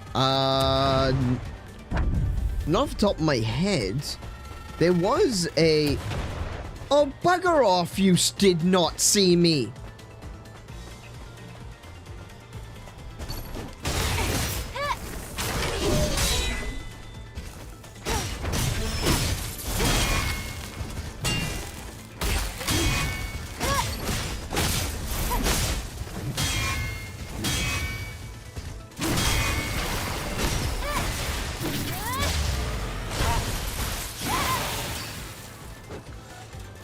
Oh, he's still alive.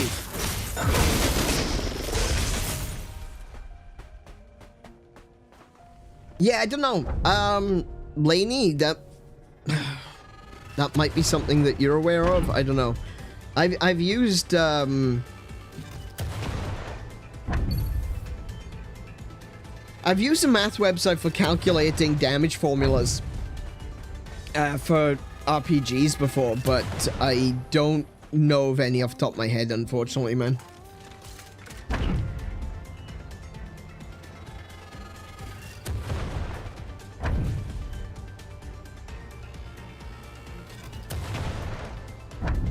I know, if someone in the chat, someone watching this, knows of any websites where that allows you to create maths formulas or create maths formulas with specific inputs and outputs, please do let them know in the chat. Now, you won't be able to post a link, but if you can, please do help Stylish out.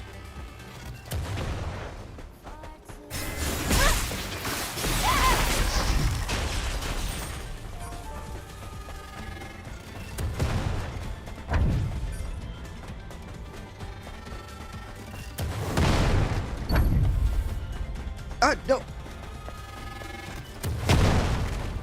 Accidentally pressed the run button while I was already running, which slows me down.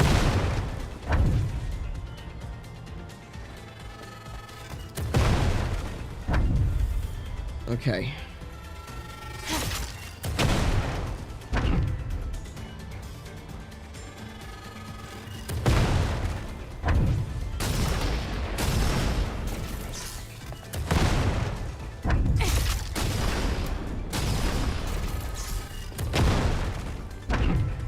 Now that I'm closer, it's a little bit, it's easier to do this. But like, this advantage could go away in a second. There we go. Oh my goodness, that was so annoying.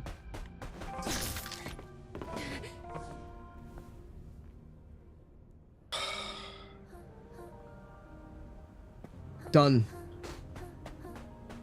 Right, let's have a look. What do I need?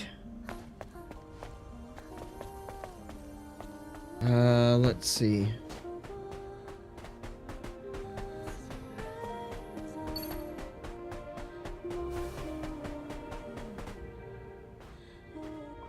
Four, 6, 7. This one says 7.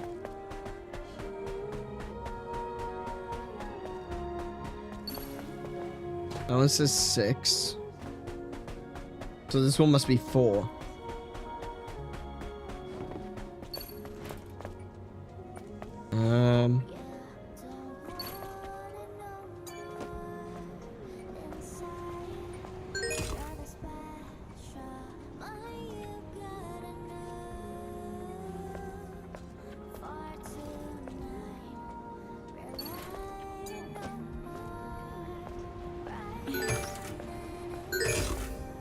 Five.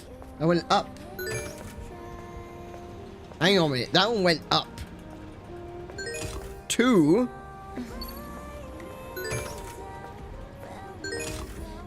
1. 1, 2. 3. 5. Okay, so if I need to make 4, I need to put one on, put a cart on 3 and a cart on 1. At least I think that's what I need to do. Just stopping by for a bit? No worries. Welcome to the stream, Melissa. How you doing today?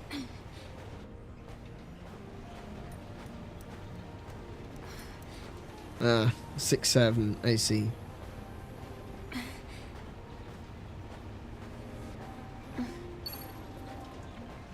I see. You know, people say that that says 5.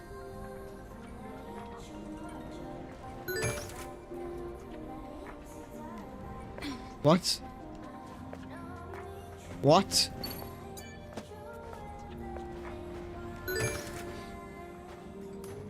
So that's 3. Oh, that's 2. Hang on, that's the wrong one. Hang on. That's 1. Yeah, people say that, you know, kids today, they're stupid. They're growing up dumb. There we go. We got 4. Oh. Okay. They say that kids today growing up dumb. That they don't know, you know, they find some of the dumbest things to be funny. I completely disagree. I think 6, 7 is a perfectly reasonable thing to be to find funny, you know? I mean, it's a 6 followed by a 7. That's hilarious. That's like the funniest thing I've ever heard. Like, for real. Like, how funny is that? A 6 followed by a 7? Wow. That's just genius. That's I don't even, couldn't even begin to go into like how amazing the idea of a 6 followed by a 7. Like, wow. Man, to be the kid that came up with that, you know, prodigy. Absolute prodigy.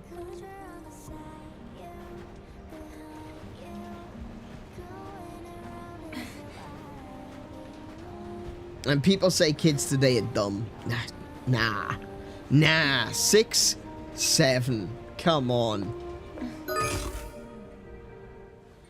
Is 69 funnier? Answer carefully. Yes! Of course 69 is funnier. Of course it is.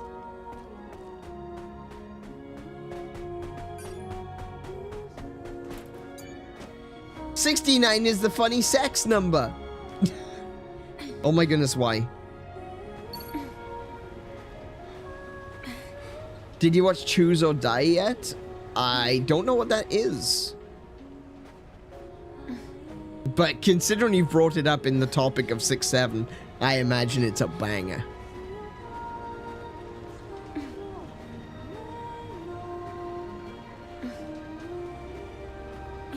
Okay, so one of these is going to be a 7.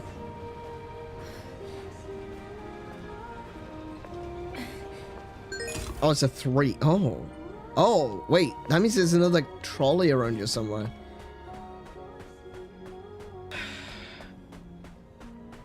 Where's the other trolley? Oh, it's right there.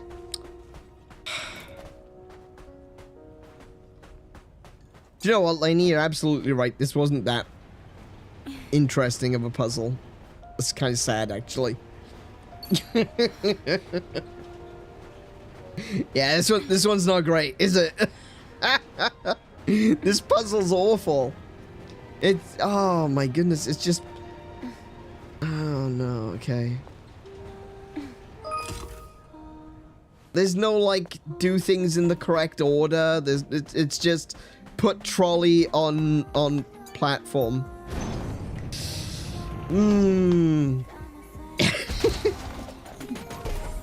I did get an Omnibolt though. Hey, no, hold on a second. Gold gear increases gold drops. That's good. Oh, look, it's another one. It's another can. We got another can. Guys, cans. I am absolutely changing the name of this episode to the can episode. It's the one with all the cans. We're doing a friend style title. The one with all the cans. It's not gonna be the can. No, wait. The one with the can-do attitude. That's what it's gonna be. Yeah, we're gonna friends it up around here. Any more cans while we're here?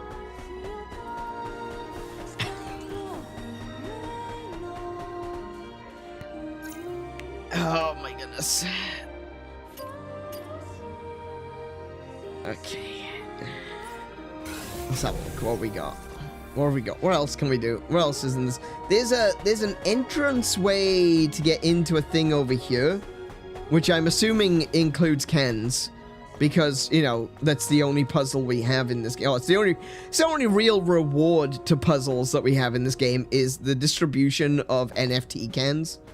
So I need to figure out how to get into here, because there's no way that they wouldn't have another NFT can inside that box, right? So there's got to be a way inside that box, okay? That's just the way it works. Can I jump from there to... Can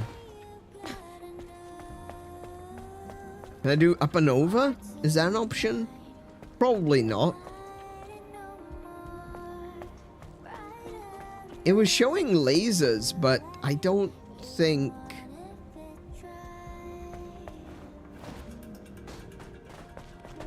The lasers don't seem to go anywhere.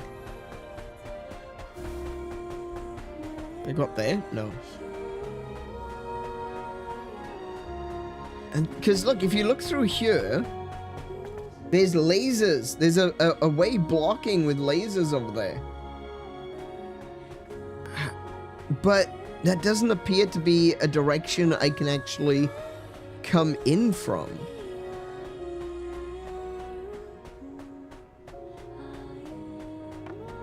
Not unless there's like a way up and over,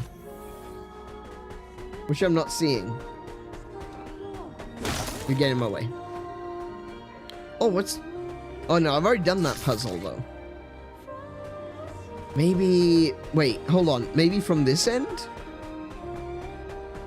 Oh! Oh, now hold on. Hang on. It looks like it's from that direction.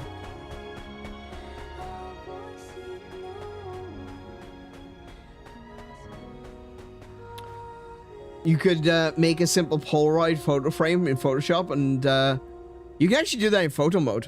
Hang on. If I go to photo mode, right?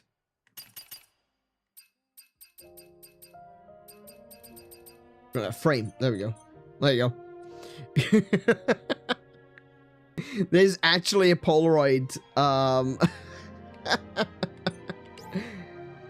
Polaroid frame. Okay. Right, well, I did the thing. I got another Omnibolt, which is good. That was worth it. And now I want to fight these guys. Well, actually, no, I don't. But, they're gonna keep getting in my way until I kill them, so...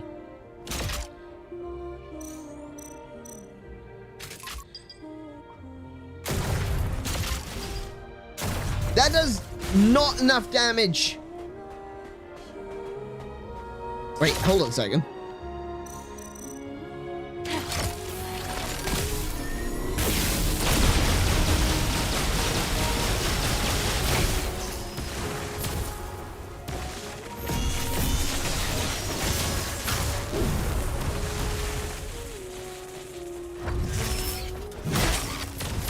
Ah, damn it, damn it, damn it, damn it, damn it, I'm being attacked.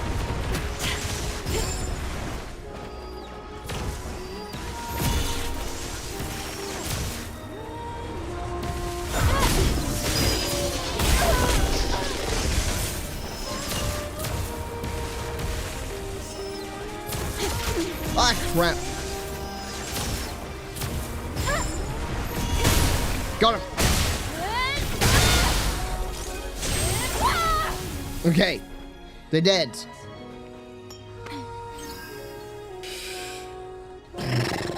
Right, okay. This way. This appears to be the way. Oh, actually, let me switch that back around. What do I want? I want. Hang on. No, I don't. I want shotgun. Shotgun does loads of damage to fleshy things.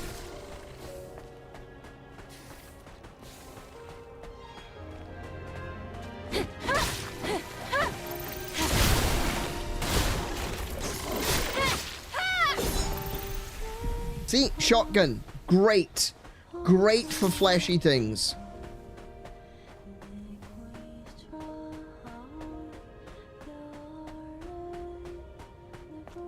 Oh, hello. There's another... Can't go in that way. Okay, so that's an exit, not an entrance. Oh!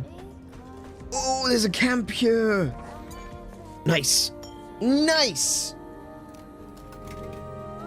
No, I can't take a screenshot of the drink can moments, which is incredibly frustrating. You'd think that you should be able to, but no, apparently not.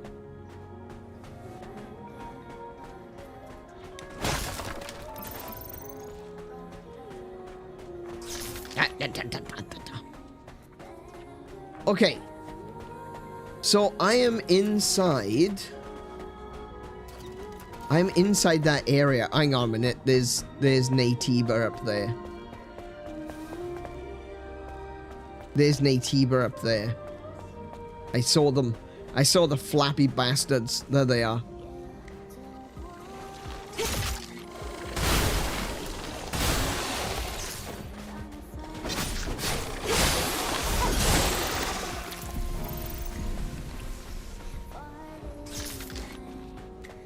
Okay.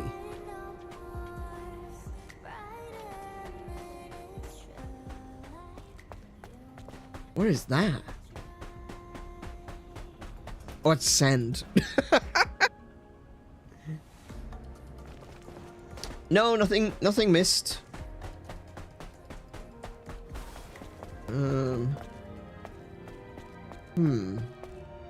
Oh, I know what I'm supposed to do here. I can use this block to block the oh, chill, darling. Okay. What is look at it. Look at that.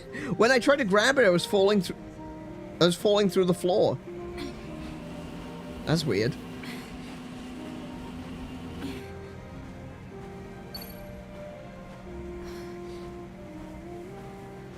It's rough and coarse and it gets everywhere. It does seem to get everywhere, I'm not gonna lie. There's a lot of sand here. And it's getting into all the places, getting into all the crannies. Oh, okay.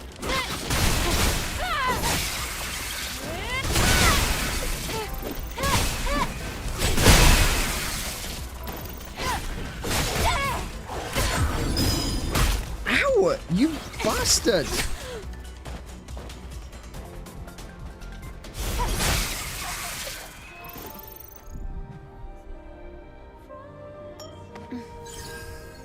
I got an achievement for that. It might have been I killed a certain number of Naytibas in one hit. I think that's where it was. I didn't quite catch it because I was in the middle of fighting things. Oh, watch out for that explosive box right there. Oh, watch out, watch out, watch out, whoa, whoa, whoa.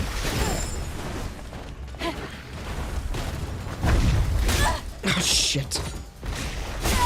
Oh my, I wasn't even in control of the character then. Oh my goodness.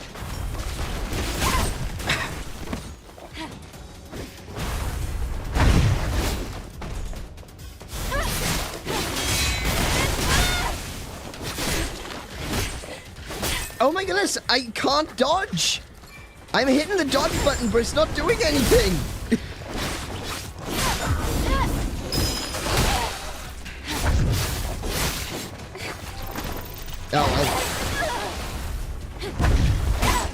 Oh, come on. That is so cheap.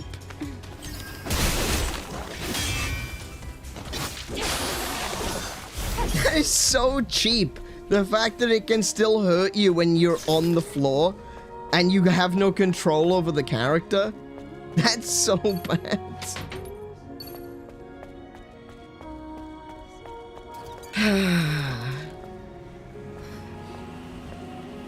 Anyone else? Does anyone else want to have a crack before I get this over there?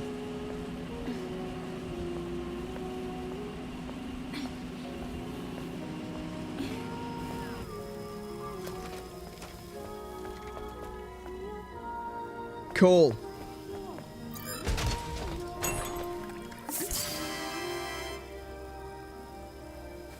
I tried pressing the screenshot button, the other screenshot buttons, that didn't work either.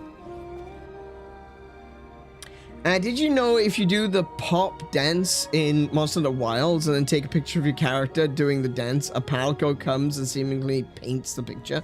Yes, actually, when you, there's a lot of really cool Easter eggs when you're in photo mode in Monster Hunter Wilds. One of them is that there's a cat that appears with a reflective surface to shine the light at you so you can get a good lighting on your shot. There's all kinds of really cool Easter eggs in Wilds. I love it. It's one of the things I like. That, I gotta be honest, Monster Hunter Wilds, there's a game with a lot of polish. It's got a lot of amazing little details that just make the game feel so complete and done. And admittedly, you know, some issues with the with the game just plain out not wanting to run on certain systems. But, you know.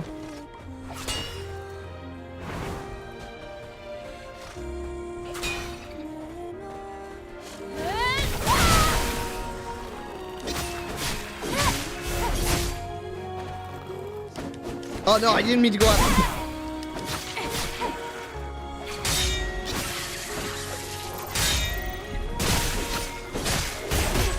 Crap, crap, crap!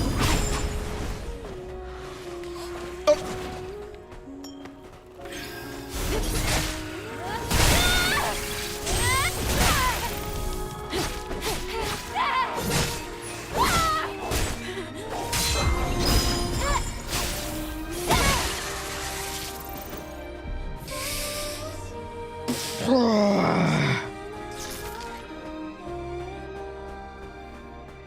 The other one's cat gives you random item if you take a picture with the last monster you kill. Oh, really? I didn't know that one.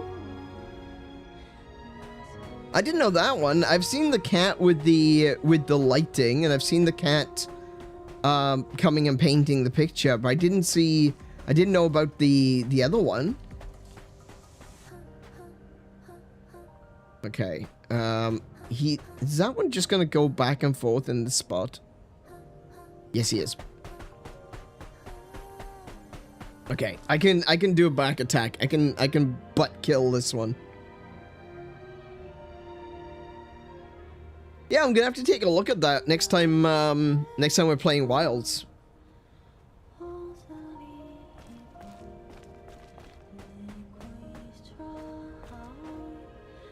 I don't trust my range. I have lost trust in what range I need to be at to stay out of the way of the monsters. Because sometimes they just seem to see you from everywhere.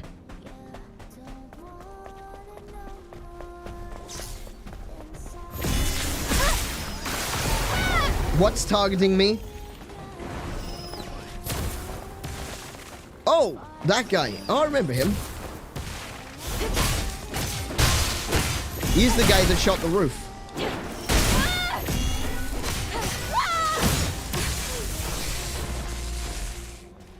Thank you.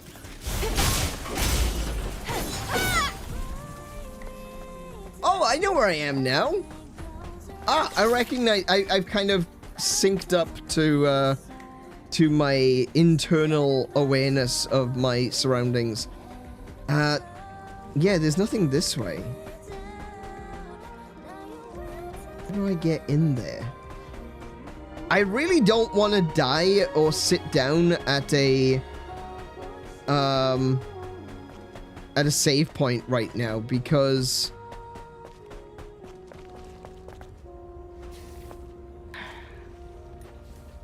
how am I supposed to get in there? Because I don't want to respawn all the Naytibas again.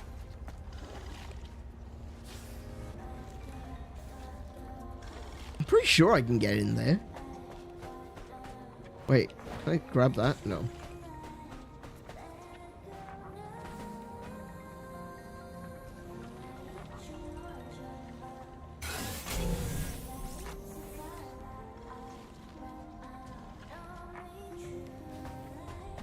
I can't just open the door though. The latch is on the other side.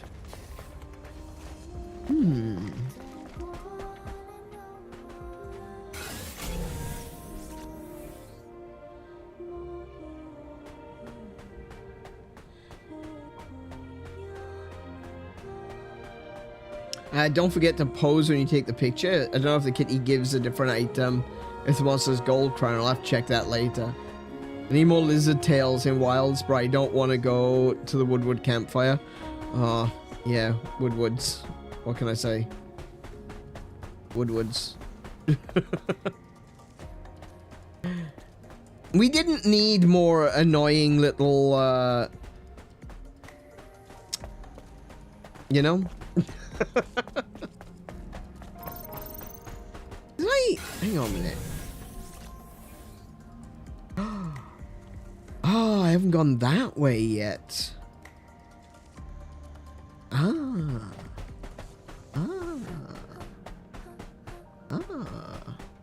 Butt stab!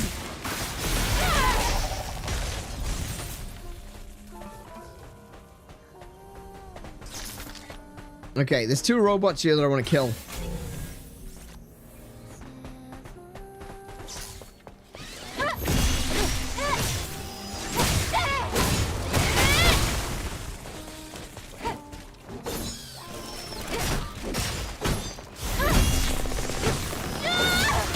You're in my way, little robot!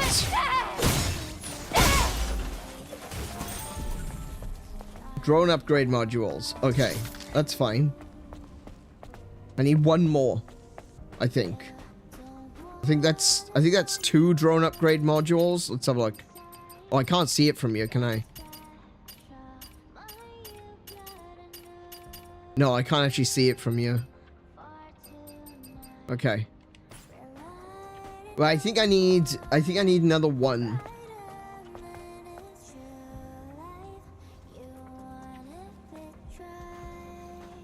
Now, here's the real question. Is he going to be able to see me behind the crates? No, he's not. Poor bugger.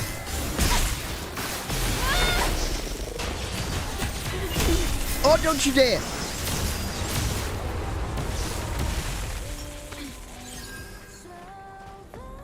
Just hit me with the bloody rapid fire, why not?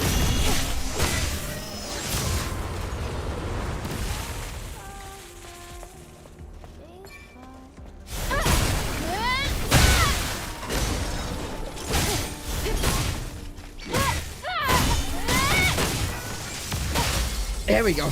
All right. Sorted them out. Oh my goodness, I thought that was going to be the end of me. Don't leave me. We have to stick together. When it gets light outside, someone will come and rescue us. It's too dangerous to try and attract their attention. Don't go.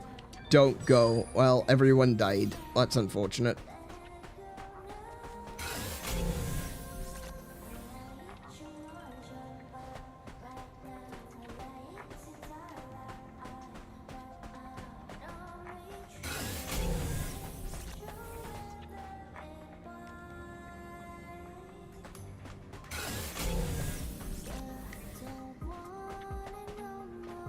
Yeah, everyone dies here. That's the rule, you know. It's just a desert wasteland. Everyone who comes in must, you know, there's only one way to leave. It's in a, well, I was gonna say it's in a wooden box, but it's not even in a wooden box, is it? No one gets the luxury of wooden boxes in this world. Yay! New waypoint. Cool. I got it. Not what I'm looking for, though. Wait, am I leaving? Holy shit. That's a lot of explosive boxes. Let's go the other way.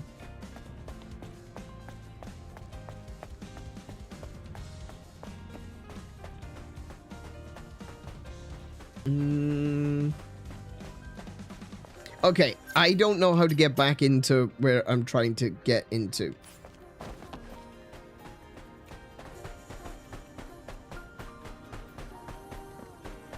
Hang on. Hang on. Is that something that's climbable?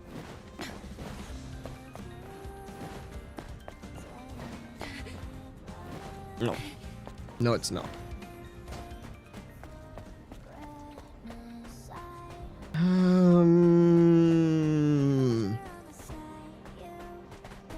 Is it? Am I gonna have to leave the city and come back in? Is that what it is? Do I have to come into the city from a particular direction? That might be what it is. I may have to come in from over that. I don't want to. I don't want to go that way. I cannot begin to tell you how much I do not want to go this way.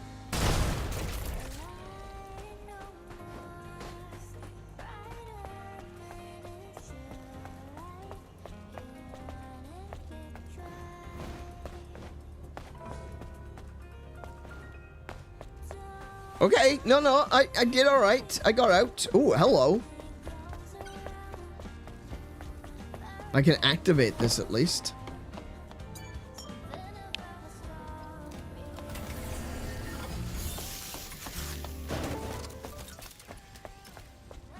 Yeah, I think I need to go back into the city this way. And that will let me get to the location I'm trying to get into.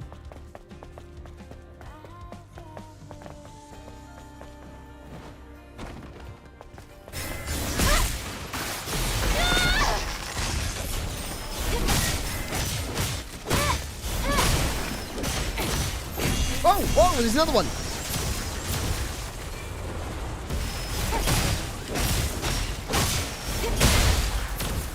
Oh, there's another one.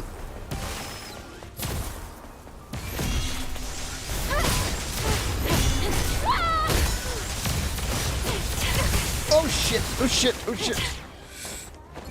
Keeping me stun locked. No.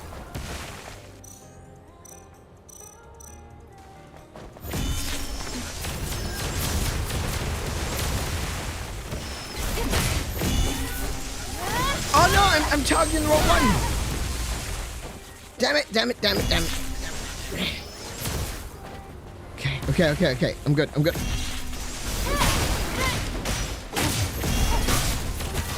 Dodge, woman!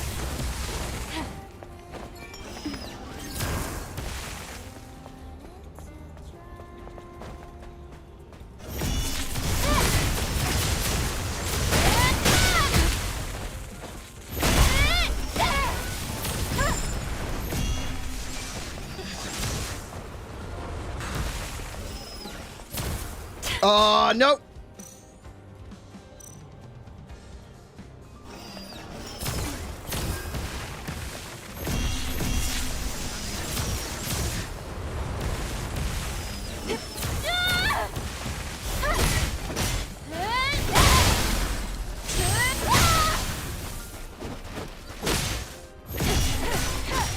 Oh no. Oh my goodness. Okay. Okay.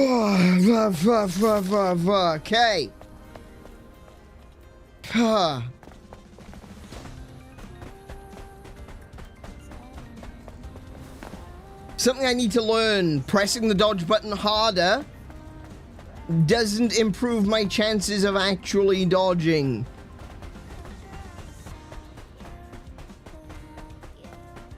Oh my goodness, there's more robots. There's more robots!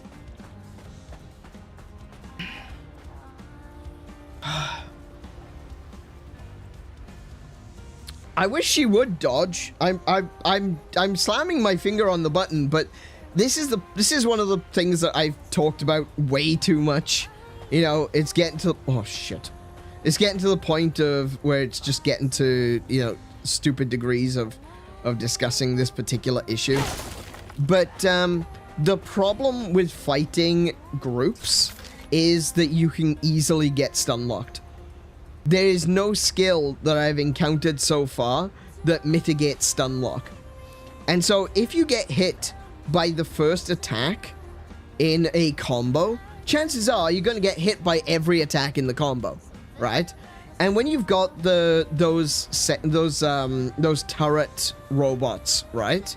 The turret robots do this thing where they shoot you like, I think it's like 6 or 7 times in a row.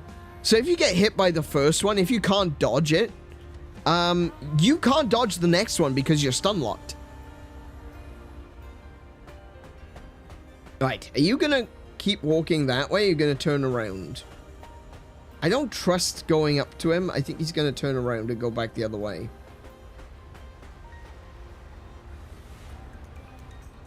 Oh, maybe not. Maybe he's gonna go all the way.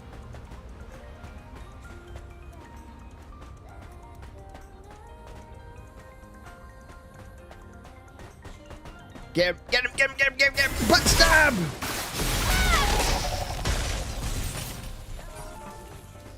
Get you in the ass. Okay, I have very little HP left. Maybe I should take another one of those. Just to get me up to full HP before I go in anyway. This doesn't look like it's the way I need to go. This does not look like it's the way I need to go to get back in. That sucks. Yeah, I need to get in over there somewhere.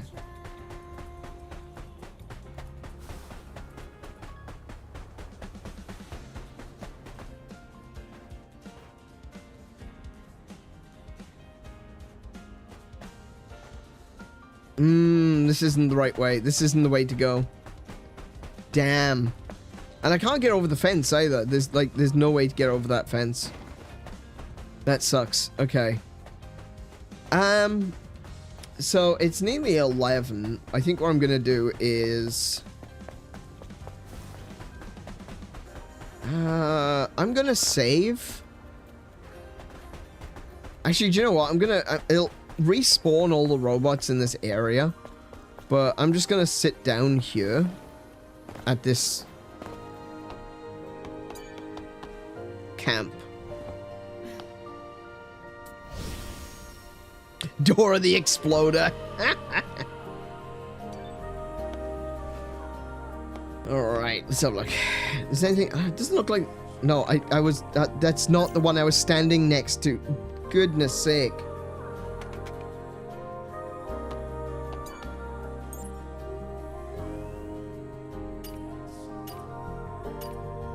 Yeah, I've only got 2 points. I need another drone upgrade module to upgrade my...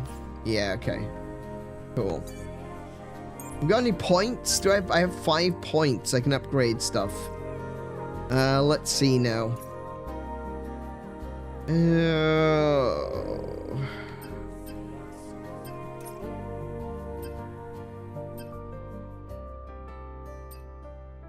Damage range boost. Increase the damage range of descending break. Descending break damages the enemy's balance. I want that. I want that. Yes. Damage their balance. Yes. Yes, yes, that's what I want. I want to be able to directly damage balance. That's exactly what I want.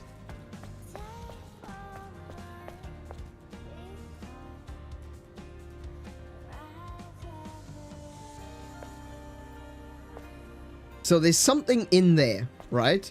In those buildings, there is something. I don't know what that something is yet, but there's something in there. Probably a can. Let's be real, right? It's probably juice.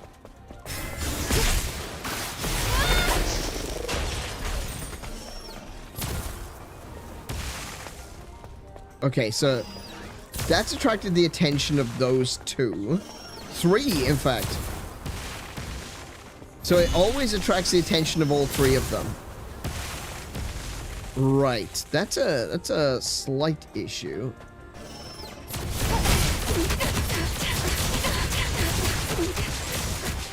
See what I mean?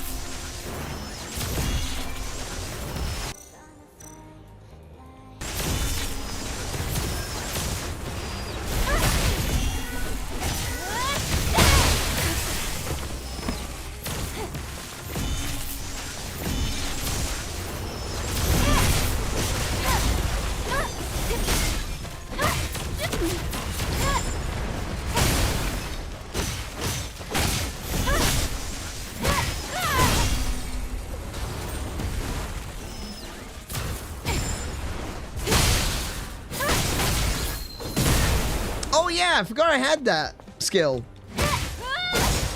Yeah, I should use that more often. Yeah.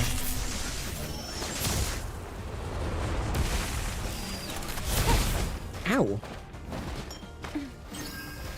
I forgot I could finish that with a combo. Where are you going? Damn it.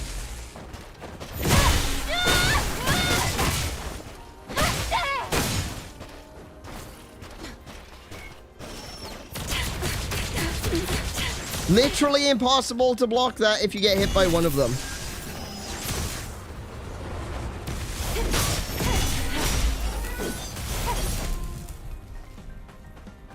Okay.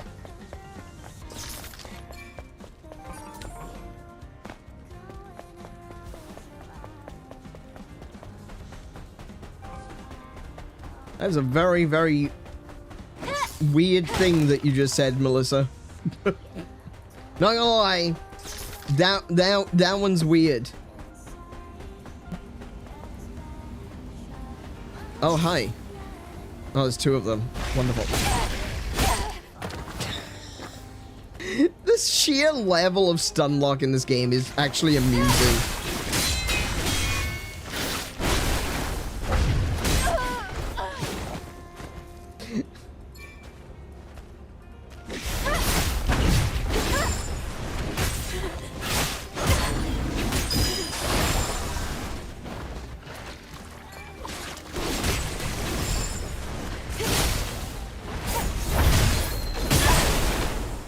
I took damage from that?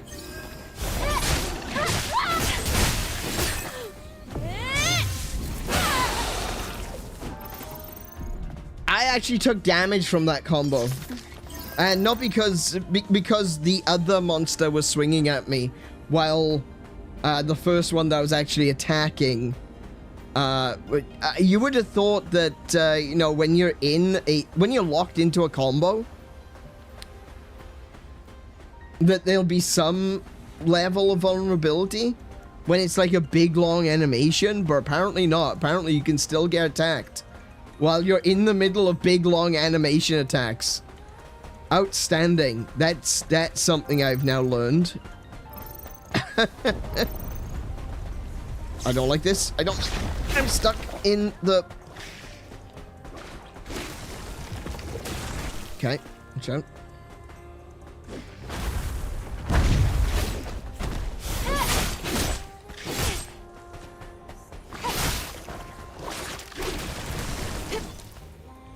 I mean, dash.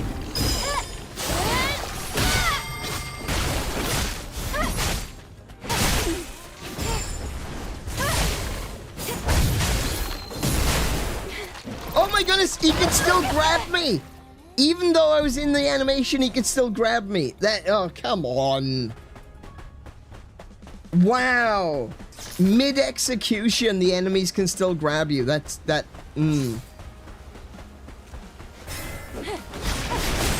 Oh, for real? Oh my goodness, I'm stuck on the wall. I can't get off the wall.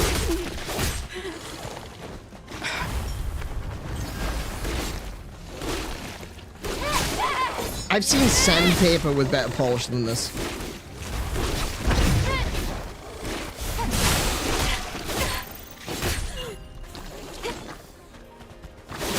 Oh my goodness, stop.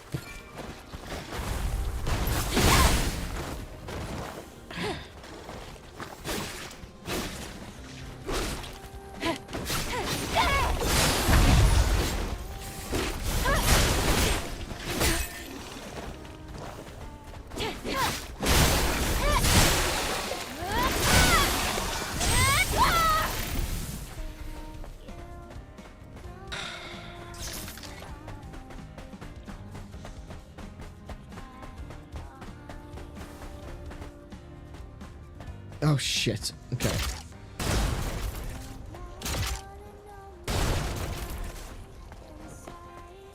Are you kidding me? There's more?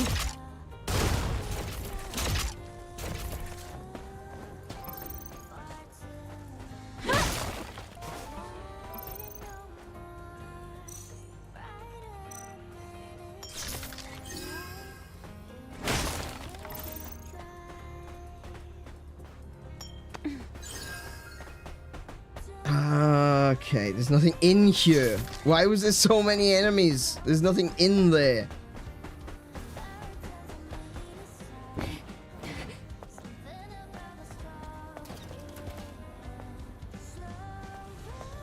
Okay, this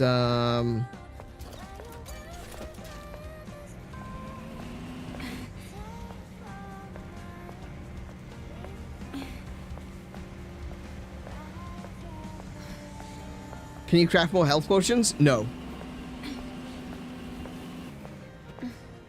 The only thing you can do is go back to a...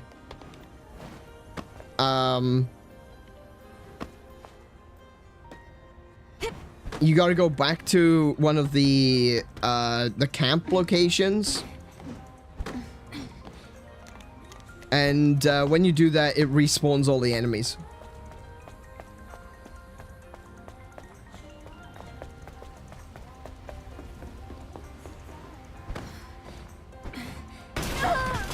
Oh, come on. I didn't even know that was a thing.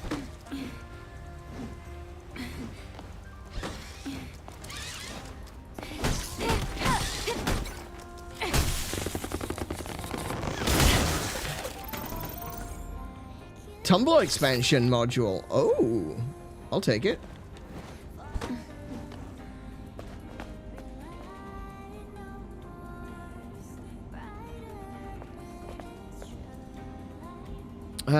Is there anywhere else I can go up here? Oh, have I just done everything? I think I just did everything. Jumping down from here seems like a really bad idea, though.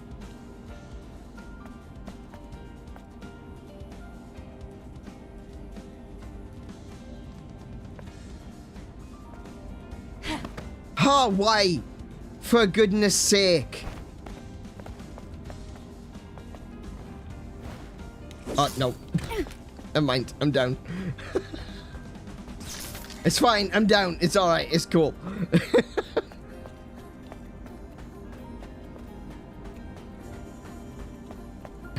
Yeah, I don't think there's anything else in here. Not see. Oh. Hello? Whoa.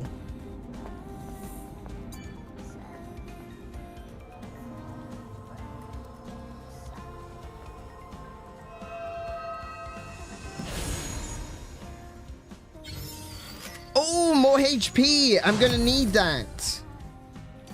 Outstanding. Max HP boost. Yes, that's what I need. I need a lot of that.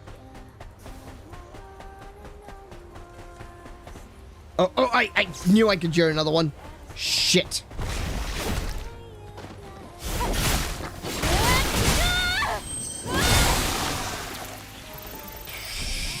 I don't like those things. I really don't like those things. They're horrible. I don't like their flappy heads.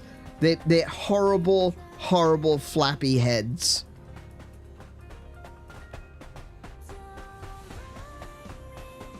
But I think that's everything. I think I've cleared out this area. And not a can in sight, really? I came here looking for cans. All I got was more HP. I'm incredibly disappointed. Oh, hello. What are you? Can? Ranged protection gear. Ooh, okay. Omnibolt! Oh, wait! I think that's the last one I need.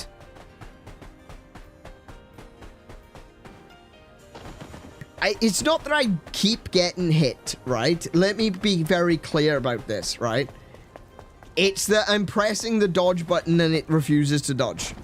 Okay? I wasn't looking at the phone! Ah, this girl, she's a bloody teenager, you can tell, because she's always on the fucking phone. Yes! Level 4! Finally! Got my final gear slot. Let's actually have a look at what new features unlock. I know, I just did that. Thank you for telling me. Right. I've got the protection gear.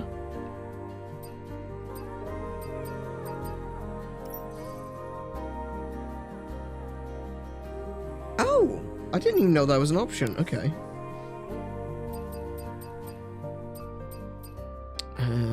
Oh, I've only got one protection gear. I thought I'd gotten a level 2 protection gear at one point.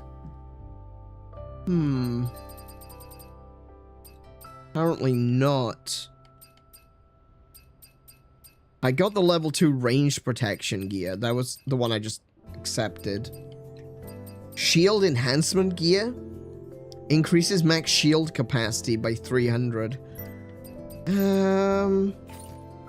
I mean, I guess it's better than nothing.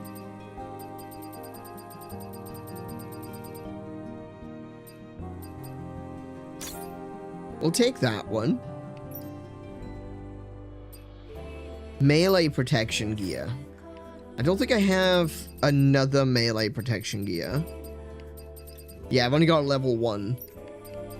This is the speed gear. Again, don't think I have another speed gear, except for the level 1. Yeah. Weird that I've not encountered another protection gear, though. I would have thought I would have at least found a level 2 by now. Okay, that's fine.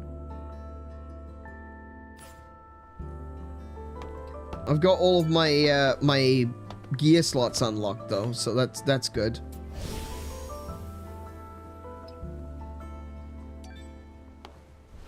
Let's refill on ammo. Actually, like I said, it's 11 o'clock now. I should probably consider... Oh,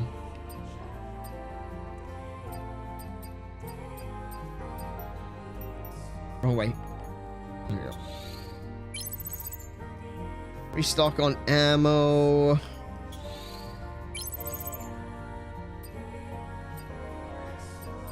And then I should consider calling the stream to an end for the evening.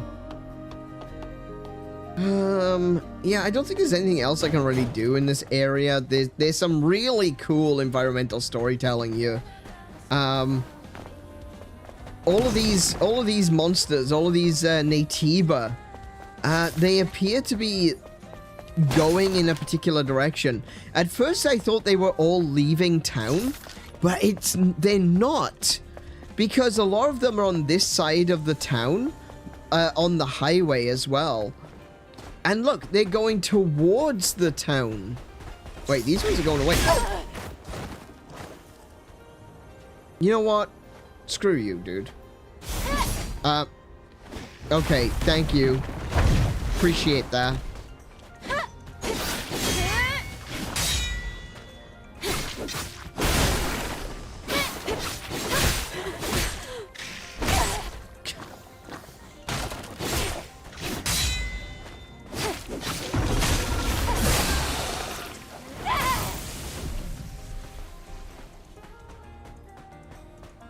Anyway, as I was saying, these ones actually... No, because these ones are moving away from these buildings. I hate these things so much. These things are just so annoying.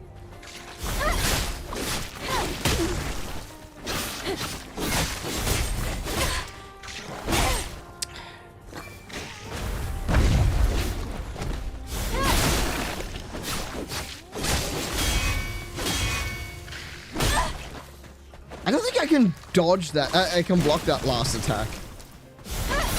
Oh my goodness.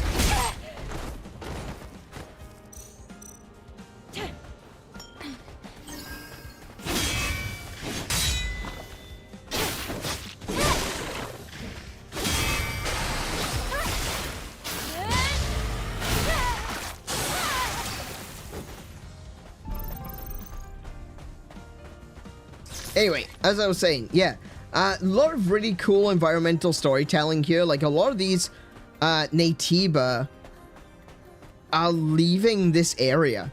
Look, they're all going in this direction. Why? Why are they specifically going in this direction? What are they trying to reach? What are they aiming for?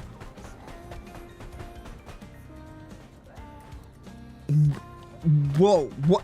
Whoa, hold on. That's a subway.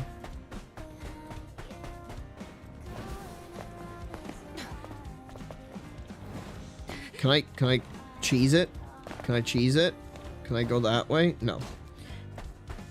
Hang on a minute. There's a subway station here. I didn't even know there was one there. Hang on. We might be able to get in here.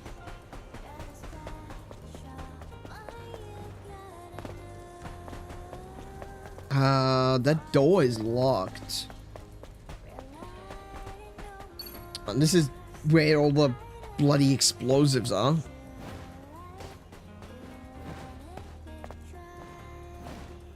Nah, you can't get over there. There's gotta be a way to get in there. Maybe up on the... Maybe up on the highway?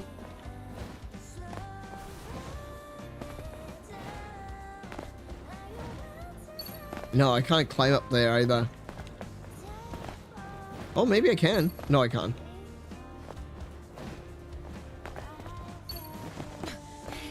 Yeah, it won't let me get up onto the highway. That's a shame. Thought I was onto something there. Usually where there's a subway, there's something interesting, you know? It's not just a case of, oh, it's just a fancy image or, you know, just a model to make things look pretty. Usually it means that there's something going on there, something that I'm going to have to get to. It is possible that the subway is an exit, not an entrance. If that's the case, I have no idea how to get in there. That being said, I don't...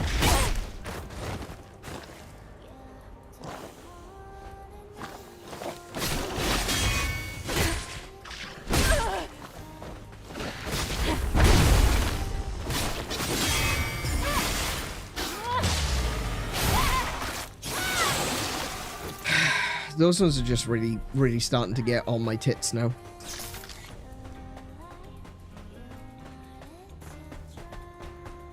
They see you from like a million miles away and then just come charging at you, whether you know that they're coming or not.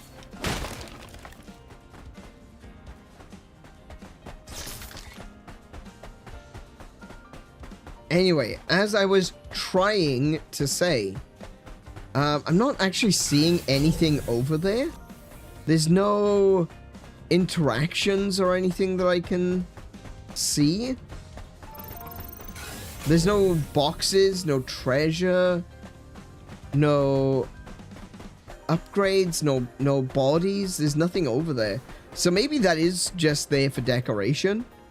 But usually those subways, actually, a number of times now we've gone to those subways as a part of the main story mission. So Yeah. Okay. But no, like I said, I really like that these Naytiba are all kind of marching in one direction. Makes me wonder what they were going for, what they were aiming for. Was there something that they were gathering together to go after? Were they running from something? I have no idea, but it's a really interesting, you know, bit of, like I said, visual storytelling. That's Matrix 11? Oh, is that Matrix 11? Oh, I see, and then you can, oh, because you park on the roof. I got it. Okay.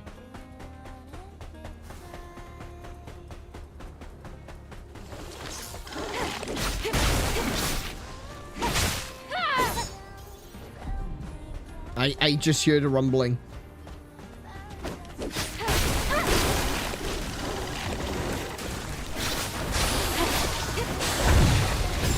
Gotcha, you bitch.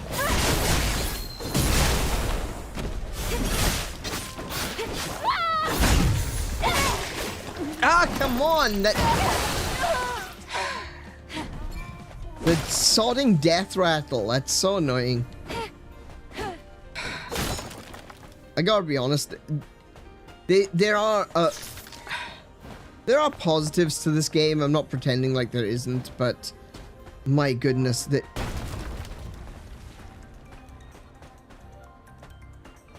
there's some things that I just find, like those enemies in particular, like everything about them is just so frustrating.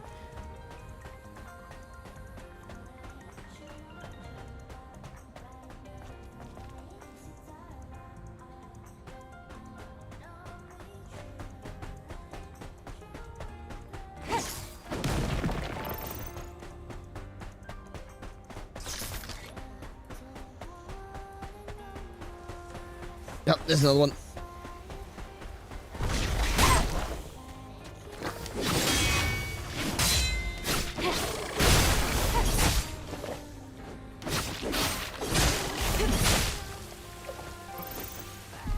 There was a...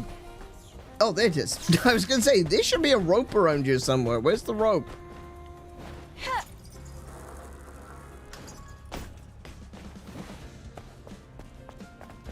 Okay, this is kind of a safe location, so I'm just gonna save up here. Out of the way, and I'm gonna head on over to the chat screen for this one. Alrighty. And, yeah, let's go over to the chat screen.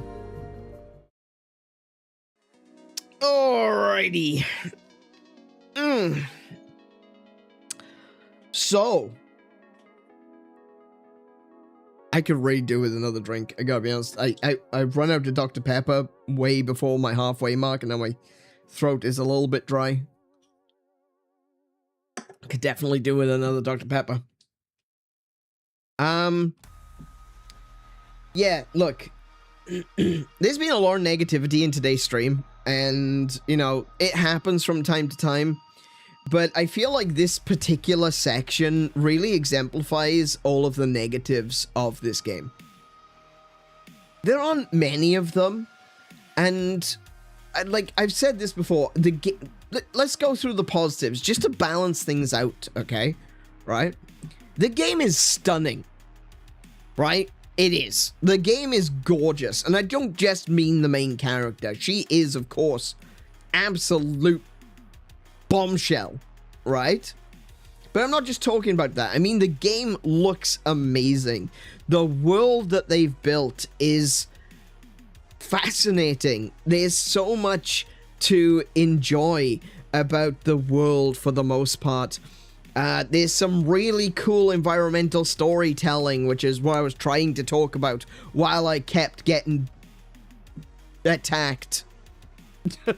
I was going to say something else there, but no, we'll play the good guy. We're going to be the good little boy today, right? We're not going to say the things that I was thinking. There's there's a lot to be enjoyed about combat. The combat is good, especially when you're in combat with a boss. Boss fights are an absolute dream. They are amazing. It feels like they've spent a lot of time focusing in on making the combat mechanics as precise and polished as they possibly can in the boss fights. Specifically, the boss fights. Combat with the, the average enemies, I actually find that to be a lot more difficult than combat with the bosses. Combat with the bosses is a different kind of difficulty. It's about maintaining awareness at all times. Being able to see when the boss is going to attack you. Testing your skills. Testing your memory and your muscle memory for being able to do special attacks and things like that at the right time. Picking the right moment to do the right thing. I feel like combat out in the world, however, is not as polished. There's a lot more possibilities to be accounted for when you're out in the world. There is. It's always going to be the same in a game like this. In a game that's like a side-scrolling 2D shoot 'em up, like Mega Man, for example, you can choose enemy placement. In a game like this, while you still choose enemy placement, there's always going to be some random thing that has the potential of occurring. Two different enemy interactions that, while I wouldn't say that the developers didn't expect it, wasn't necessarily intentional.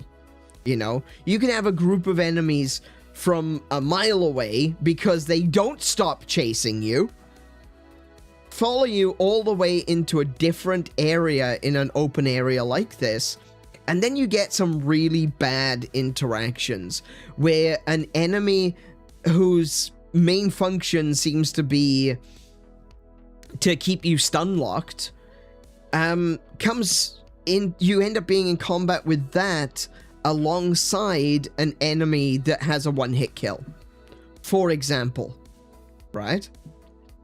And that, I find that to be so annoying and frustrating, especially when for some reason, they decided in this particular area, I hope it's not the same when we get past the desert, but there's just so much waiting.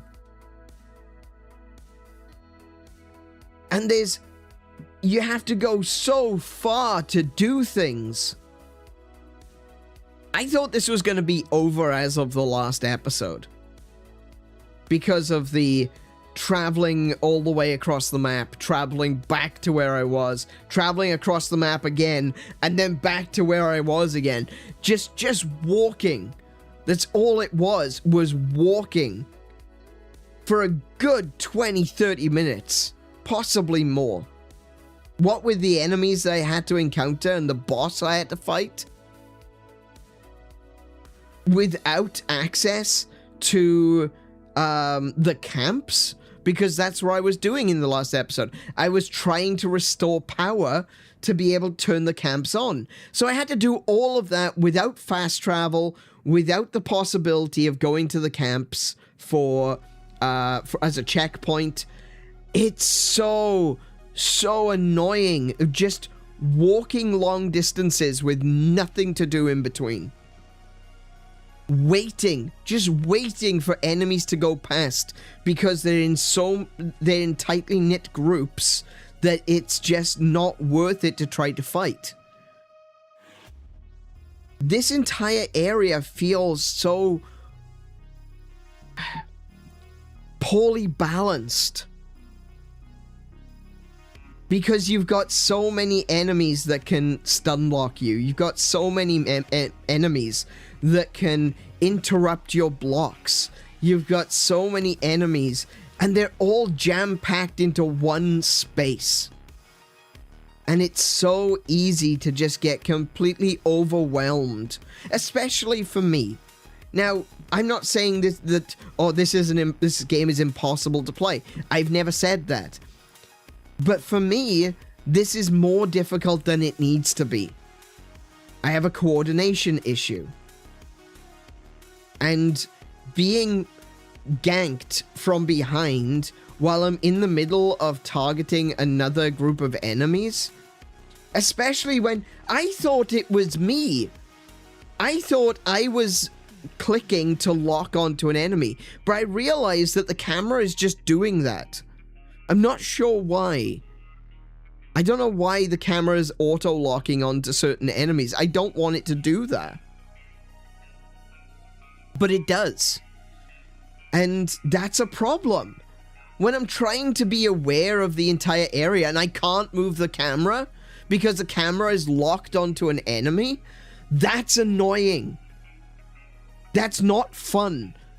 That's just frustrating. It takes control away from you. And like I said, in a game that demands perfection, a game that demands that you stay aware of your surroundings, that you dodge, that you block with pinpoint millisecond accuracy. But then the game itself doesn't afford you that same accuracy. Like, the enemy can swing and completely miss you with the animation, but you still take damage. The enemy has a laser pointer to show you where that enemy is targeting.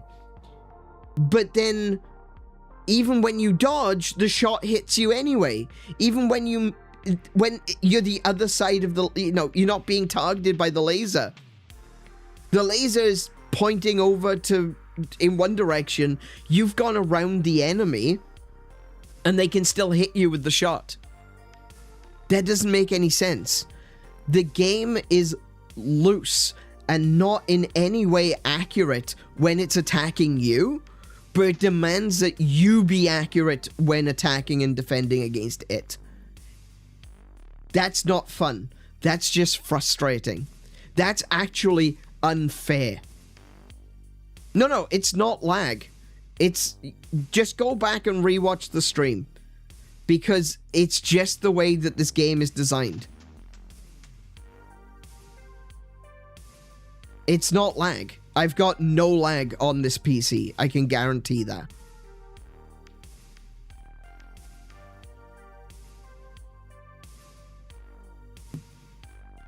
But you can go back and you can see it for yourselves. The number of times that an enemy is facing a different direction and hits me anyway is frankly unacceptable. That's not fun. That's not enjoyable. It feels unfair. It feels unfinished. Unpolished. And when there are certain elements that then add a level of randomness, like you're trying to dodge something because you can see that you're being targeted, you dodge to the left, and then the weapon just so happens to fire to the left of the target. That's not fun. You literally dodge into an attack because you're dodging where the enemy is aiming. It feels buggy. Yeah, it absolutely does. And that's disappointing. For everything that I have enjoyed about this game so far, the visuals, the world building, the philosophical and theological discussions that we can have because of this game, the character design, everything about that's phenomenal. The music is wonderful. There's some really hype tunes in this game, and there's some really slow, comforting, like the music that I'm listening to right now, because I'm sitting at one of the outposts. The music is great, and I like that they've gone with the sort of Nier Automata / Bayonetta style of having like actual vocal music in the game, not just tunes, you know? Actual songs that feel like they belong in this world. They feel like they belong in the moments that you're interacting with them. The puzzles have been fun. There's so much that is good and fun and enjoyable about this game, but then there are some things, there are a few things which I find quite objectionable, and they are all in this area. They are all in this area.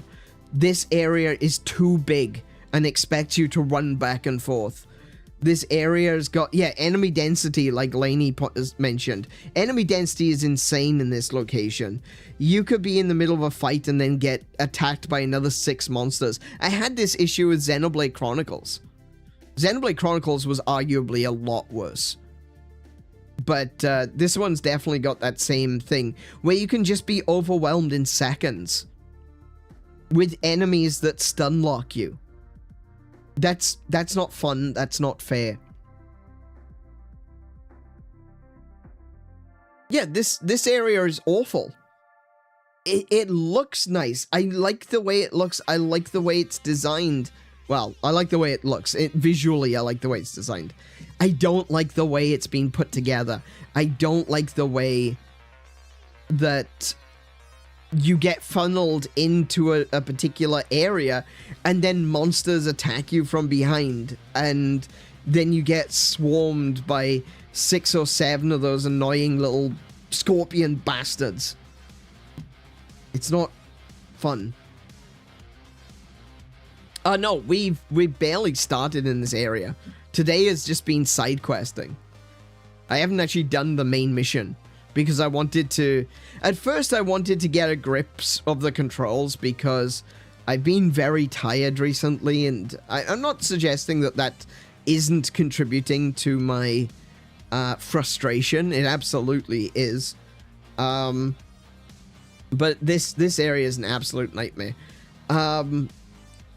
We still need to do the actual main quest, which is to go to 𝗦𝘄𝗶𝘁𝗰𝗵? I've already unplugged my controller, so I can't check. Hang on. Stand. Let's have a look at my menu. Come on. 𝗦𝘄𝗶𝘁𝗰. Yeah, we need to go to a place called 𝗦𝘄𝗶𝘁𝗰. Now that I've done all of that side questing, now that I've gotten a bunch of cans, because I was totally oh my goodness, there's still a side quest that I missed. Good lord. Yeah, there was another side quest that I meant to do, and I didn't do it. Bugger. Oh well. But yeah, no, we will be going to 𝗦𝘄𝗶𝘁𝗰. We'll be doing that in the next episode, I guess. I mean,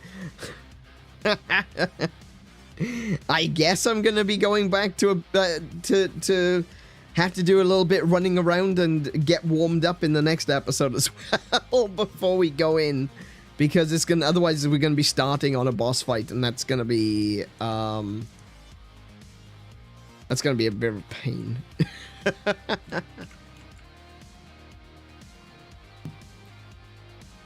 Do the side quests. We'll get there. Why are you pushing me into doing this? I'll do it when I'm ready.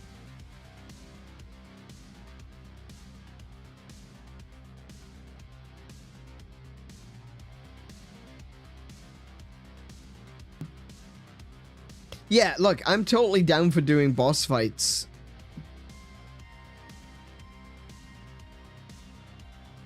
It's just, you know, needing to be warmed up before going in. And that was kind of the plan for today. I just wanted to get warmed up and then go and do Abyss Lavoir. But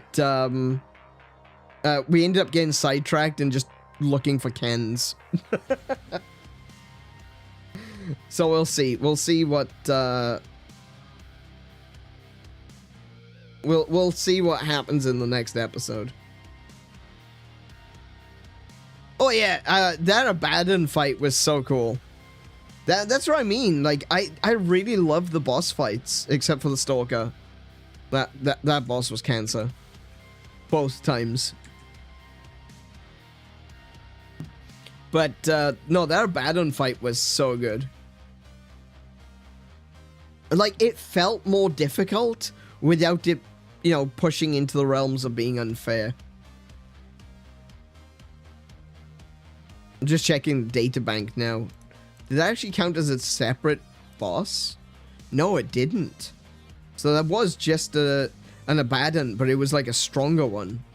Really cool. It was a really good fight. I liked that one.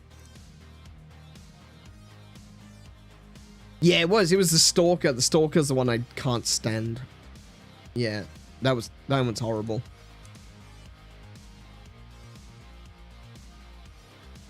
Juggernaut was easy. Juggernaut was really easy. It was so slow. Once I got into the rhythm of fighting it, it was so slow.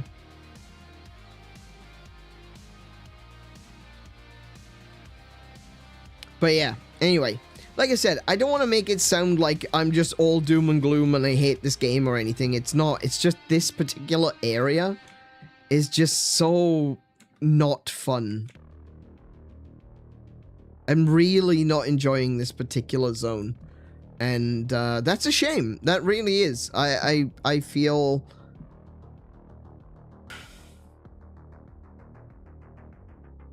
I want to enjoy it.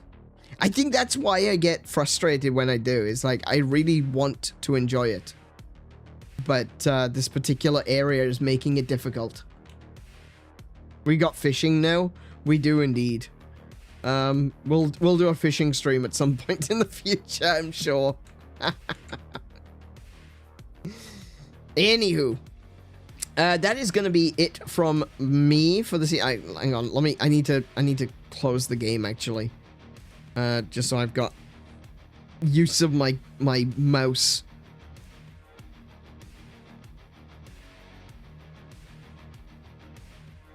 I haven't got use of my mouse at the moment. Yeah, that is one of the things. It's not related to the actual, you know, playing the game or anything. That's not a big deal. But I've got in my settings that the game shouldn't capture the mouse, but it does anyway. I don't know why that is. I've tried unsetting it and resetting it, and that doesn't seem to change it. So long as the game is on, my mouse is stuck inside the game. I actually have to go into a menu, and then I've got access to the mouse. It's kind of frustrating. Oh, we're not going yet, Melissa. We're having a little bit of a chat, that's all. Please don't rush off. We're having a bit of a chat. Got some stuff. It's the 25th of June. It's nearly the end of June. So I want to do a quick last minute reminder. Hang on a second. Where am I at? I don't even know anymore. I don't know where I'm at. Where are you at? Where's your head at? Where's my head at? I don't know. I didn't mean to do that. Okay. Anyway, yeah. So, just a reminder to everyone because I have been nominated by SamChat to be one of 5 nominations for YouTuber of the Month. The YouTuber of the Month, for anyone who doesn't know, is a small... it's a program for small... Not program, that's the wrong word. It's a project for enhancing, you know, the visibility of smaller creators. And I have been nominated as one of the 5 for the month of July. I keep making a mistake and saying month of June. It is not June. It is currently June. I would be, if I win, I would be YouTuber of the Month for July. But this is a project to try to, like I said, elevate smaller YouTubers. And it means a lot to me. Not in the sense of, I'm not worried so much about winning. I'm more interested in seeing it as an opportunity to bring more people to this channel, to grow the community here. And if you would vote for me to be your Prime Minister of YouTube. I would greatly appreciate that. There's a link in the chat right now. I know if you're watching this later on, you might not be able to see it, but there will be a link in the description as well. So if you could head on over there.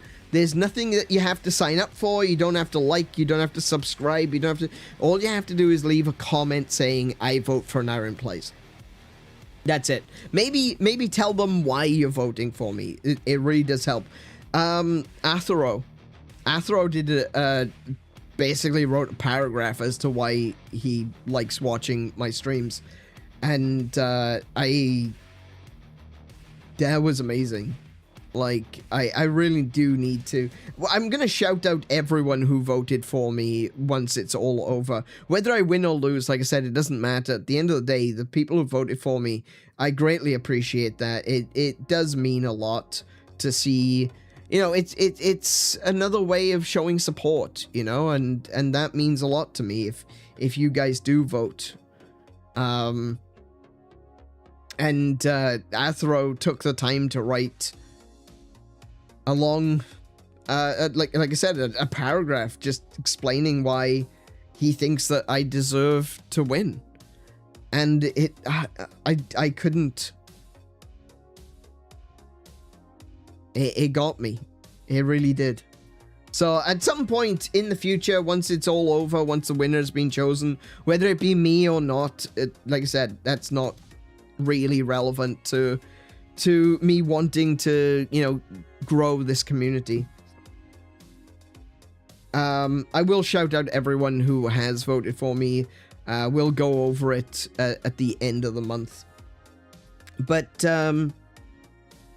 one of the other things as well is, if I do win, I also get the opportunity then to nominate another 5 people who are going to be the nominations for next month. Honestly, I have no idea who I would choose. But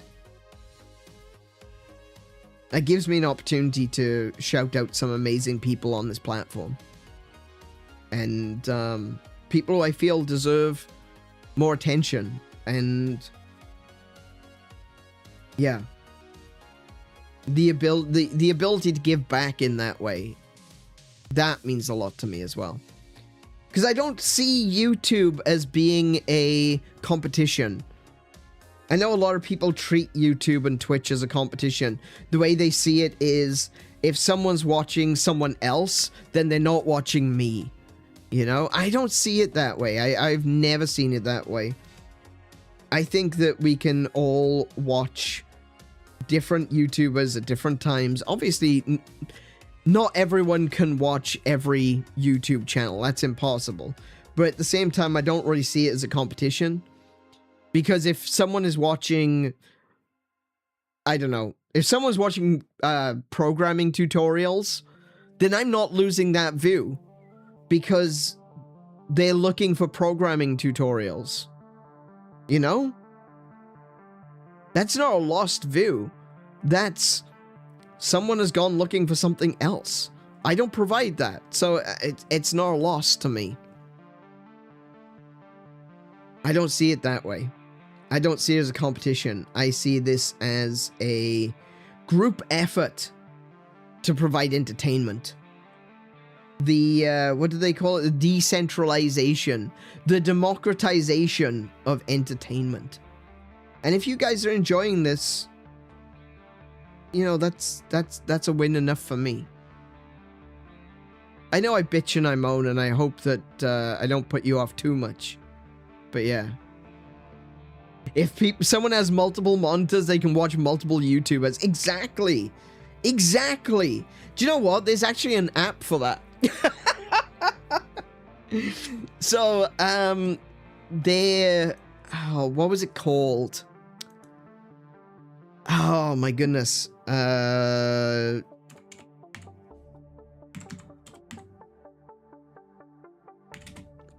There's actually an app for that.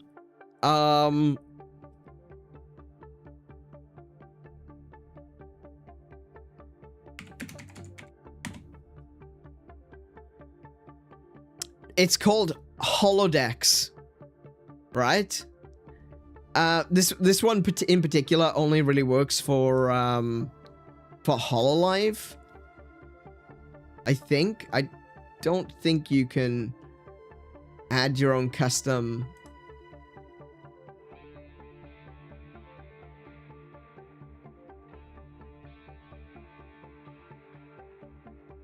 Maybe you can. Anyway, it's called Holodex, right? Holodex.net, and it's got a multi-view app. It's a multi-view application that allows you to. Oh yeah, you can set up your own URLs as well. It allows you to watch multiple streamers all at the same time. It's really useful. I have used it in the past. I say it's an app. It's a website. Holodex.net. By default, it is like I said, it's for HoloLive, for Niji Sanji, and for some bigger independent VTubers. But you have the option to create your own window with whatever URL you want. So you could stick anyone on there if you wanted to watch someone from HoloLive, Markiplier, me, you know, Mark Rober or something like that. You know, whoever you're watching at the time, you could just stick them all in and just create basically a full screen palette of everyone you want to watch at the same time. I say Mark Rober, he doesn't really stream, neither does Markiplier. These were terrible examples. So if you want to watch someone from HoloLive, someone from Niji Sanji, I'm not sure why you would do that, but if you want to watch me, ooh, was that shade? Yes, it was. If you want to watch me and you want to watch a bunch of other streamers on YouTube all at the same time, Holodex, it works. It's actually kind of useful. I find it useful if you're watching something like a group project from HoloLive where there's like a group of 4 or so HoloLive members. They're all playing one game together. You could pull all of them up on Holodex and watch everyone's perspective at the same time. Really good. Really useful. Hashtag not sponsored, but, you know, still. Go check out Holodex. Really useful. Once you figure out how to use it, very, very useful. Yeah. So anyway, like I said, at the end of the day, I just want to be able to create an entertaining environment. I know sometimes frustration gets the best of me. I'm not perfect, and I'm not sleeping. That is that's been really bad recently, is I'm just not sleeping. But I'm trying to figure that out. I'm trying to do my best. And ultimately, just in general, I hope you enjoy these streams. And tell your friends. Like, comment, subscribe, all that jazz. In fact, yeah.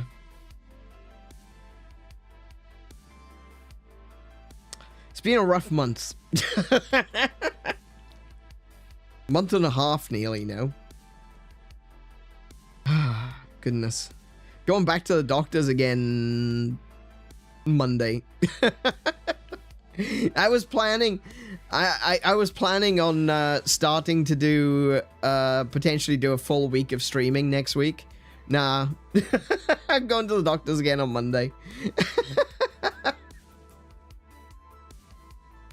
So yeah, you know, it is what it is. You've got 5 days off. Oh man, bad timing. Like, comment, and survive. That's a good one. Yeah, that is a good one. Lainey got it right there. But, yes.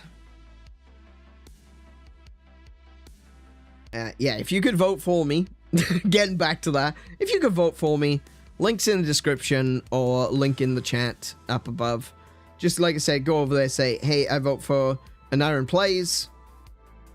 That's all you have to say. But if you want to actually give them a reason, that might help. Might help people coming over to the stream and hopefully finding us. Hopefully, like I said, growing this community, having more people to chat with. And that'll be great, because that's the goal, you know? The goal isn't to get famous and get rich and all of that. It's to bring people together. That's where I want this channel, my platform, my soapbox to be. Bringing people together. And hopefully we can. Hopefully we all can. So, with that said, if you've enjoyed tonight's stream, please do leave a thumbs up to let YouTube know that you liked it. And if you're new here and you haven't already, hit the subscribe button and ring the bell to be notified of when I'm going live next. If you really want to support me and this channel and everything that I'm trying to do here, the best way to do that currently is through memberships. Memberships are open, and I would greatly appreciate it if you could. That's not me asking you to do it. It's just letting you know that it is there if you are looking for a way to support me in this channel. If you want to follow me on something that isn't YouTube, can't find the bell. The bell's been moved. It's just the subscribe button now. You gotta hit the subscribe button and choose the bell setting. I mean, that's kind of what it should have been from the first place, but you know, that's how it is now. Probably the best way to, because the bell's got a bunch of different options. Set it to, I think it's all. There's a new one that they've added, which is like a smart. Let me just go to someone's channel and see what it says.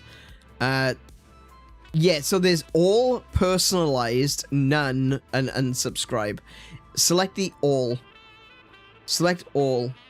Because if you select personalized, it'll only notify you of games that YouTube thinks that you're interested in. Or not even games, just streams that YouTube thinks that you'd be interested in. So I'd recommend to select all. Some people have said go with personalized, but you know, YouTube keeps changing things. I don't like it.